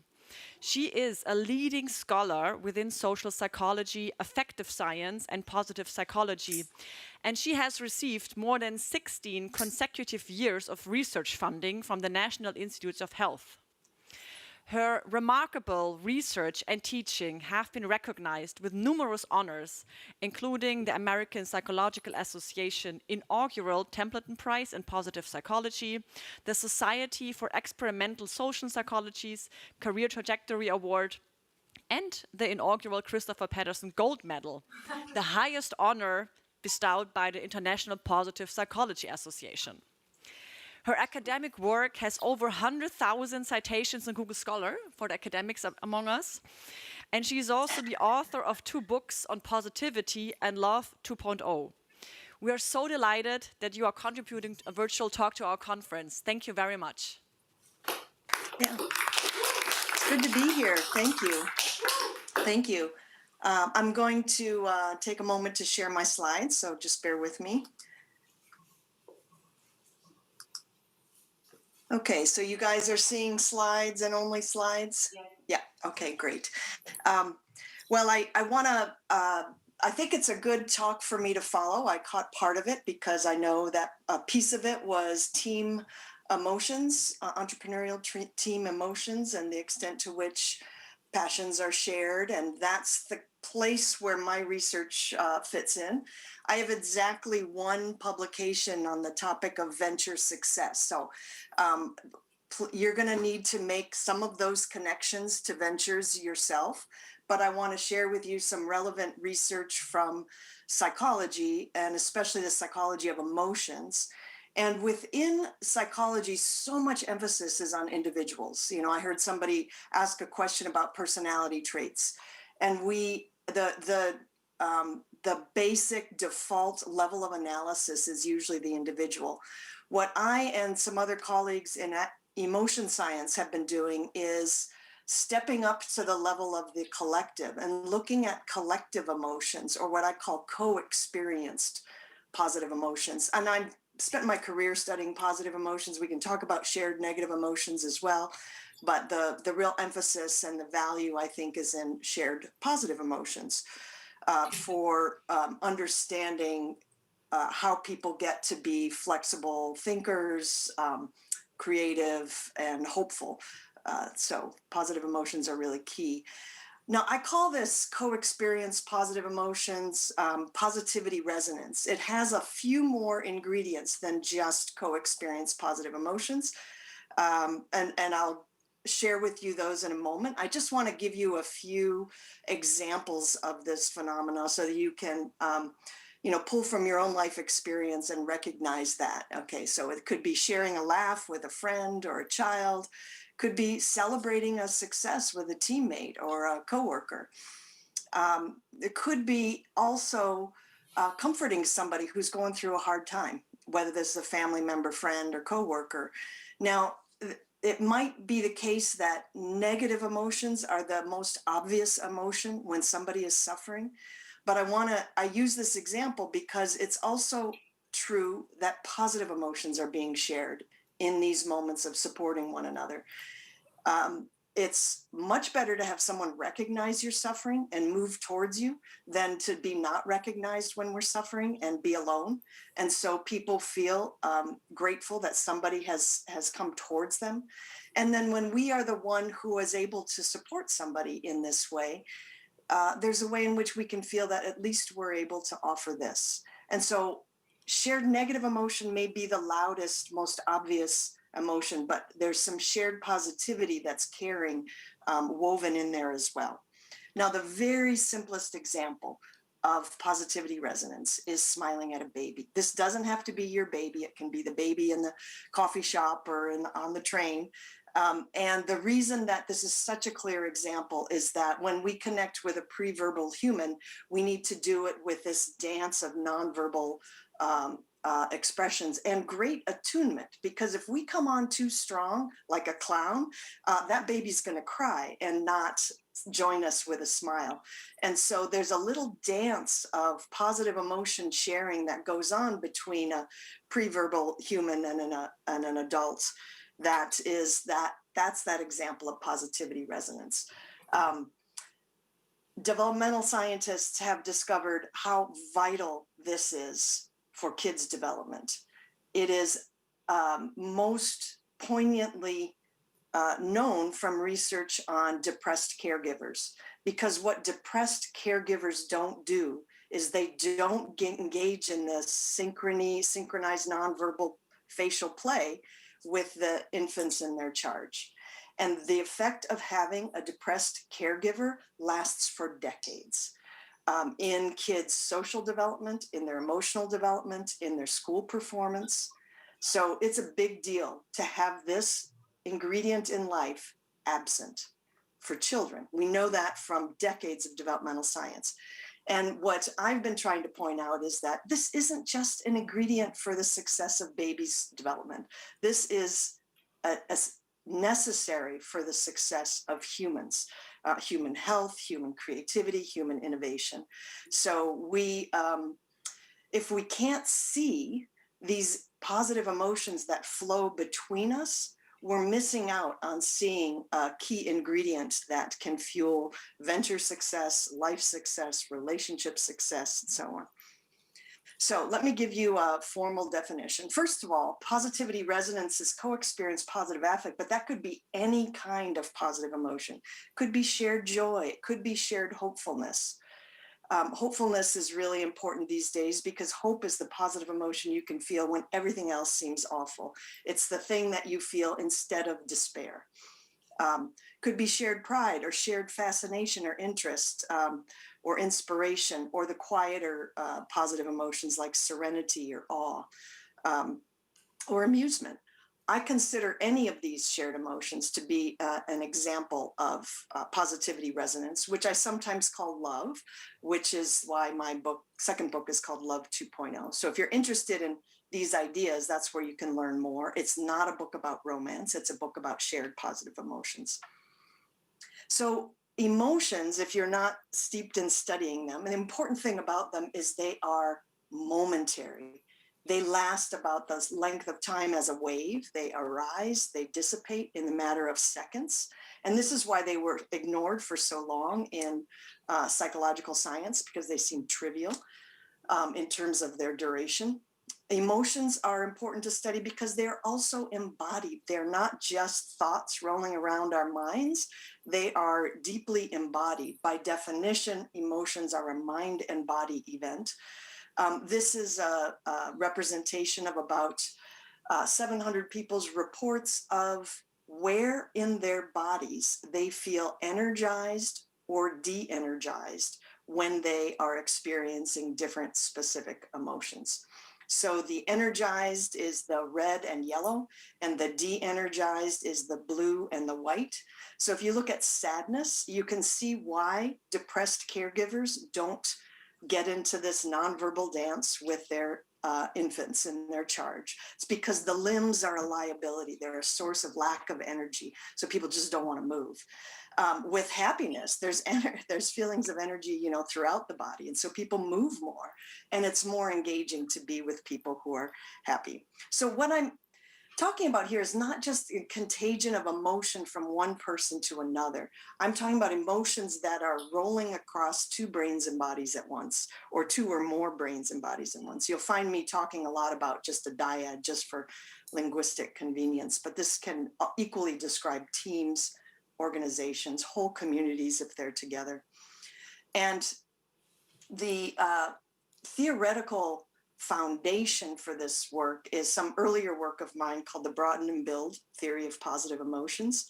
And I want to just give you a quick overview of that so you can appreciate how co-experience positive emotions can broaden and build even to a greater extent. So positive emotions, these momentary experiences that we have that roll through our consciousness, they fundamentally change the way the human brain works. It expands our awareness, our peripheral vision expands. And as our peripheral vision expands on a momentary basis, we see more possibilities. We become more creative. We connect the dots in different ways. So moments of positive emotions are hugely related to innovation and creativity. It's not the only ingredient, but it's a key ingredient. They also allow people to see the big picture and not just get stuck on what's in front of them. We've done some basic experimental work in this area, and people do see larger configurations when they're under the influence of a mild positive emotion. People also trust one another more, not unconditionally. People still have their wits about them and can see an untrustworthy character in the bunch, but people are more likely to extend trust and goodwill. Now, having those moments of broadened awareness like this, that awareness is momentary, just like the wave. But having more such moments in your day functions as a nutrient for growth, just in the same way that eating your fruits and vegetables is a nutrient for growth. Having one apple in the year 2022 isn't enough to keep you healthy. You need a steady diet of fruits and vegetables. The same is true of these moments of positive emotions. They function as nutrients for growth. People become more resourceful and resilient. And so they have, in a way, you could say, more tools in their tool belt to deal with the difficulties that are inevitable in life. So people who are more resilient are those who in the past have experienced more frequent positive emotions. Teams that are more resilient are the ones who in the past have experienced more positive emotions together. And another thing that comes from the past experience of positive emotions is feeling hopeful about the future, feeling confident, being able to face difficulty and think, well, things could change for the better. And then maybe if I got involved, if I was more agentic and involved, then I could help bring about that better future. Being able to see the positive and the negative at the same time is really what resilience we've discovered is. It's not putting your head in the sand and just saying everything's great, but it's being able to be clear-eyed about what's difficult, but also see a possible better future. And having those abilities to see possible better futures and wider perspective triggers these upward spirals that help people go on jags of success, or a spiral of being ever more connected. And those upward spirals can help counter downward spirals. So the formal definition of positivity resonance that I want to share with you is that it's an interpersonally situated moment marked by a momentary increase in co-experienced positive affect, shared joy, shared interest, shared hope, and a caring nonverbal synchrony. That's what you see happen between a preverbal human and an adult, that sort of caring dance of attunement. And we've also discovered that there's considerable biological synchrony happening between people when they are co-experiencing positive emotions, more so when they're co-experiencing positive emotions than when they're co-experiencing negative emotions or neutral states. Over time, having more moments that positivity is resonating between and among people builds resources, resilience. It builds a sense of chemistry between people, a sense of chemistry on a team. It builds social bonds, and it builds commitment, loyalty, and trust. Now, these things that are built through positivity resonance, the social bonds, the commitment, the loyalty, and trust, those are things that people would say often, that's love. That's the thing that is love. As an emotion scientist, I point to the precursor, these moments of shared positive emotion that are fleeting, but that's the most elementary building block. That's having more of those in our experience with others creates those bonds, creates that loyalty. How do we measure this? One, we do it in a number of different ways. We have subjective measures and we have objective measures.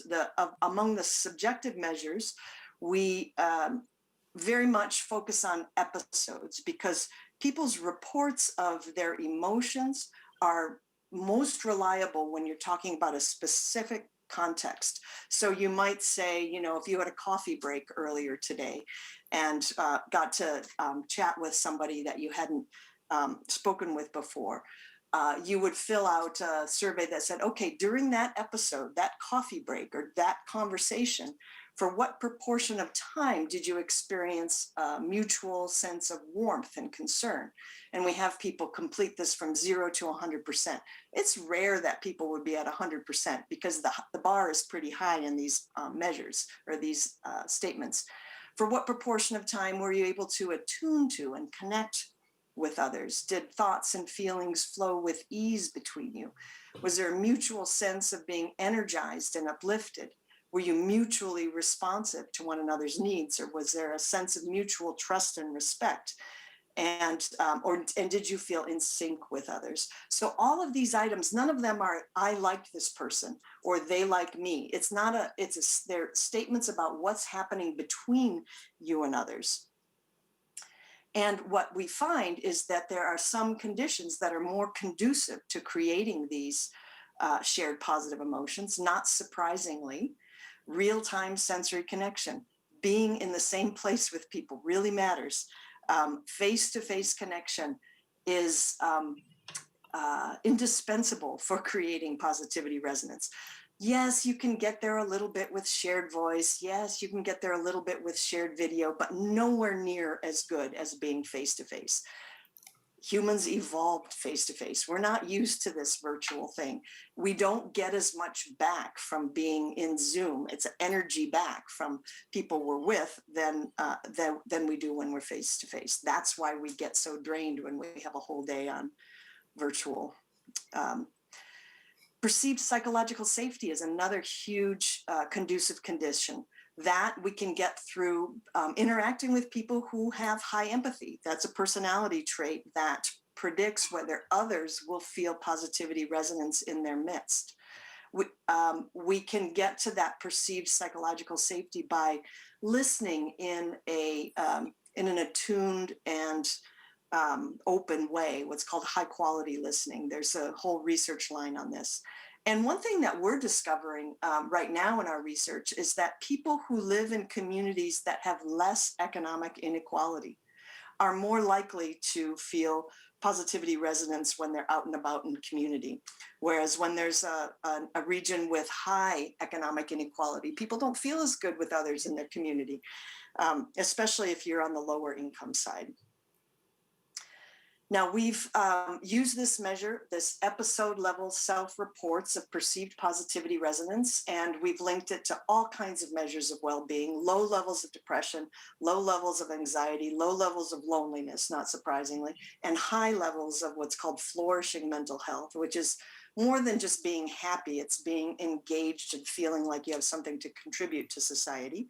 We replicated these studies during the early months of the COVID-19 pandemic and found that the people who were most resilient amongst us were the ones who were experiencing the most positivity resonance within their remaining, even though social interaction was greatly reduced, they had higher quality connections within those remaining social interactions. And it was again associated with all the positive mental health and lower levels of all the negative mental health. We've also seen in some studies this episodic positivity resonance related to lower self-reports of illness symptoms. And that is something we see again in this study of long-term marriages. Now I'm going to be talking about positivity resonance in marriage, but this again is not something that we don't also experience in other relationships. It's just that some of the best data that we have that allowed me to look at the long-term effects of positivity resonance are based in studies of marriage. So I went back to an archival data set that I actually had helped collect back when I was a postdoc many decades ago. We looked at 150 long-term married couples. They'd been married either 15 years or 35 years. At the time this study was launched, it was the only scientific study of marriage that wasn't of newlyweds. And so we were looking at, well, what do long-lasting relationships look like? One of the things these couples did was come into the laboratory and have a 15-minute conversation about a topic they disagreed about, a conflict conversation. It's 900 seconds total. During those 900 seconds, we're measuring psychophysiology, heart rate, sweat gland activity, et cetera. We also videotaped the couples, and those videotapes had been kind of painstakingly coded second by second for each person's emotion. They were looking at individual emotions and rating whether in each second was a person expressing a positive emotion, no emotion at all, or a negative emotion. And so we have behaviorally coded emotion expression. We also have people's self-reports of what they were feeling. About a week after this interaction, they came back to the lab, were separated into different rooms, watched the videotape of their interaction, and turned this old school 1980s rating dial to indicate how good or bad they felt during the interaction.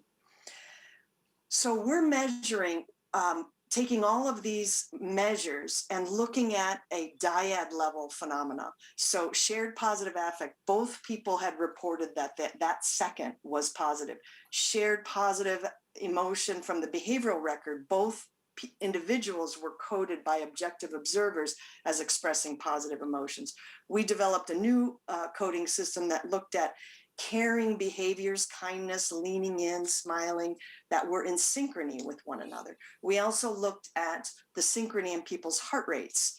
And then we also created a new coding measure that kind of gets at a global sense of whether positivity is resonating between people. And from that, we know that kind of synthesis of these measures, this latent variable underlying all of these separate measures, predicts relationship satisfaction, not surprisingly. The big thing that we found was looking over 30 years, it predicts people's longevity. That if people who were, for example, one standard deviation higher than other couples on their level of positivity resonance, that predicted the husbands and wives having a 78% less likelihood of mortality in that given year. So people were living longer to the extent that they had these experiences of shared positive affect. And this is statistically controlling for their marital satisfaction, statistically controlling for their individual positive emotion, statistically controlling for their health behaviors, pre-existing health, demographics, so on. So this was a big finding in terms of being able to say that shared positive affect is a health behavior. It is something that keeps us living longer. Now, how this relates to ventures, there's the paper that I mentioned earlier, the one publication I have in venturing is related to how highly confident entrepreneurs may potentially fail at their first venture, but that high confidence, to the extent that it's associated with positive emotions and positivity resonance or positive connections, creates all kinds of resources and resourcefulness that can help that first venture to succeed. It could help people see the big picture, as I mentioned, that broadened awareness that creates creativity, innovation. It also, over time, increments to build resilience, people's ability to bounce back from difficulties, to move through problems successfully. It builds that team trust where people are more loyal and connected. And so even if that first venture fails, that helps, the theory here is that it will help people bounce back and start a new venture because they have a team who trusts them and they're resilient and they can see the big picture and perhaps identify, reflect on what went wrong. So that's how I think shared positive emotions end up being consequential for venture success. The good thing about these, they are short-lived experiences, but they are forever renewable. We can renew them not by strong-arming them and saying, okay, guys, we have to feel shared positive emotion or else. I put this slide up here of a plane because anybody who is a pilot knows that I got this metaphor from a pilot. I am not a pilot myself, but that if you land a plane, you don't fly the plane into the ground. You set the conditions and gravity lands the plane. So there's a natural process that lands the plane safely. It's gravity. And you just set the conditions on the plane, like those flaps, how fast you're going, whatever, that allows you to land safely. So here, shared positive emotions are a natural phenomena. We can't strong arm them. We don't want to fly the plane down and create toxic positivity that is not genuine. Instead, we set the conditions by creating more context with real-time sensory connection, creating more context where people feel safe. A lot of times that means slowing down and going off task and really connecting with one another as humans and as, entrepreneurial partners. So one way to think about how to get more of this in your venture teams would be to ask where, when, and how can you prioritize this kind of positive connection? That's kind of a life hack to take good ideas that you hear about and then think, how am I going to put this in my life? Because a lot of times we hear good ideas and then we just totally forget about them. But if you ask yourself to visualize where, when, where, and how will I do this, much more likely to remember a good idea and implement it. And if you want to learn more, I also have a free course on Coursera that you can check into. And one thing I just want to leave you with is that, a lot of times when we think about success or, trying to achieve something great, we are looking way too far into the future. And what I want to point out is that the science of emotions, the science of positive emotions and shared positive emotions says we should look for the ingredients in the right here and right now and creating more contexts where we can share interests and excitement together. So thank you for your kind attention. I'd be happy to take any questions.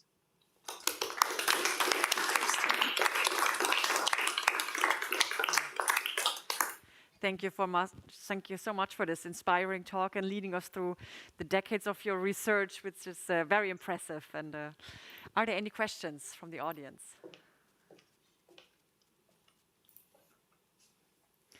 So then maybe I have a question. So you mentioned the shared negative emotions in the beginning. Can you maybe elaborate on the shared negative emotions and how they relate to the positive resonance? Yeah. Well, I think that it depends on whether you have exclusively negative emotions, and also the kind of negative emotion that is shared may matter. If people are feeling sad about the same thing, maybe mourning the same loss, there can be support of one another that might lead to some shared positivity with this. In those marriage couples, we looked at the seconds in which the spouses shared a negative emotion and compared it to when they shared neutral states and shared positive. And in that particular analysis, we see that when people share the negative emotions, they're much less likely, probabilistically, to have shared physiological responding, to have a synchrony in their heart rates, synchrony in their sweat gland activity. And when they're sharing positive, they tend to be in sync. That could be simply because when you're sharing or when you're feeling positive, you're more likely to be looking at the other person, and then you can kind of begin to feel the same thing. Whereas if you're a married couple fighting, it's often with a kind of an attack and defense, not so much like feeling the same negative emotion. One person might be angry and one person might be a little fearful, and then they trade roles and the other person attacks the other. That's not the same thing as like really attuning to the other. So they require different theorizing because we do different things when we're feeling good and when we're feeling bad. Yeah, totally. Thanks. Thank you.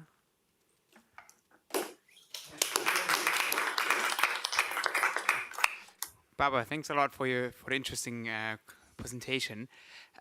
Being positive is one thing. Being authentically positive might be another. What's your take on this, and have you actually studied it?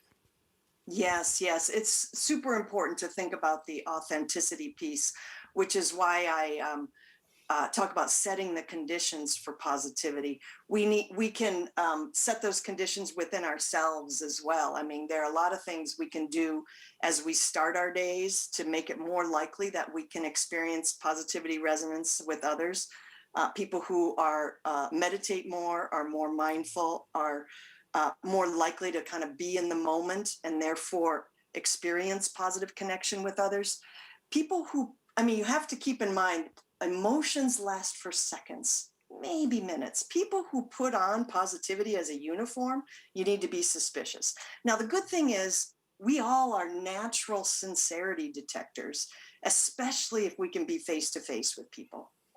And that's because when you make eye contact with someone who is insincerely positive, you automatically, your body is mimicking a little bit about what that person is feeling. And you can feel it in your gut that this is not sincere. I mean, we're really good at detecting insincere positivity when we are face-to-face.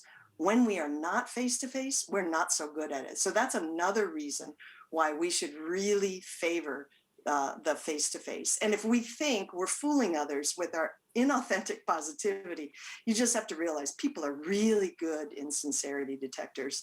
So don't even bother. Work on it from the inside in terms of what hopefulness, what positive interpretations can you make from your environment? Where do you find your sources of hope?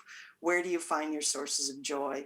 It needs to be definitely authentic. Toxic positivity is a real thing, and it needs to be distinguished from the real McCoy. I mean, there's a ancient proverb that says, there wouldn't be such a thing as counterfeit gold if there were no real gold somewhere.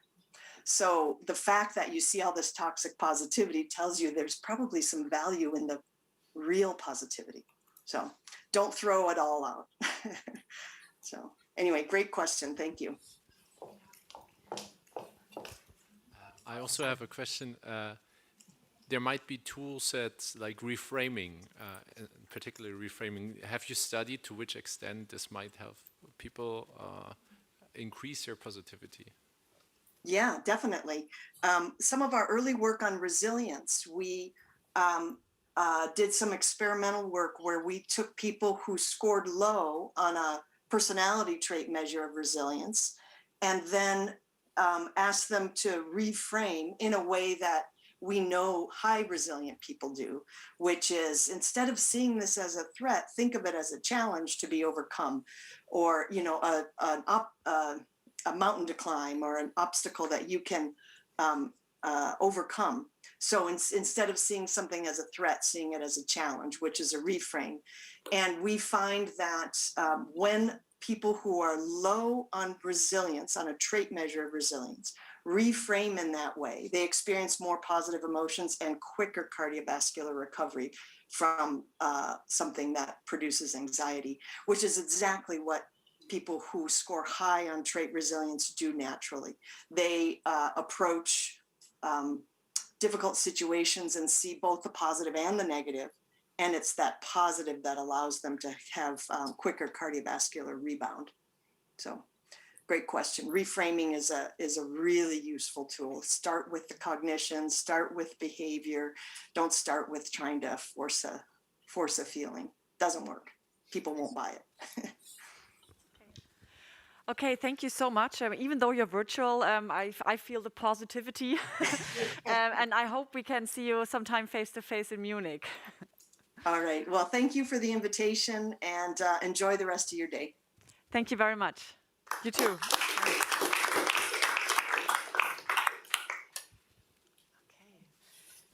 Okay, and from this virtual talk to the next.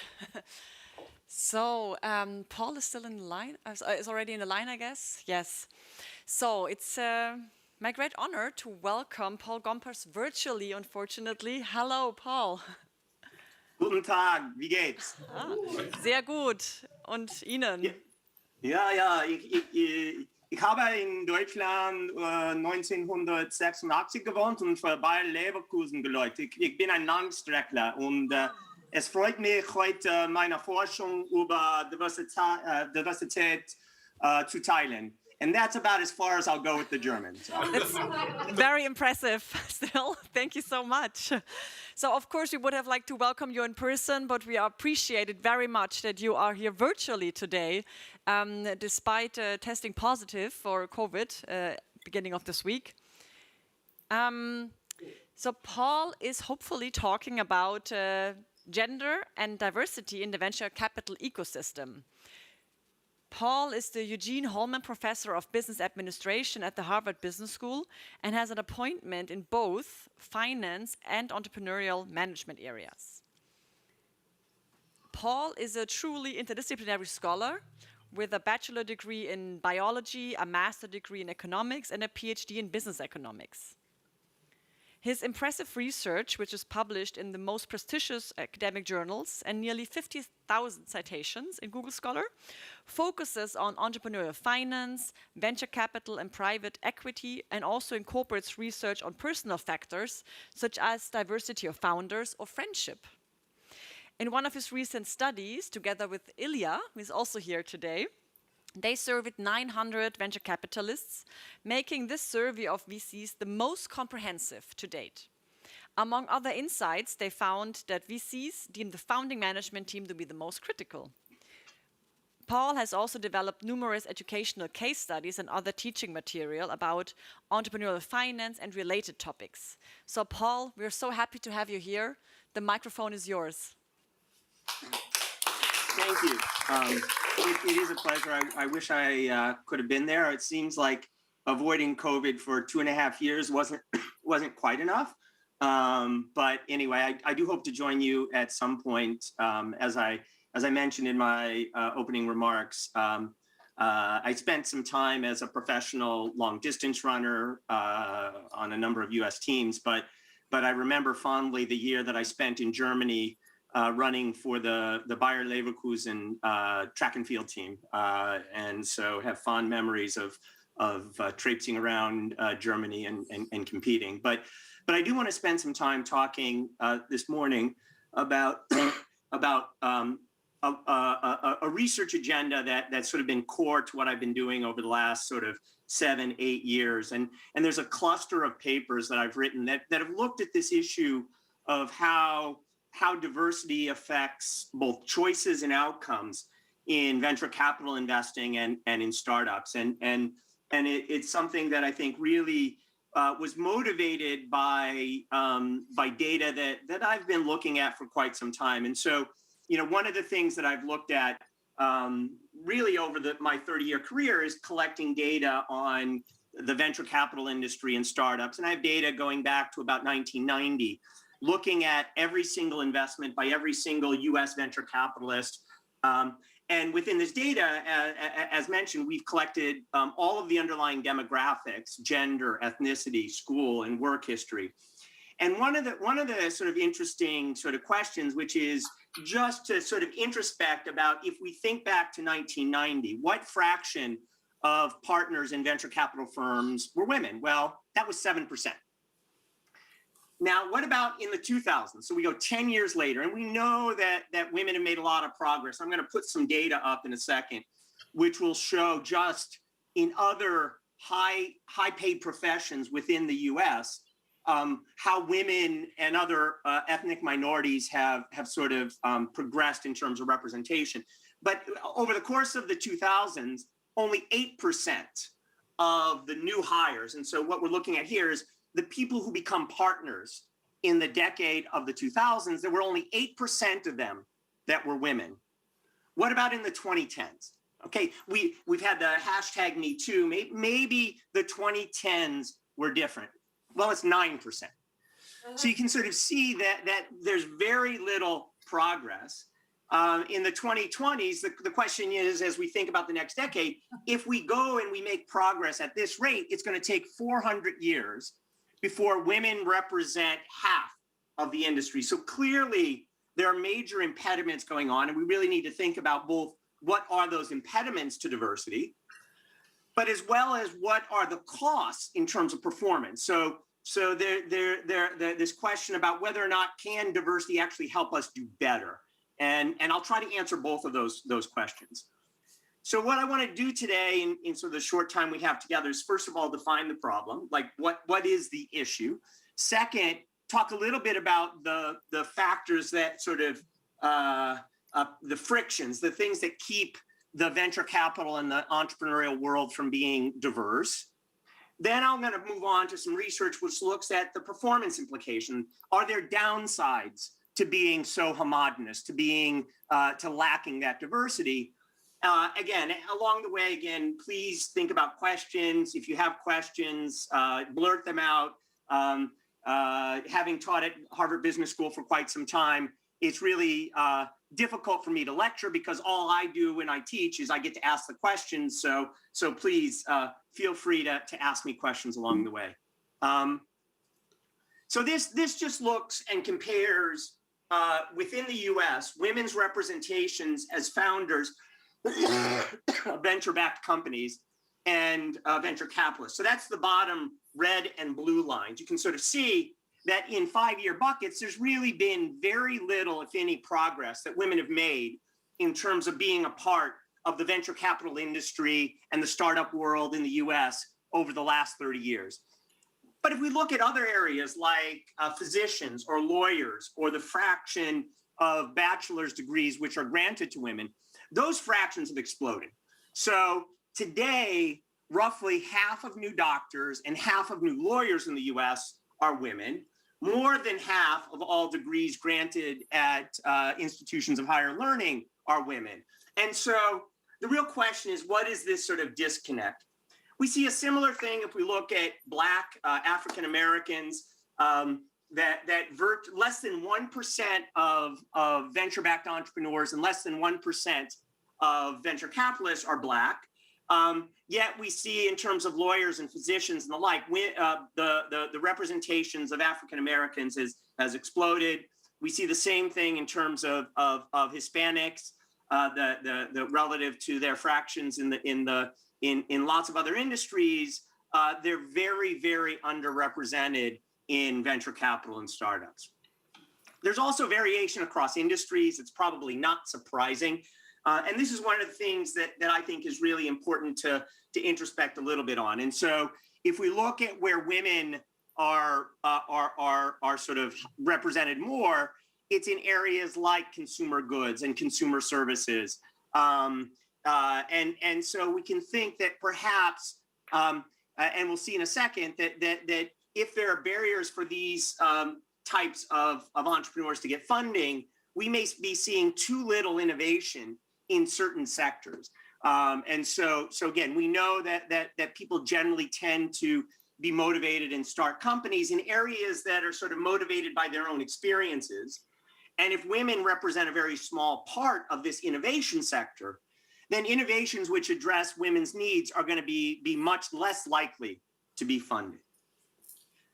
Again, we can sort of see that relative to founders, VC is sort of less diverse. 87% of venture capitalists are white. 11% are sort of Asian American among founders. It's sort of there's only 80% white, 16% Asian, and you can sort of see. And so those who control the money are actually even less diverse than those who accept the money. If we look at other sort of investors within the innovation sector, so gather data on corporate venture capitalists and angel investors, you can sort of see that venture capital, professional venture capital, is far less diverse than corporate venture capital and sort of angel investing. And so again, need to think a lot about why is that the case. Again, just some other statistics. In general, women's careers tend to be a little bit shorter than men. On average, they do fewer deals per year. They do fewer deals over the course of their careers. That is actually changing slowly over time, and again, hopefully that does get better. So again, what do we make of these numbers? What are the issues? Is it a supply problem? Is it the case that there are fewer women who are interested in joining venture capital firms and doing startups? Is it a meritocracy issue? Again, I can't tell you the number of times I've sat in front of a room of venture capitalists, and the venture capitalists sit there and they tell me, that venture capital and startups is the ultimate meritocracy. You succeed based on your own skills and the like. What I will tell you at the end of the day is that the evidence is clear that there are a lot of other factors besides merit that come into play. And at the end of the day, I hope to actually convince you that this is not just a little bit of a problem. It's actually a very large problem that all of us need to collectively solve. Again, just a little data on sort of degrees. If we look at women, the fraction of women who get PhDs in the sciences, MBAs, and the like, one of the things we collected is and for any of you interested, happy to sort of send this, but we looked and we summarized what are the backgrounds of every venture capitalist and what every founder. And clearly having an advanced STEM degree for founders is important. Having an MBA actually ends up being fairly important. Something like 2/3 of venture capitalists have an MBA in the United States. And what we can see is that actually, if we compare the attainment, the kinds of both degrees and jobs that women have had over the last 30 years, clearly there's a much larger fraction of qualified women who should be getting into the venture capital sector than actually do. And so there's some impediments here. And what I hope to show you with some of the data and the research that I'm going to go through in just a second is that there are real barriers to this. And the biggest barrier is I'm going to just go here. The biggest barrier is this, and I want to just spend a second sort of talking about this, which is this idea of homophily. And what homophily is that people generally in social circles like to be around and associate, hang out with, do activities with people who are like them. And it's people who are like them across lots of dimensions, people who are of a similar gender, a similar race or ethnicity. You have a similar background. You went to the same schools. You root for the same athletic teams. All of these shared experiences and shared characteristics create social ties. And those social ties are very important in sort of our everyday life. But what I hope to sort of convince you in a second is that those shared ties have dramatic and profound effects in the business world, and in particular in the venture capital and the startup world. Those kinds of ties matter a lot about who gets hired, about who gets funded, who gets a second round of funding.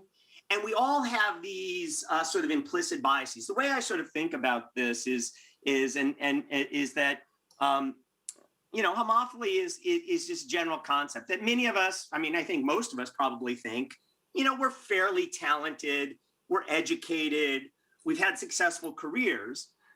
But what we ultimately do is we have stereotypes of people who, if they look like us or they have the same background as us, we're likely to think, oh, she or he is likely also talented and smart. And so it's these biased assessments which ultimately potentially create large barriers to groups of people who aren't currently in the sector, that in some sense we don't give them the benefit of the doubt, whereas others who look like us, we do give the benefit of the doubt from. So one of the things one of the papers we did is we looked at sort of the affinity between VCs and founders, and we looked at the question of does among all the potential investments you could do, is there a strong bias that we have to invest in those who are same gender, or same ethnicity, or the same sort of school ties? And absolutely. So if you look across all the potential investments out there, the probability that you as a founder receive venture capital from a venture capitalist that has the same characteristics is much higher if you share that same characteristic. So if you're a female entrepreneur, it's 20% more likely that you receive money from a female investor, a female venture capitalist. If you're an ethnic minority, if you're Black or you're Latino, you're 100% more likely to get financing from somebody who is that same race or ethnicity. Even surprising if you look at college, that if you went to a particular college, the probability that you raise financing from an investor, from a venture capitalist who went to that same college is 70% higher. So all of these both shared demographic characteristics as well as same experiences, they all matter. And we all have this sort of tilt to want to work with people who look like us and have experienced the same past experiences that we've experienced. Again, part of this could be driven by networks, VCs, your past experience may affect your network, but it's also, there's this sort of just affinity that generally we want to hang out with or just even have coffee with those who look like us. And one of the things in our research, and I'll talk a little bit about at the end, is that we find some very strong effects on the mentoring side of things as well, and how we can think about leveraging this affinity to mentor more women into the startup and venture capital space. I want to spend a little bit on sort of a recent paper where we actually looked within the cohort. There were 4 cohorts of Harvard Business School students from 2013 to 2017 who were required to actually start a real business. This was a course that was called Field 3. The paper is actually entitled Diversity and Performance in Entrepreneurial Teams. And what we did is in the first year, we actually assigned students to teams of 5 to start a company. And the whole idea here is that these companies were actually meant to try and go and develop a product and sell it. Actually, a number of these companies went on to raise venture capital, and some were highly successful. In 2013, we actually assigned the teams. From 2014 to 2017, we allowed the students to choose who they started companies with. And so we can actually look and ask the question about, among the given set of students who you could pick as co-founders, who did you actually choose? And one of the interesting things about this is that while we know people generally tend to associate with those who are like them, think about this as you're choosing among a set of 90 students who you didn't know before. And so it's not as if you had a friendship with Sally or Bill for 10 years and then decided to start a company. You're actually choosing among people who you've known for 9 months. And you should not, whether it's Bill or Sally or Carl or Felipe, there should be no difference in terms of the strength of that relationship. And so we can compare how likely you are to start a company with someone relative to just randomly picking somebody within that group of 90 students. And what you can sort of see here, this is just one of the regressions from the paper. And essentially what this shows is that if you're the same race or ethnicity, the same gender, you went to the same schools, or you worked in the same industries, in the years in which you got to choose who you started the company with, all of those things massively increased the probability that you chose those people as co-founders. And so what this says is that among people who you didn't know, you still naturally gravitate towards those who are like you. And this is quite the sort of impact in terms of the impact in terms of economic significance is actually quite large. So gender and ethnicity, if you're the same gender or you're the same ethnicity, the chance that you start a company together is 25% higher than it would compared to just randomly selecting somebody. Going to the same school or having worked in the same industry increases the probability that you team up to start a company by 15%. One of the sort of sub-findings that's sort of interesting and we can introspect a little bit on is that if you look at how strong these effects are within gender, so if you look and say how strong are ethnic or education ties within women and how strong are they among men, we actually find that men exhibit a much stronger propensity to team up with those who are like them than women. And again, in an industry that's dominated by men, this is going to create very large barriers to those who aren't in somehow the in group. A second paper that I wrote with a number of other folks looks at syndication decisions. So we all know within the venture capital industry, virtually every deal has multiple venture capitalists in it. And so what we do is we look at who do you choose to be your investment partner. And so we look at the lead investor in every round for every single venture capital investment. And we look at who you chose to be your co-investors. And we looked at how that's influenced by the gender of the co-investor, their ethnicity, their education, and their work history. And we compare this to all the potential venture capitalists who you could have chosen who did a similar investment in a similar company over the last 6 months. And what we find again is the exact same effects, that having gone to the same college, being the same ethnicity, being the same gender, all of these things massively increase the chance that you choose somebody to invest with you. So again, that's probably not all that surprising. So the school and ethnic ties increase the probability of working together by 50%. Gender increases the probability of co-investing by 45%. And a shared work history increases the probability by 35%. But then the real question, and probably what you're all really wondering about, is there a real economic cost? Is there a performance cost? Does diversity improve performance, or is this all just sort of window dressing? So the answer, and I'll show the results across 2 different studies that we've done, is the answer is a resounding yes, that greater gender diversity does lead to better performance. And I'm actually going to show you what I believe is the strongest causal evidence of this, and I'll talk about our experimental design in a second. But again, you can't fake it. Forced diversity actually doesn't work, and I'll show some results from our startups that if you force diversity on individuals, it can actually have a reverse effect and a very negative effect. So again, one of the things that motivated this paper and a paper that actually got a lot of press several years ago was the paper was actually motivated by a series of research papers in political science that looked at how our views could be affected by the gender of our children. And there were a number of papers that were done in political science that showed that fathers generally supported, in surveys, fathers supported issues of gender equity. A famous paper on US congressmen, which showed that male congressmen who have daughters voted more liberally on reproductive issues relative to their other votes.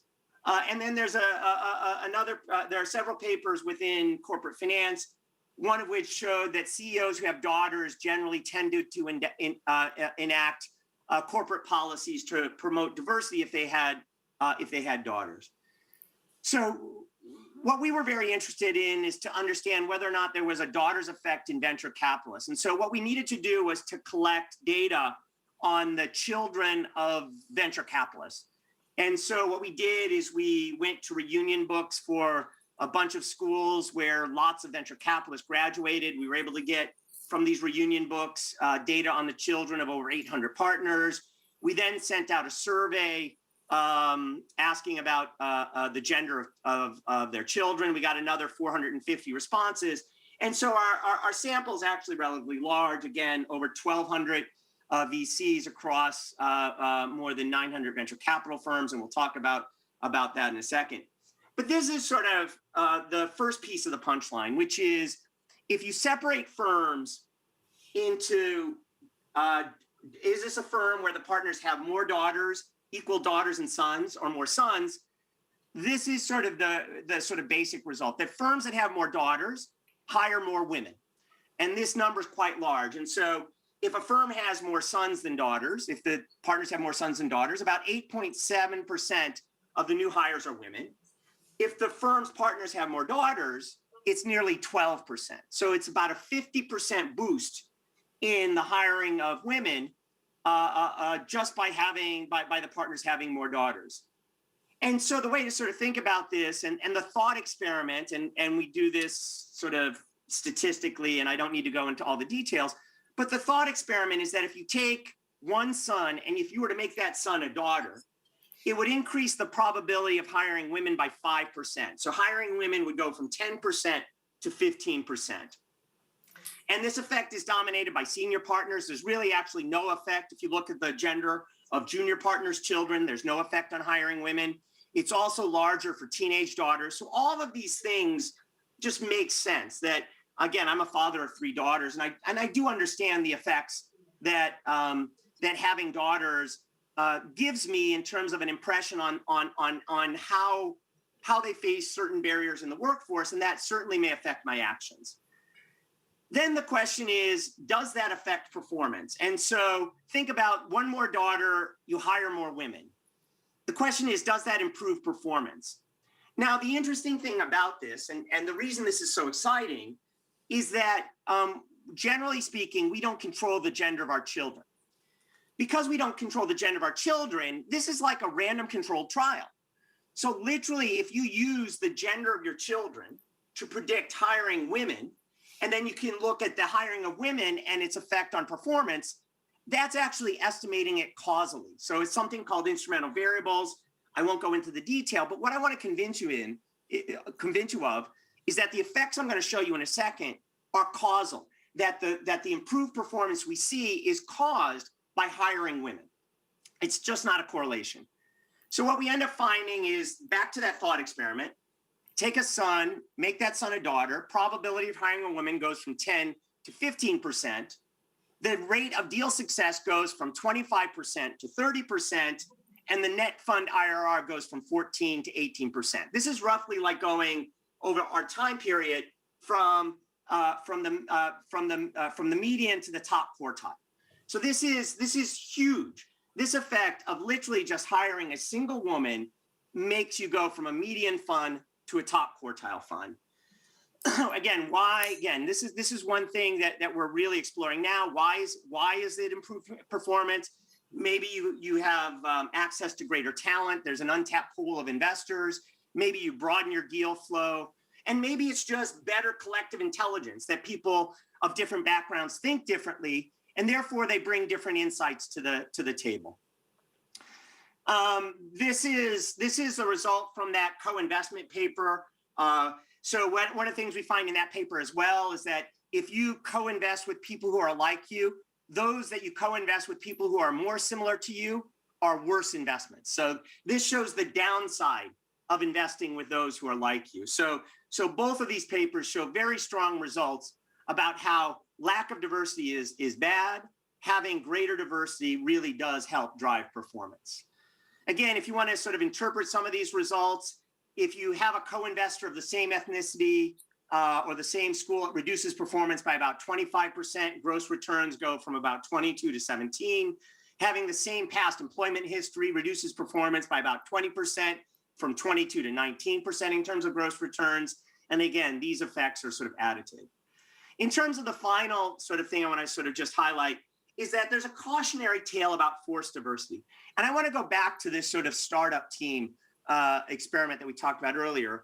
In the year in which, in 2013, when we forced people to start companies together, what we found is that the greater the diversity, the worse the performance. And again, you know, if you're told that you have to work with people who are not like you, there's other research that shows that that can breed resentment. In the years in which you got to choose, we actually find that that effect goes away. And so one of the things I think this strongly shows is that if we think about wanting to promote diversity, we need to think about how do we debias people? How do we sort of make people more open to greater diversity, as opposed to the mandates? And we've seen many of these. There's Scandinavian countries who've mandated board diversity. California has mandated board diversity as well. And I worry that some of these mandates may have negative repercussions without the associated debiasing that we really need to have. Anyway, again, I just want to sort of thank you for your time. Thank you for these things. These are just the sets of papers. Happy to sort of send them along. I know I've gone on a very long time, but happy to answer questions if folks have any questions in the couple of minutes we might have. Thank you.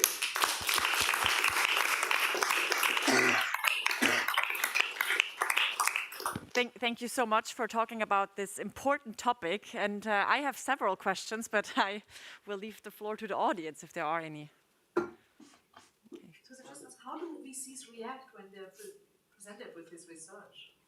How do the VC firms react? Maybe you can ask for the mic. Yeah, I have a question from the audience that I'm going to ask you. How do VC firms actually react when you show them your research about this? So I would say that it's sort of there's two reactions. One of which is holy shit, we've got to change, and I think that's really good. I think there are others who sort of say, well, yeah, that's true, but we're not biased. Or yeah, that may be true, you know, with the entire industry, but we're different. You know, I am encouraged. So one of the things that we have actually seen over the last probably 2 or 3 years is we actually have seen, we've started to see somewhat of an increase in hiring of female investors and female female founders, but I think it's going to take a while. And so there are those who are open and receptive, but then again there are those who sort of say, yeah, that's a problem, but not me. And so that's why it's going to take some time until you can convince everybody that it's an industry-wide effect. Thank you. So I'm going to ask a question from our online participants that is related to that. So assume there is a part of VCs who are receptive to that, as you said. What would be measures to increase female founders in the deal flow besides having female partners? So something are scouts. So I know a number of venture a number of venture capitalists who understand, and when I have these conversations, realize that they have blind spots. And these blind spots are for companies founded by women, companies founded by ethnic minorities. And I think really good VCs understand that they don't have access to that kind of deal flow. Those people aren't in their networks. And one of the things that I think venture funds are doing, in addition to hiring, trying to bring on board folks who are more diverse, is I think really good venture funds are now using what they call scouts to expand their network, because we can only bring in deals based on the people that we know. But if we can extend that network, and so I think really good funds are thinking about having diverse sets of scouts of women and blacks and the like that really try to expand their deal flow. And the second thing I think we need to do is, and this is harder, which is to try and de-bias our evaluation. And one of the ways I think we do that is to have objective criteria. And so one of the things when I go in and talk to venture capital firms, there are those venture capital firms who make investment decisions, and this is in the paper you talked about earlier with Ilya. There are a lot of venture capital funds that actually don't write formal investment rec memos. My recommendation is always to say, write a formal rec memo, and even more than that, have numerical evaluation of explicit criteria. Because my own view is having those explicit criteria will help you become more objective in how you evaluate deals. And so I think that's a second way to potentially help in terms of bringing in more diverse deals that you ultimately invest in. So maybe a question that relates a little bit to that. One of your findings was that women are less prone to homophily than men. So would only men need such an explicit criteria catalog? Or the other way, why do you think that is? And what's your hypothesis behind that? Gosh, I'm not a sociologist or an organizational behaviorist researcher. I can sort of potentially introspect a little bit about just sort of observing my own children and knowing sort of myself. I mean, I do think men tend to be more. I mean, if I just look, men just seem to have this sort of natural. It's like a bro culture. I hate it. I don't know if it translates into sort of German, but I think there is something ingrained in the culture and sociology of men that there's this strong sort of need to sort of be around other men, which I think is less true of women. And if I look at my daughters have far more diverse friend groups than perhaps a lot of the other sort of their peer men. But that's an interesting question that if anybody's interested in the sociology, I think is a great avenue to go down. Paul, I have another question. Showing the performance implications of diversity, or the positive implications in general, is I think a great start. Did you see any differences in terms of different funds? Thinking of first-time funds, established funds, specialized, large versus small. Any thoughts on that or any findings? So we haven't separated the results by fund type. We certainly can. There are controls for industry in there, but that's sort of an interesting question, whether or not our sample is sort of large enough to do that. But that's certainly a very interesting question. The data would seem to sort of say that funds that actually funds that are looking more towards, well, women are overrepresented in healthcare and consumer areas. So maybe in those industries it would sort of make a big difference. But it is an interesting question to think about whether or not some types of funds do it better than others. We haven't really looked at that yet. I'm coming back to Teresa's question before. I'm not a psychologist, nor am I a researcher, but I may offer a hypothesis on this, why women tend to show less homophily than men. And that's simply the reality women live in. Yeah? Having lived in this reality for 30 years, if I was limited to building teams of people who are like me, I would not have been able to build teams. Yeah? And the few situations where I have a fireside talk of female board members only, I find this so smooth and easygoing. Yeah, I can fully understand why men hire men and not women. Yeah, but I don't have the choice. Yeah, if I didn't show the flexibility to team up with people who are not like me, I would not have been able to team up with many. Yeah, and I guess the women who you observed, they experienced the same reality. They had to be more open than men have to be open. Yeah, that's a great comment, and I just want to follow it up with a sort of a little story again. As a father of 3 daughters, my oldest daughter, she's worked in startups. She's now actually doing venture. After college, she was the only female member of the development team at a venture-backed software startup, and she was a product manager. And there were like 16 people in the group, and literally everybody would always ask her to go out and get the coffee. But literally, she's got, and it's like, it is quite amazing. And I think you're right that the resiliency of women who had to overcome these kind of barriers is huge. And you have to, in some sense, be far better than the men in order to do it. So.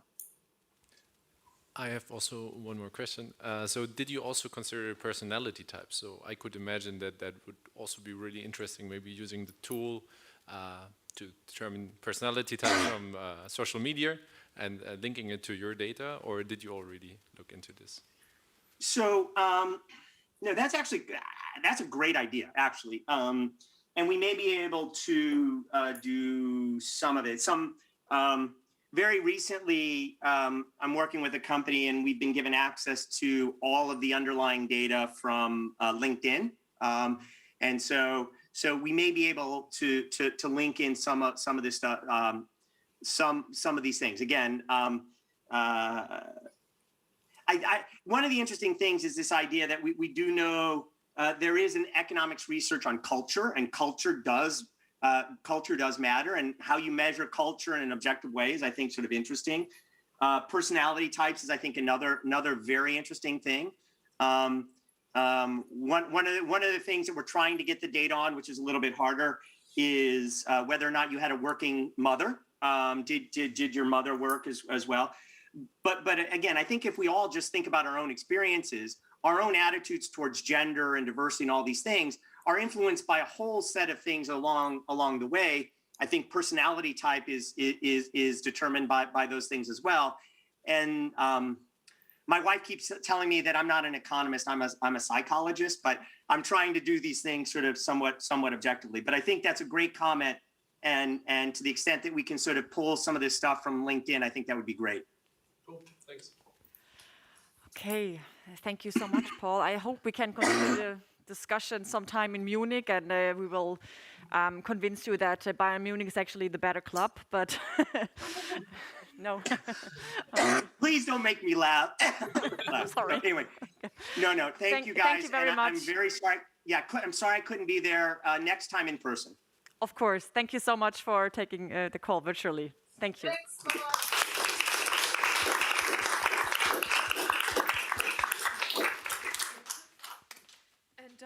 Well, I think we're at the end. We have one more thing. So no, you can close officially, but we have a video that we recorded. It's an interview with Ali Tamaseb, who is the author of Super Founder, what data can reveal about unicorns. But I know the official time of the conference is actually, we are officially closing, but we would say that everybody who has to leave can leave. We have a 10 minutes break, and then who is interested, we will show this video. So Q&As, we asked him a number of questions. He's authored Super Founders, and so we'll do it like yesterday. Yesterday we had the virtual reality that you could do. Other people joined outside and started some networking, so we'll do it like that. Thanks for bearing with us, for being here on this hot July day with lots of COVID around, apparently in the whole world. We greatly enjoyed it. Again, I have to thank the people who organized it. You see them in the background. You see Teresa here. Thank you so much. That was a wonderful conference. And one does notice, the personal meetings and connections, even if it's just 3 sentences, it's so different than, just talking on the phone. So please take the opportunity, if you like, to mingle outside informally. Then in 10 minutes, we'll start Ali Tamaseb's interview of us. Thank you, and have safe travels back wherever you need to go.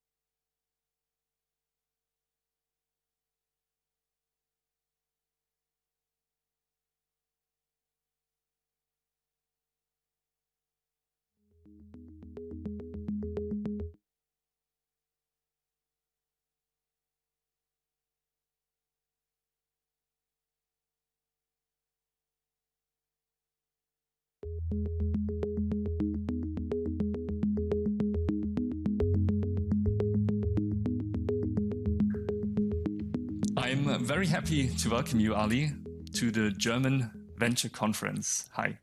Hi, I'm very excited to be here. Thank you, Lucas, for having me.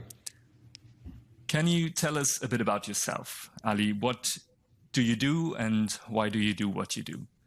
Sure. So currently I'm a partner at DCVC Data Collective. It's a venture capital fund in Silicon Valley.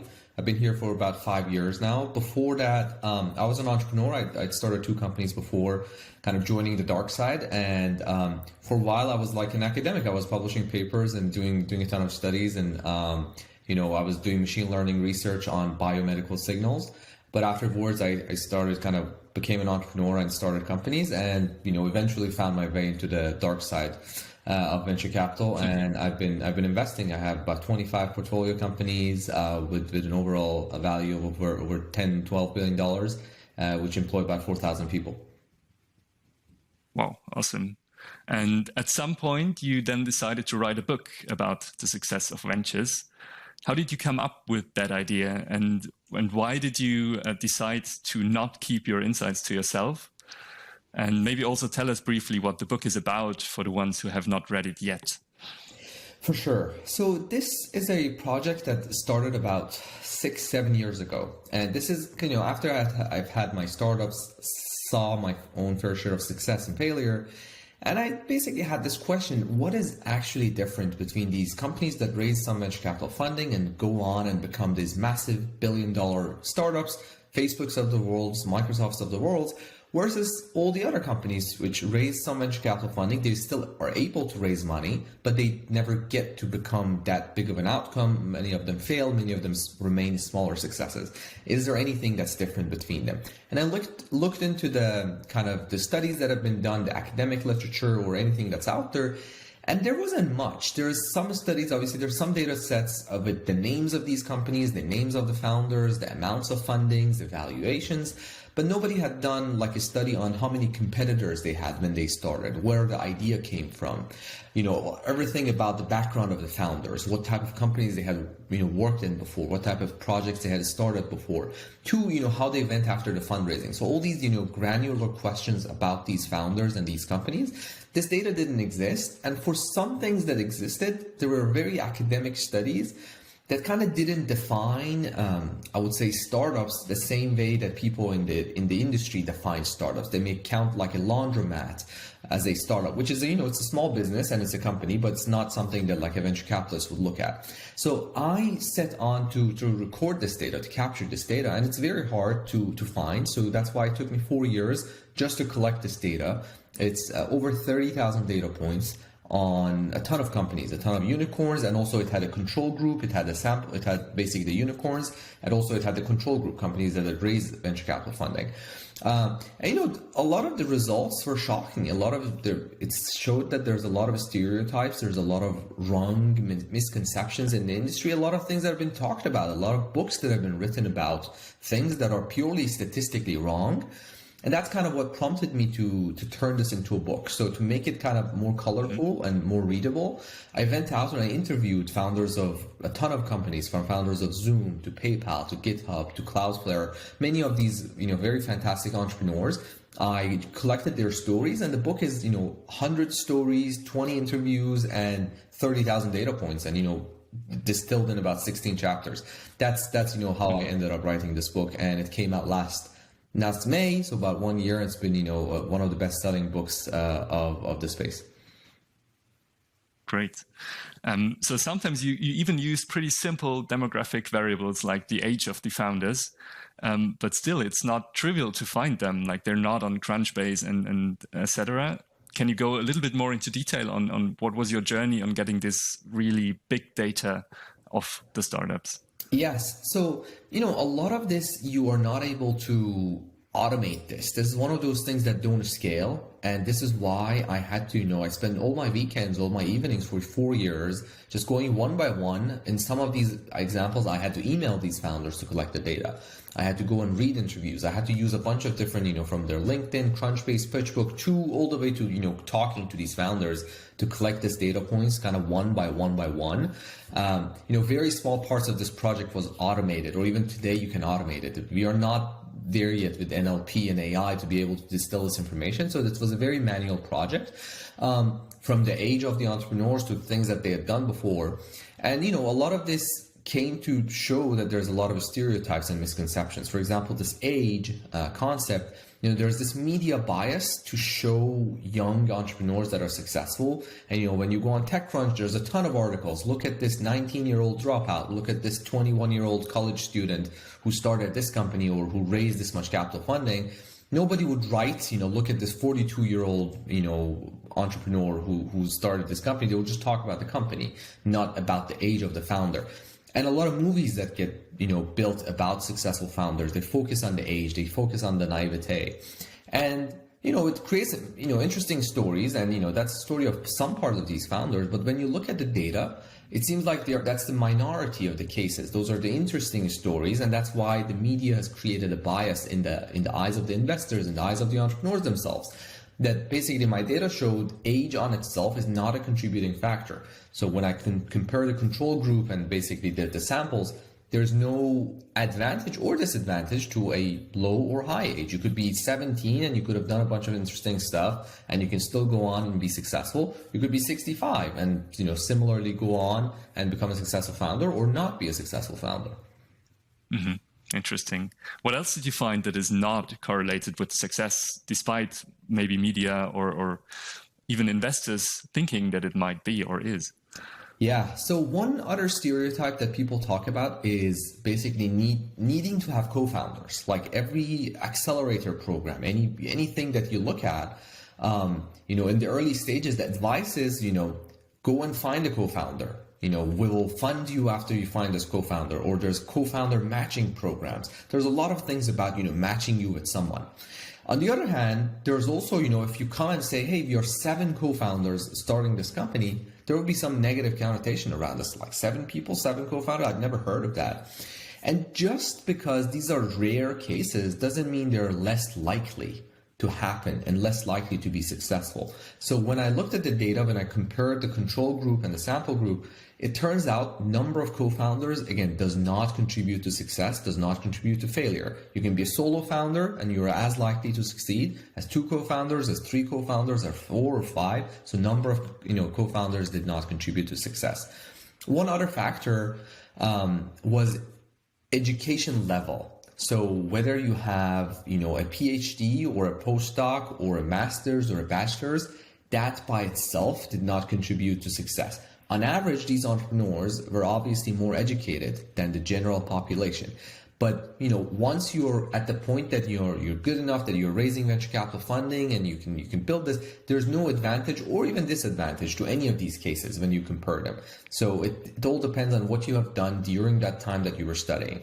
Even there's a lot of stereotypes about needing to be a technical co-founder, needing to be like coming from that certain industry or just being technical. Even when you look at that data, there's a small advantage to being technical, but it's not huge. There's like half of these unicorns and half of these billion-dollar companies are started by non-technical CEOs, which is goes against what a lot of people would say, that you need to be technical, you need to be able to code to be able to be a successful founder. The other stereotype is about having industry experience, having same industry experience. So on average, these founders did have 11 years of work experience. They had worked for their own companies, in different companies, but not necessarily within the same industry. They could have been successful in building a B2B SaaS company and then go on and start a consumer insurance company, go on from a database company to build an e-commerce company. These changes from one space to another space, it was perfectly normal when you look at the data, and actually a lot of people were successful shifting from one industry to another. And actually turns out being and having worked within the exact same industry, that did not contribute to success or failure. Mm-hmm. Interesting. So with your firm, you kind of overcame these biases of things you think contribute to success. But do you also look at some firms if they have some criteria? Is something that is correlated with success? 100%. So the data basically showed some stuff that does not matter, some stuff that are not correlated with success. And my aim at the book is to educate the world, the kind of the community, the startup community, the founders who might kind of not feel like they can go and make it happen, to investors who might not fund people, then there's a lot of stereotypes that you should forget. For example, another stereotype that just came to my mind is like having family members be co-founders, like two brothers or, a couple. A lot of these things are just a stereotype. Just because you're two brothers starting, it doesn't mean you're more or less likely to succeed. These are things that don't matter. There's a ton of things that the data showed do matter. And the book is, parts of the book talks about that. One specific thing is this concept of a super founder. The way a super founder is defined is when an entrepreneur goes on, raises some venture capital funding, or even non-venture capital funding, raises some money and starts a company and closes that loop once, which is raise that funding, hire some people, create a product, and get that to some sort of an outcome. It doesn't need to be a huge outcome. It doesn't need to be a massive success. It doesn't need to be $100 million exit or $1 billion exit. Anything small, a couple $1 million outcome, a $10 million outcome, a talent acquisition, a product acquisition, something that you've experienced that and you've run through that. The next time around that you start a company, that entrepreneur is about 330% more likely to start a $1 billion company. And this is the reason is you're more ambitious, you've earned some money, or you've seen how hard it is. So you pick a problem that's much larger than you, and you go after a market that's much larger. You have much bigger ambitions. And this time around, you have more resources. You can more easily recruit people. You can more easily access the network. You can more easily access the kind of advisors that you need to learn. So this is one of the success factors, and it's very, very practical as well. If you're an entrepreneur, if you're a founder, look at that startup that you're doing as a learning experience. Hopefully it would be your $10 billion outcome and you'll build the next Facebook. But if that doesn't happen, don't be dissuaded. Try to get that to a finish line, try to learn some stuff from it, try to get an outcome, try to land those employees at some good company or sell the product or IP. And then use that resources to move on and start that next company. And then from that, the next company. And every time you're just more likely to go and, become this massive, successful founder. And the stories that we often hear about, how Instagram was formed or how Facebook or Microsoft was formed, it seems like, a one shot, one night, somebody thought about a genius idea and they created this massive company. But in reality, all of these founders, when you look at the real stories, that was a background. They started a bunch of ideas, they failed, and eventually, after a lot of time and after a lot of, iterations, they ended up becoming the successful founder. So that's the advice to investors, and that's the advice to founders to, keep on doing this, and eventually you will get there just like everybody else. Just because you don't hear about the story of how many times they failed before or had smaller outcomes, that doesn't mean that, that those things didn't happen. So that's one of the aspects that I talk about in the book called Super Founders. Okay. Do you have also a recipe for young people, let's say a 15-year-old with the dream of becoming a highly successful founder? Do you have anything you could tell him what he should do or she should do? Yeah, 100%. I think, it's very important to just start, regardless of your age is not not a positive, not a negative necessarily. Try to pick a good problem and try to create that thing in the world. And try to get it to an outcome, try to close that loop, whatever it is. Build something that you can sell. I think for somebody that young, my suggestion would be find something that you can build and sell online or in real world. Just get that experience in.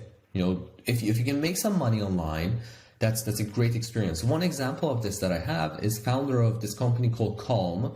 It's a meditation app, it's a unicorn company. And the founder was actually in the UK before, when he was younger, when he was a college student. And one thing that he built was this website called the $1 Million Homepage, which was, this is back in 2005 or 6, the advertising space wasn't as mature. And he created this website with 1 million pixels by 1 million pixels or 1,000 pixels by 1,000 pixels. And he would sell each of these, groups of pixels for, I don't know, $10 or $100 to advertisers. And, it was basically one page like Pinterest full of logos of ads. And people would just come to this website and say, okay, what is this about? A lot of media wrote about it. It was like the Alexa ranking of this website was like 78 or something at one point. So a lot of people were curious, and he made, a couple $100,000 or $1 million from this. It wasn't a company. It wasn't an exit. It wasn't any of these things, but he just created something that made him some money, and he learned working with advertisers and making some money online and things like that. So whatever it's you're doing, try to build something, a small project that you can make money, you can build something, sell something, and learn from it. And eventually, you'll be on your next and next and next effort that hopefully will be much, much bigger and larger at the end. Great advice. Thank you. So this is the one side, founding a startup, but you are now on the other side, investing in startups. Different challenges. So what do you think VCs need to do in order to find these people who are successful in the end? Right. So one thing that you'll definitely observe in the venture capital community is that a lot of groupthink happens. That's why some companies become hot and many companies become cold, or many sectors are cold and some sectors are hot. And these things are very, very cyclical. At any point, there's some industries that are very hot and some industries that kind of like 2 years after. I saw this with the wearable, the smartwatches and hearables, everything. In 2012 and 2013, this was a very hot space. Then in 2015, it became like a cold, nobody paid attention to it. And in 2017 and 18, with Apple and the AirPods and everything, now, AirPods are one of the on itself, AirPods is one of the largest companies in the world, just selling AirPods. And that's part of the wearables group. You see this with everything. You see this with crypto, you see this with industrial innovation, you see this with aviation, you see this with synthetic biology, with biotech, with drug discovery. Every sector has this kind of hype cycle that, something is okay, becomes hot, becomes cold. And for founders, this thing is kind of, don't necessarily pay attention to these, like go and start something that's successful and would eventually get there. And similarly for investors, like thinking from first principles, that what companies can last and become generate value in the long run, regardless of what is hot today or what's not. And that's kind of thinking from first principle. That's one thing for investors. The other thing is just like having that maniac focus on backing the right founders, backing the right entrepreneurs. I think that's very, very important, rather than thinking a lot about, market dynamics or competitive landscapes or, defensibility or all these other things. There's one thing, which is backing the right founder. And even if they fail that time, back them again next time around. And even if failed that or was a small outcome, back them again, unless they've done something wrong or, you observe something that they've done terribly wrong. Just backing up the same founders again and again, that creates a, good luck for creating a bigger opportunity in the next funds and next companies that these founders do. Okay. Do you, that's now the second side, the dark side, you called it. I wouldn't call it the dark side, the investors. For us, there's also the third one, and this is the research about it. Do you have an agenda for us? What do you need from research as venture capitalists? What interests you, what we would need to contribute to understanding more about what makes founders successful? Yes. So I think there's a ton that academics and researchers can do. I think we still need a ton of understanding about the impact of startups, the societal impact of startups, and also the stories of, what type of companies did and built. I mean, I wouldn't have collected the data if this data existed in the body of research before. But I hope people after me would continue building and kind of creating data sets like this. But one thing that's very important is doing these academic studies in a way that it conforms to the realities of the world and what people in the venture community or what people in the startup community actually define as a startups, right? And actually define. So I feel like a lot of these academic studies go so broad that the averages and everything else doesn't necessarily conform with what investors are seeing in the day-to-day, with what venture capitalists are. Where would you set the boundary there? As defining a startup? Exactly. So better defining what a startup is, and it basically the same way that people in the venture community would define what a startup is, or the same way that startup founders are defining what a startup is, rather than taking into account every company that gets started, right? Then there are a ton of small businesses and there's a ton of businesses that get started, but it's not necessarily the same thing as startups that go and raise funding and are venture backable and are in that realm. It's very different from a media company or other non-venture backable companies that gets created, which could be massive, amazing companies on their own, but it's not necessarily the same thing that investors would look at and that define as a venture backable startup. Okay, great. Thank you so much. The time is already coming to an end. Do you have anything more you want to tell us, which I didn't ask you? That's a good question. Well, there's a ton to talk about, but I've talked about them in the book. So, it's called Super Founders, What Data Reveals About Billion-Dollar Startups. It is available in Germany. It is available in German too. So yes, it's one of the book has been translated in about 6 languages now. One of them is German. It's available in ebook version in German. And also English hard book and audiobook and everything else in Germany. So if you're interested, go and read. There's 65 data points about each of these companies, and we've probably covered 5 or 6 of them here today. So you can learn about the rest there.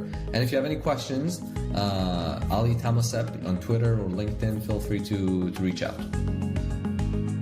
All right, thank you so much. It was really nice talking to you. And now let's see what else we can find as researchers, and maybe feed it back to you in the future. That'd be great. All right. Thank you very much, Lucas.